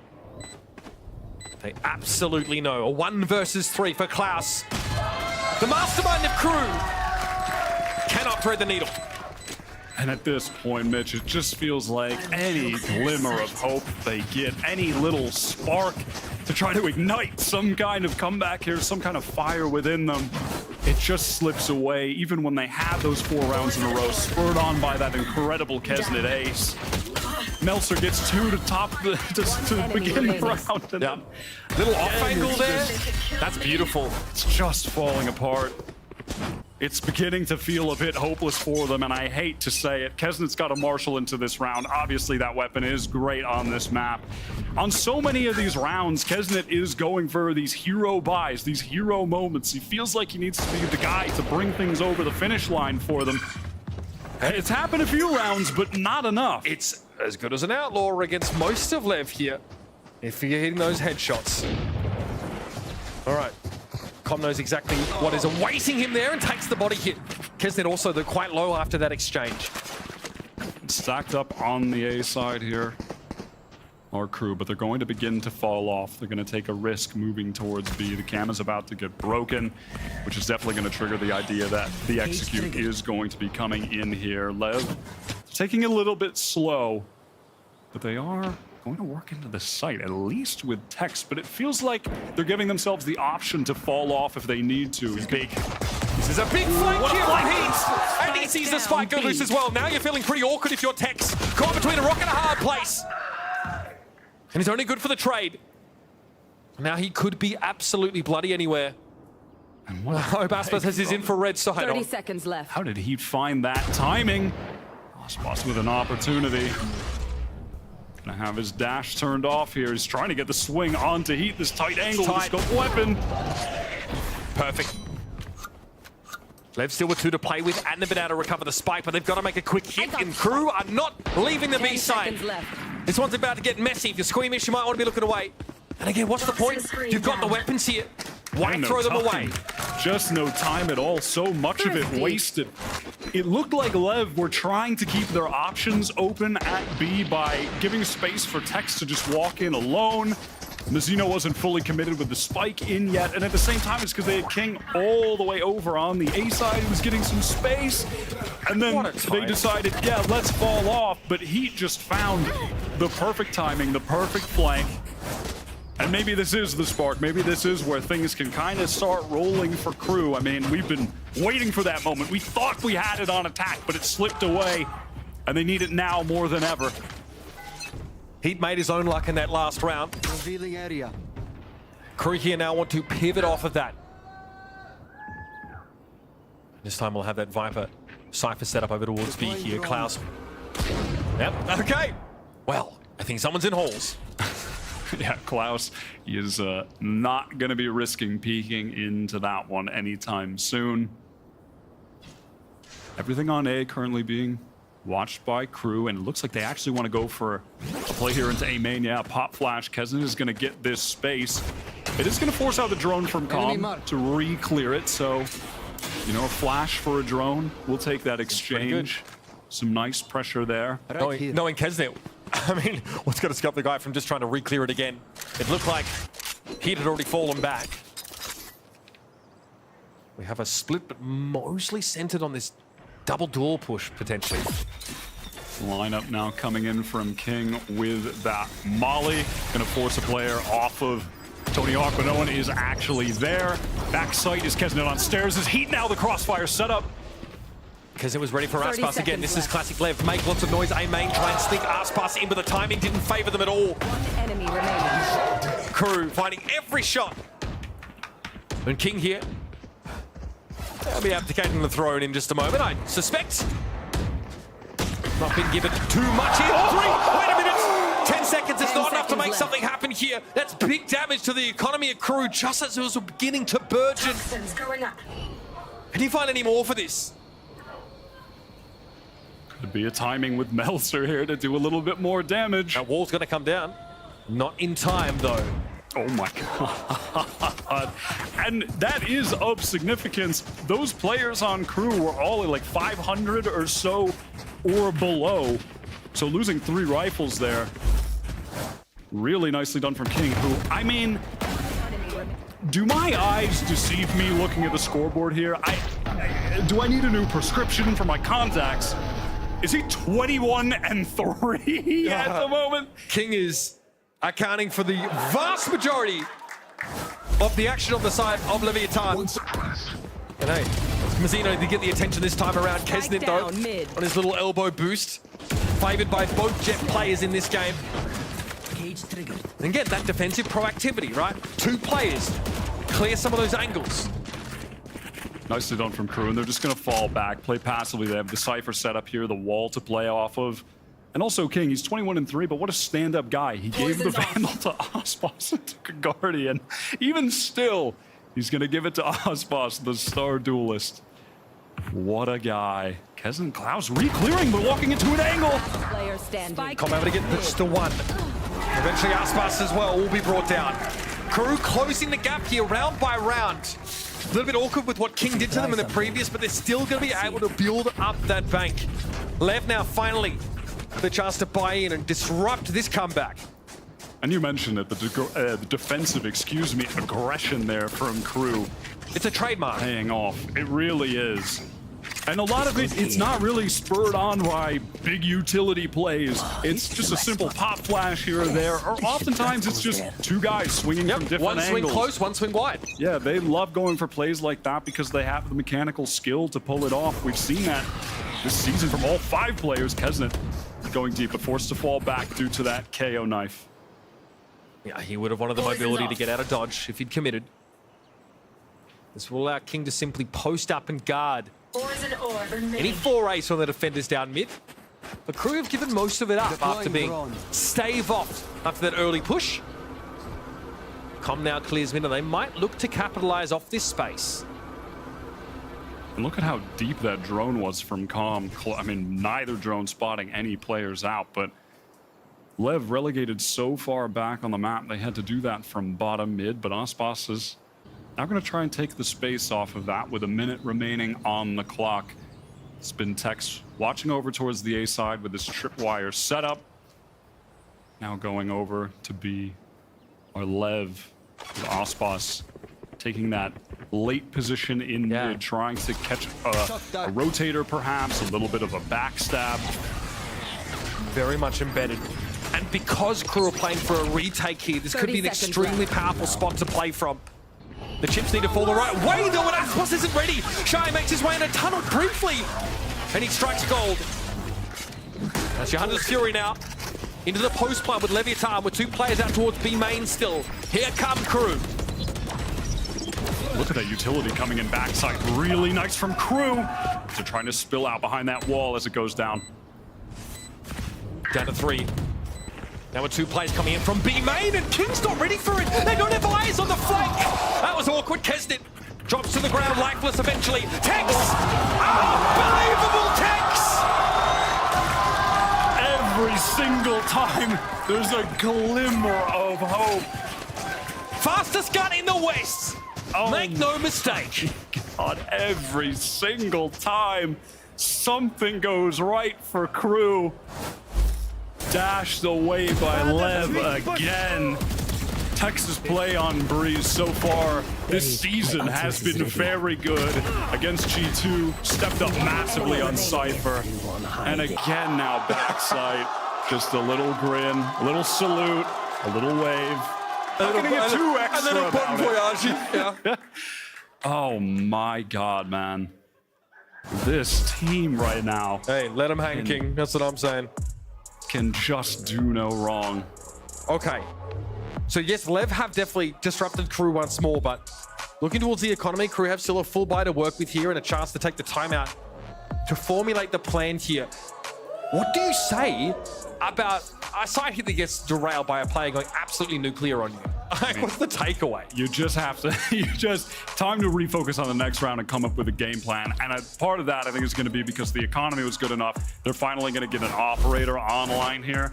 And yeah, that is going to be in the hands of Kesnet now, who's, typically we've really just only seen him rifle so far today. But given that the map is Breeze, picking up the off is a no-brainer when you're on the Jet. Heat has that null command as well to play around for a retake.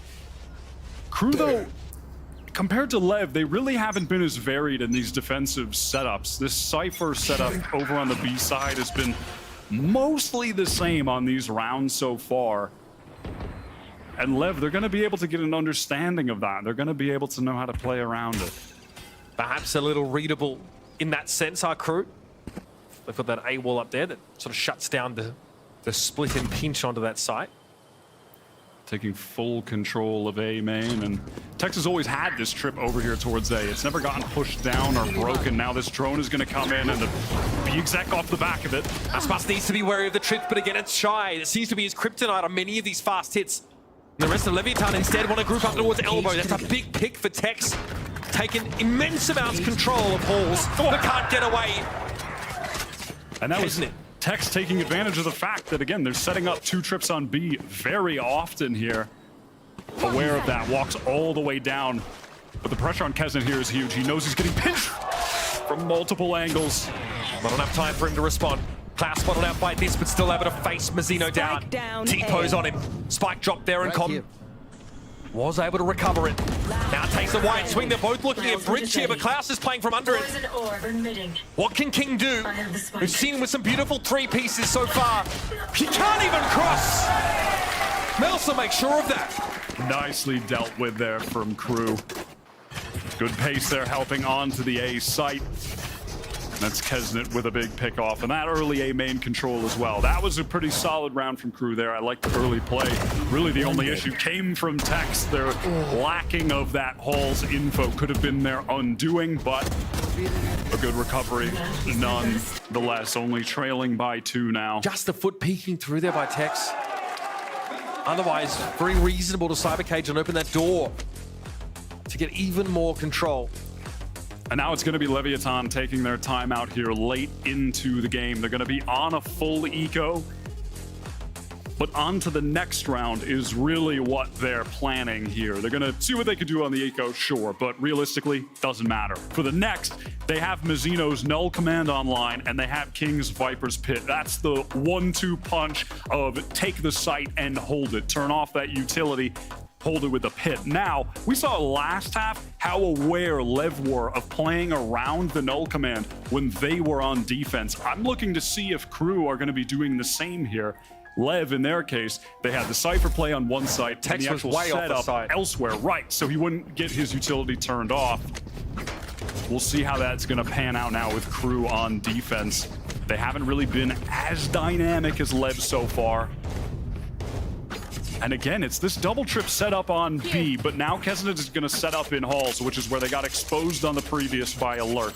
That operator is going to control the line. Hero Guardian for Aspas here. Chance for Blade Storm, should an orb come into his possession. And a different wall on A for KRU. Cuts off A main. Cuts off the door. Cuts off mid doors as well, so can be pretty great for the retake here. Texas Cam is getting some good info. The drone is going to come in, and here's that split with the wall coming up from LEV. A split wall cuts across the top of Orange here. Heath does able to face Mizzino down early. Aspas needs to find contact, and he got it, but not how he would have liked it. Heath with 3. Eventually brought down inside that Null Command. Now Tex and King have to put it together. Tap, tap away. Shy brought to heal. Now it's Kesnet, though, with those blades out. Bear in mind, King, no armor to speak of, even though he had a vandal to his name. And it's going to be a tough one to recover from, but he's able to find his third. Now it's Melsa stepping up. King, no armor. It doesn't matter. One shot would have done it, but Melsa is quicker on the trigger finger. I mean, so close. The other 4 KRU players sweating bullets watching Melzer there. They don't. After all that on the timeout, I can tell you LEV's plan on the timeout wasn't, guys, let's go just win on our eco. Wasn't really their first thought, and they almost do it. So scary, King, when he recovers that rifle. Leviathan with that round, impose a virtual salary cap on KRU, at least. There was a Guardian brought up into that round, but Leviathan still have a lot to work with. Now that Null Command is was still relevant. That was a close one. King again with a heroic performance. Dialog, I don't blame you, but...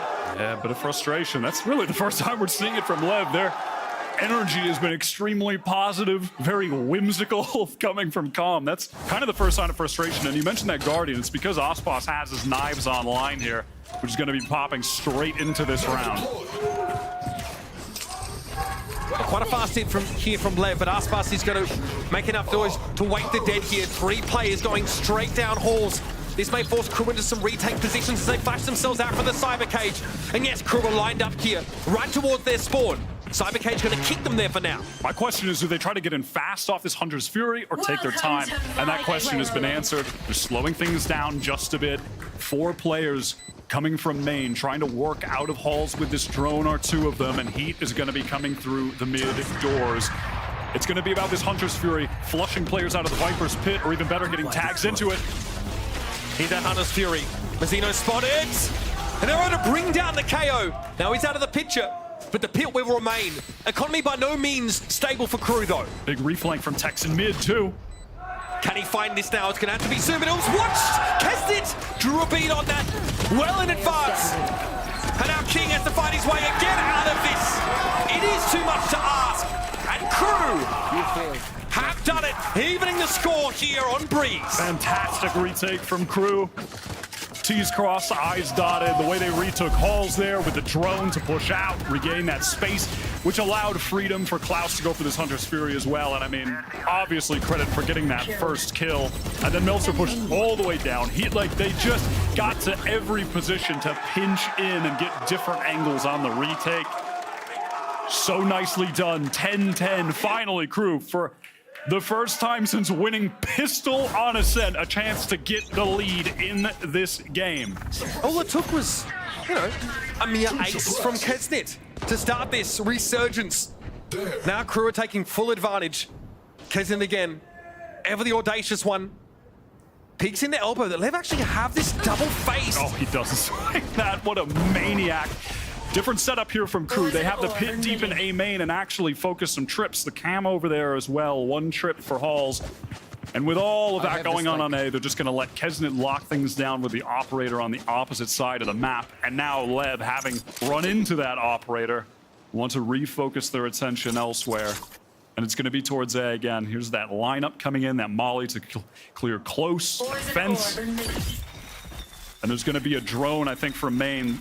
Actually, no drone for comp. No, there it goes. He's trying to drone into main, get this tag now onto Meltzer so they can spam him down, but he's able to dodge it, keep the pit up. They've activated Tex into Halls now. Let's see how far he can get. Vct trying to get up on the stairs, but Tex has been brought down. Halls control remains under the Crew banner. Nice little tight angle there from Shire. King, no opportunity to intervene there. Cam will see it all. King faces him down, but only good for one this time. And Leviathan are slowly losing control of this game, if not already. Crew inch ever closer to that map point. We're starting to see some good late game variation with these Crew setups. That was really nicely done. Risky peek from Kesnet aside. He was able to live after that early engagement, and from there the rotations for Crew, excellent. And it's a small thing, but Meltzer just being able to dodge that drone in A main in his pit is crucial to the round win. If he gets tagged there, he is getting spammed down. They have full A main control, but with him living, those LEV players getting into sight, they're immediately surrounded on all sides and now forced onto a bad buy.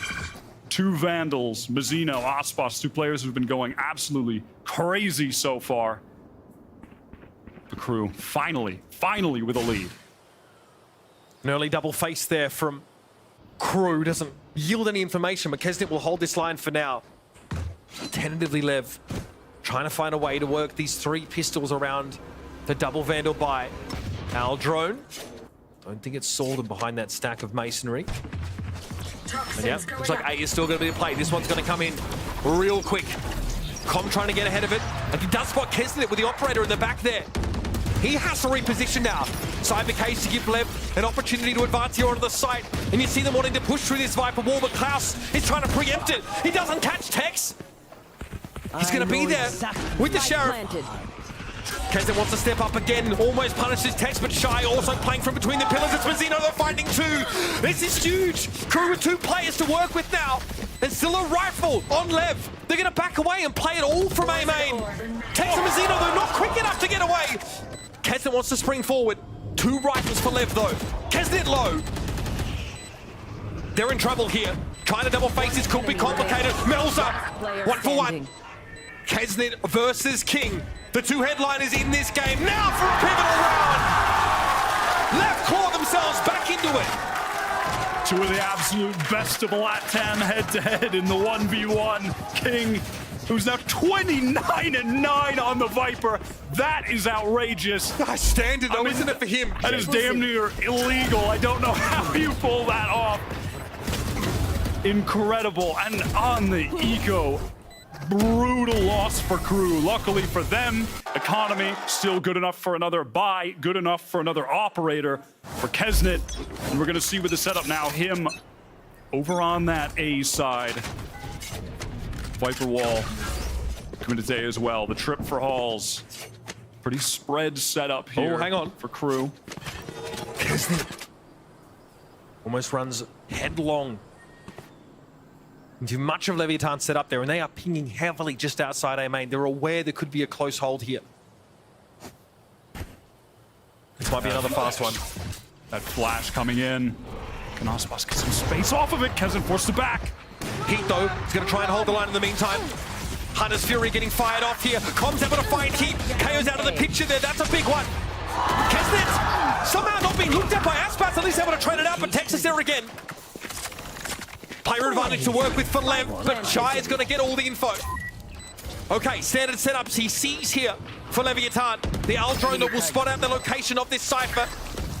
They're going to swing past that snake bite. Milza gets no help from Shai. And Leviathan are one step closer. It's crumbling at the very end for Crew. They've finally been able to keep this thing close. But Lev's A hits, they're just too good. Timeout going to be called now from Coach Adam. Use it or lose it. A man who you can't give enough credit to for what he's done with this team. A miracle there that Heat even gets one, frankly. They ping that close A-hole. They know, or they expect that either Heat or Kesnet is right up there. And they had the perfect answer in the Hunter's Fury to get themselves a freebie. And Aspas run wild on A. And in those past couple rounds, the op not able to get enough value for the Crew side. Kesnet wasn't really able to make anything happen with it. And not going to be able to afford an operator going into this next round. It's going to be all rifles for Crew. If they've got enough money to do so. I'm not sure if all the players can even buy them at this point. I don't think Shai can. He might just be relegated down to a worse weapon, but even still at the moment, no ultimates in play. But that being said, Klaus is just one off from his, which is going to be that Hunter's Fury. So we'll see if they're going to try and contest one of these orbs. Klaus has been playing quite passively so far.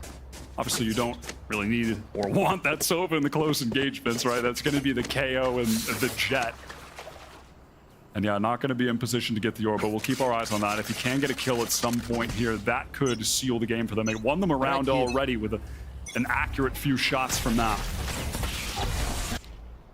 If King gets 2 kills in this round or in the rest of the map, he ties Aspas for the most kills in regulation time in a map in Americas. That is how bonkers his performance has been. And of course, it's Aspas. Yeah, I mean, of course, it's Aspas' teammate that he would be tying. But this is it. Crew's flawless run here in stage 1 on the line. They have not lost a match yet. And Lev with a win here, firmly taking a stance as the best team in Americas at the moment, arguably the best team in the world right now. They opt to fold away from this wire, but Lev don't necessarily have any purchase on B. Are they playing off this Halls lurk? There's no trip. And that's been a problem on a lot of these rounds, but Crew aren't going to make that fatal mistake again. Klaus has his eyes on that, and they're going to have to contend with the Cypher setup, Lev. They go for this B hit. He's rattling the cage, Mazzino over at B. How well can he sell this? I mean, he sold his soul for it, so he'd better hope it works out.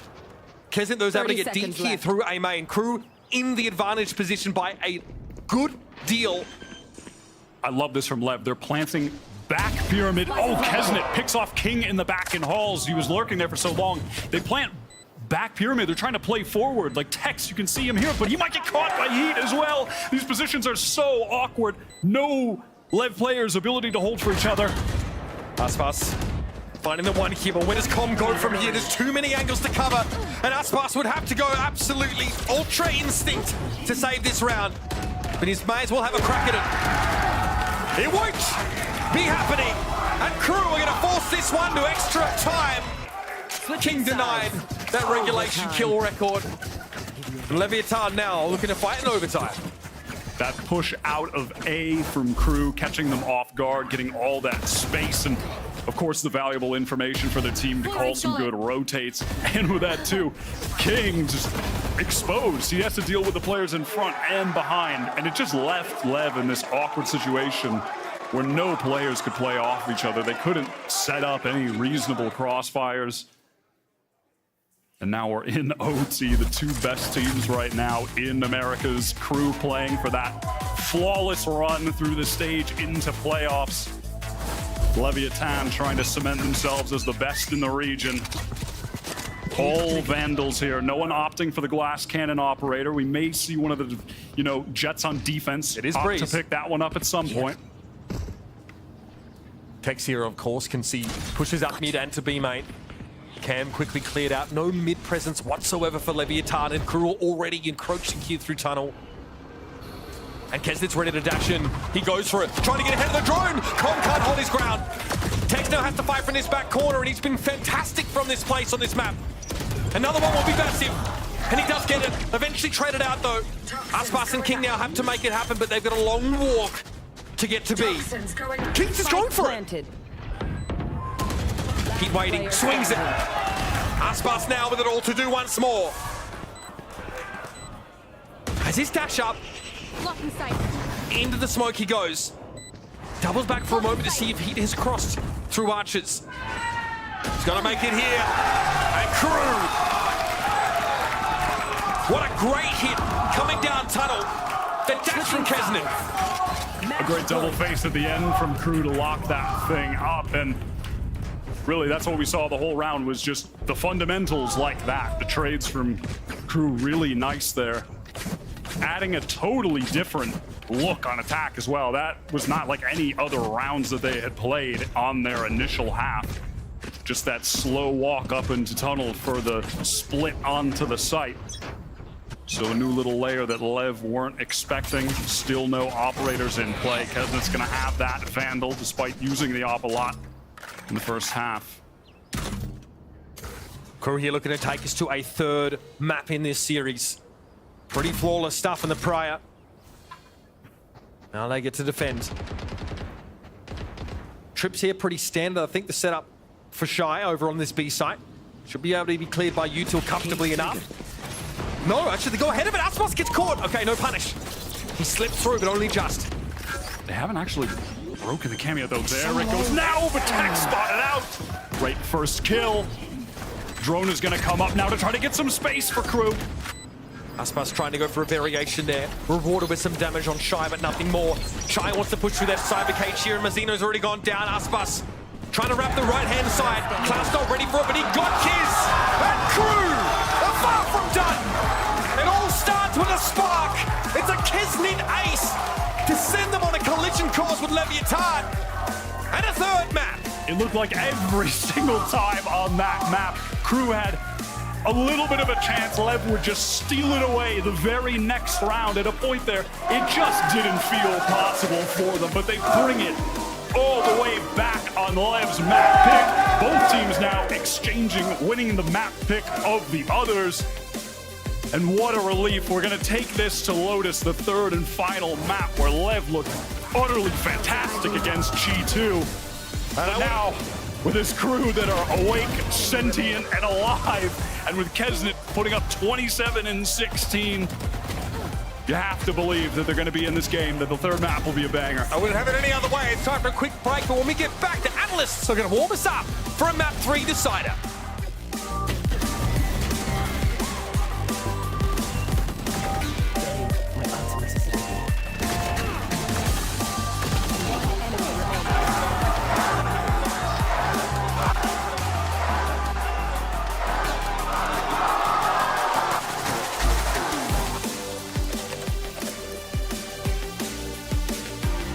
Wings.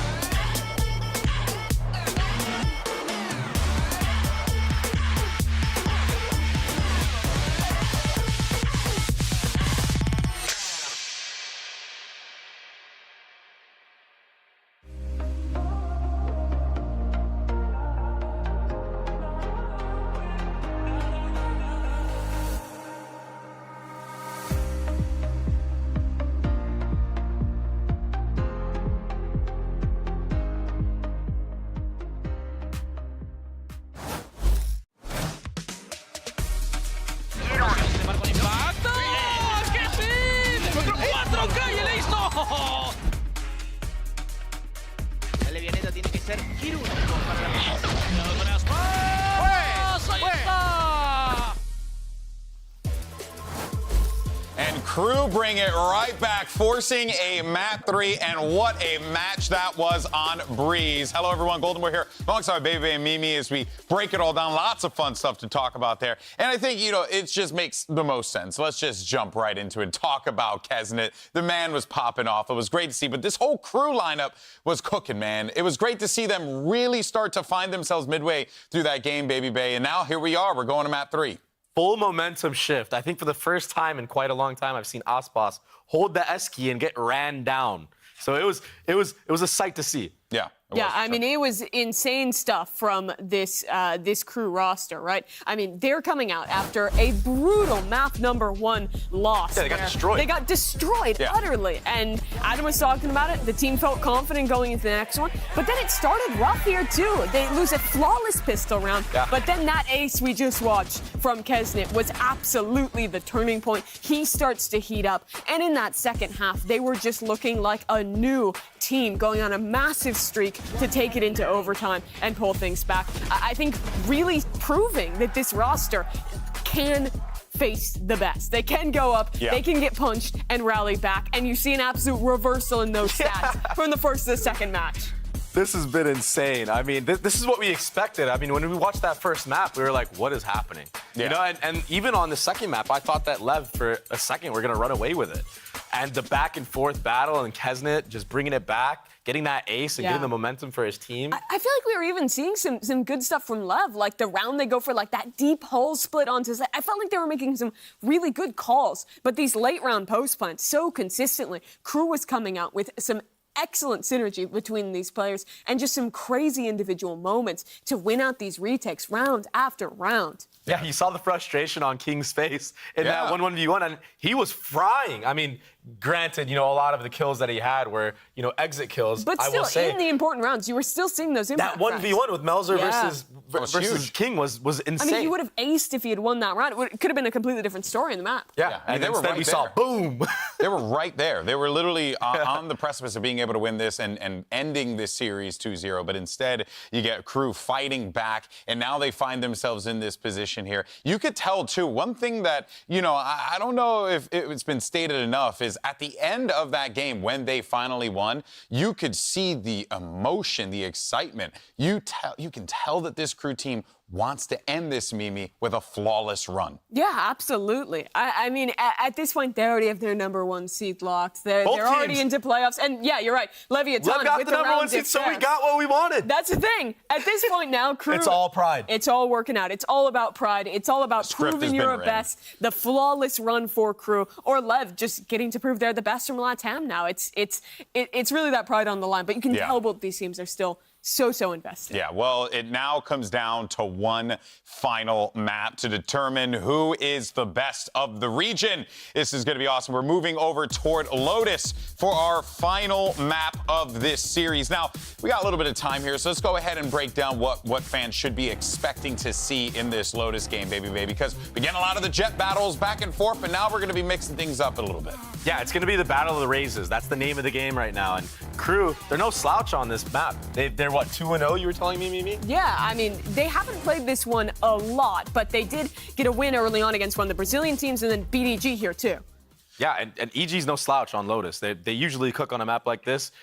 Everybody knows they won the championship on it. So to beat a team like that, I mean, that means something. So this is going to be a fascinating matchup that we're going to see unfold here. I am curious, though, if, look, I mean, honestly, the question is who comes out on top here? Who do you, now we're at this point, it's a BO1. Who takes it? I honestly think so much of this game is momentum and form, and KRU is so hot after that last win. That's been the defining factor of their whole season, right? Match after match. It's how they did their LCQ run. When this team is confident, when they're on a roll, they're really a difficult squad to stop. But also, Leviathan, I'm looking at Aspas on Raze. I've been more impressed with his Raze than his Jet thus far this season. And I think that their calling on this map has been great when we've seen them play it. I love what Mizzino can pull off on the lurks here. If there was a team to have confidence in, to come back and regain momentum, it would be LEV. Yeah, but for the KRU side, like you were saying, when they do get that momentum, they're crazy. And you know who's been a standout for me? Somebody who a lot of players thought was really toxic in the scene, and maybe he was previously, but we saw Heat in that last map. Oh, yeah. Calm his team down and be like, yo, I saw him looking around like saying, yo, we got this. And it was like, I couldn't believe what I was seeing with my eyes. He seems like a different player this season.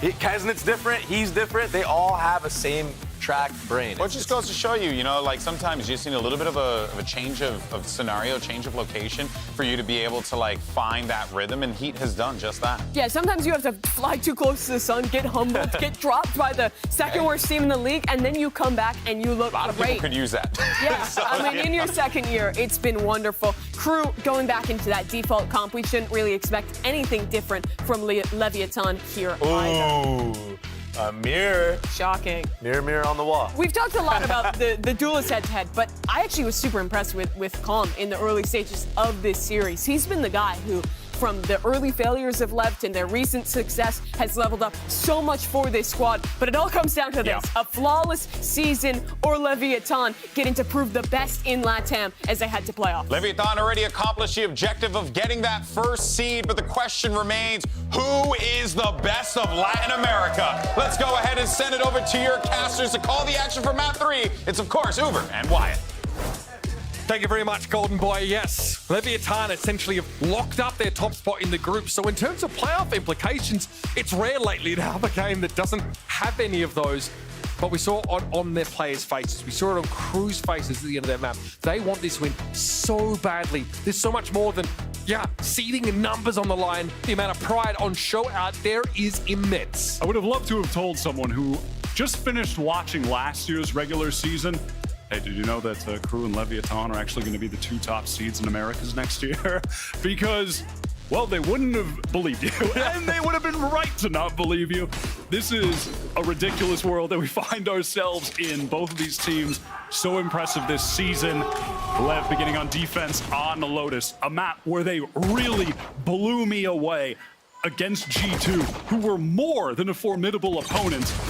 I love this. They've watched the footage. This is classic LEV to group with 3 and play that B main at the start of the pistol. Crew are waiting for it. And the pace now that they're moving through tree, gonna play it safe. Get into that site, get the spike down. Only Tex to contend with. Not too shabby. That's 2 for Tex. Going down immediately after, but gives LEV a fighting chance in this round. Mazzino. Hunter and Gatherer just getting his dinner. As well as an attempt. Unraveling this setup for Crew, but Heat barely a break in stride as he punches one through Mazzino. Well done from Heat, the man who joined this team at the beginning of the stage. And a lot of question marks around him, Crew. Meager performance in kickoff, an odd roster move that was not one that they were even expecting. It was one that was kind of forced upon them, and he's more than rose to the occasion, more than filled into this team. And so everyone's surprised, frankly, looking like the missing piece of the puzzle on the initiator role. And now Crew carrying some momentum over into this game, winning that pistol. They're going for the multi-Vandal buy, so they have a more reasonable, stronger buy on their bonus round after this. Playing for the Alt Orbs, LEV at the early stages on that A-long. Klaus here very non-committal about his A presence. He's about to get a high-low setup, rather. Aspas takes his head clean off. And that's going to bring Crew to have to go back into spawn, weary of those players pushed up A. They're going to re-hit that A now, but may have to spend some util on the clear. He does have 1 Prowler, but they're actually just going to contact through. They're going to have to clear out back rubble, make sure that no one is hiding in this corner, which he's going to right now. They're going to make some noise, a lot of spam, and just fall off. Oh, I love this. Oh my God, I love this. Drawn them over like a moth to a flame. The entirety of LEV over on the A side now. The freest sight for Crew over at C. The bounce back between these extremities, hard to keep track of as a defending team with limited information gathering capacity. 30 seconds In left. we go. LEV, though, realize what is afoot right now. And King still pretty conservatively is making his way here on a later flank. No real post-plant utility for Crew, so they're going to have to play crossfires, especially with this spike plant position. They can't play far back. Tails Mazzino taken down there back in halls. Heat having to fold around the corner away from the Prowler. It's going to be Aspas and Tex to fall. They know King is out there. There was an alarm bot that triggered his presence. Every contingency accounted for by Crew. And look at this already. Heat is one ult orb away from the Nightfall. They could choose to fight over C-Mound or towards A. Get that into his hands and try to convert this bonus. And again, they had bought 2 Vandals on that round as well for the purpose of having a good buy on this bonus round with stronger weaponry than Spectres, SMGs. And if they get the Nightfall, they've got a legit shot of running away with the game a little bit here early on. Not to get too ahead of myself, but looks like LEV, they're going to go for some early mound control. That one-way smoke going to come up, and Aspas and Mizuno going to push pretty close in off of it. Counter smoke there for the attackers, just to basically deny what that one-way would give you. Always look for Aspas on these defensive rounds. That's where LEV want to pop aggressively. Look at the cycle door. Everybody into tree. So fast into sight off the Prowler now and the Paranoia. King saw nothing in the end, and he's going to be caught outside of the play. Tex, the lone defender on A proper, was already taken down. King at least rewarded for his patience. But now 3 players from Crew shacked up inside A with Heat in tree. And Heat's still 1 orb away from the Nightfall. If he gets 1 kill, it'll be online. Some stairs presence now. Mazzino with the smoke over towards that A site. The Paranoia to be played off here with a potential explosion from stairs.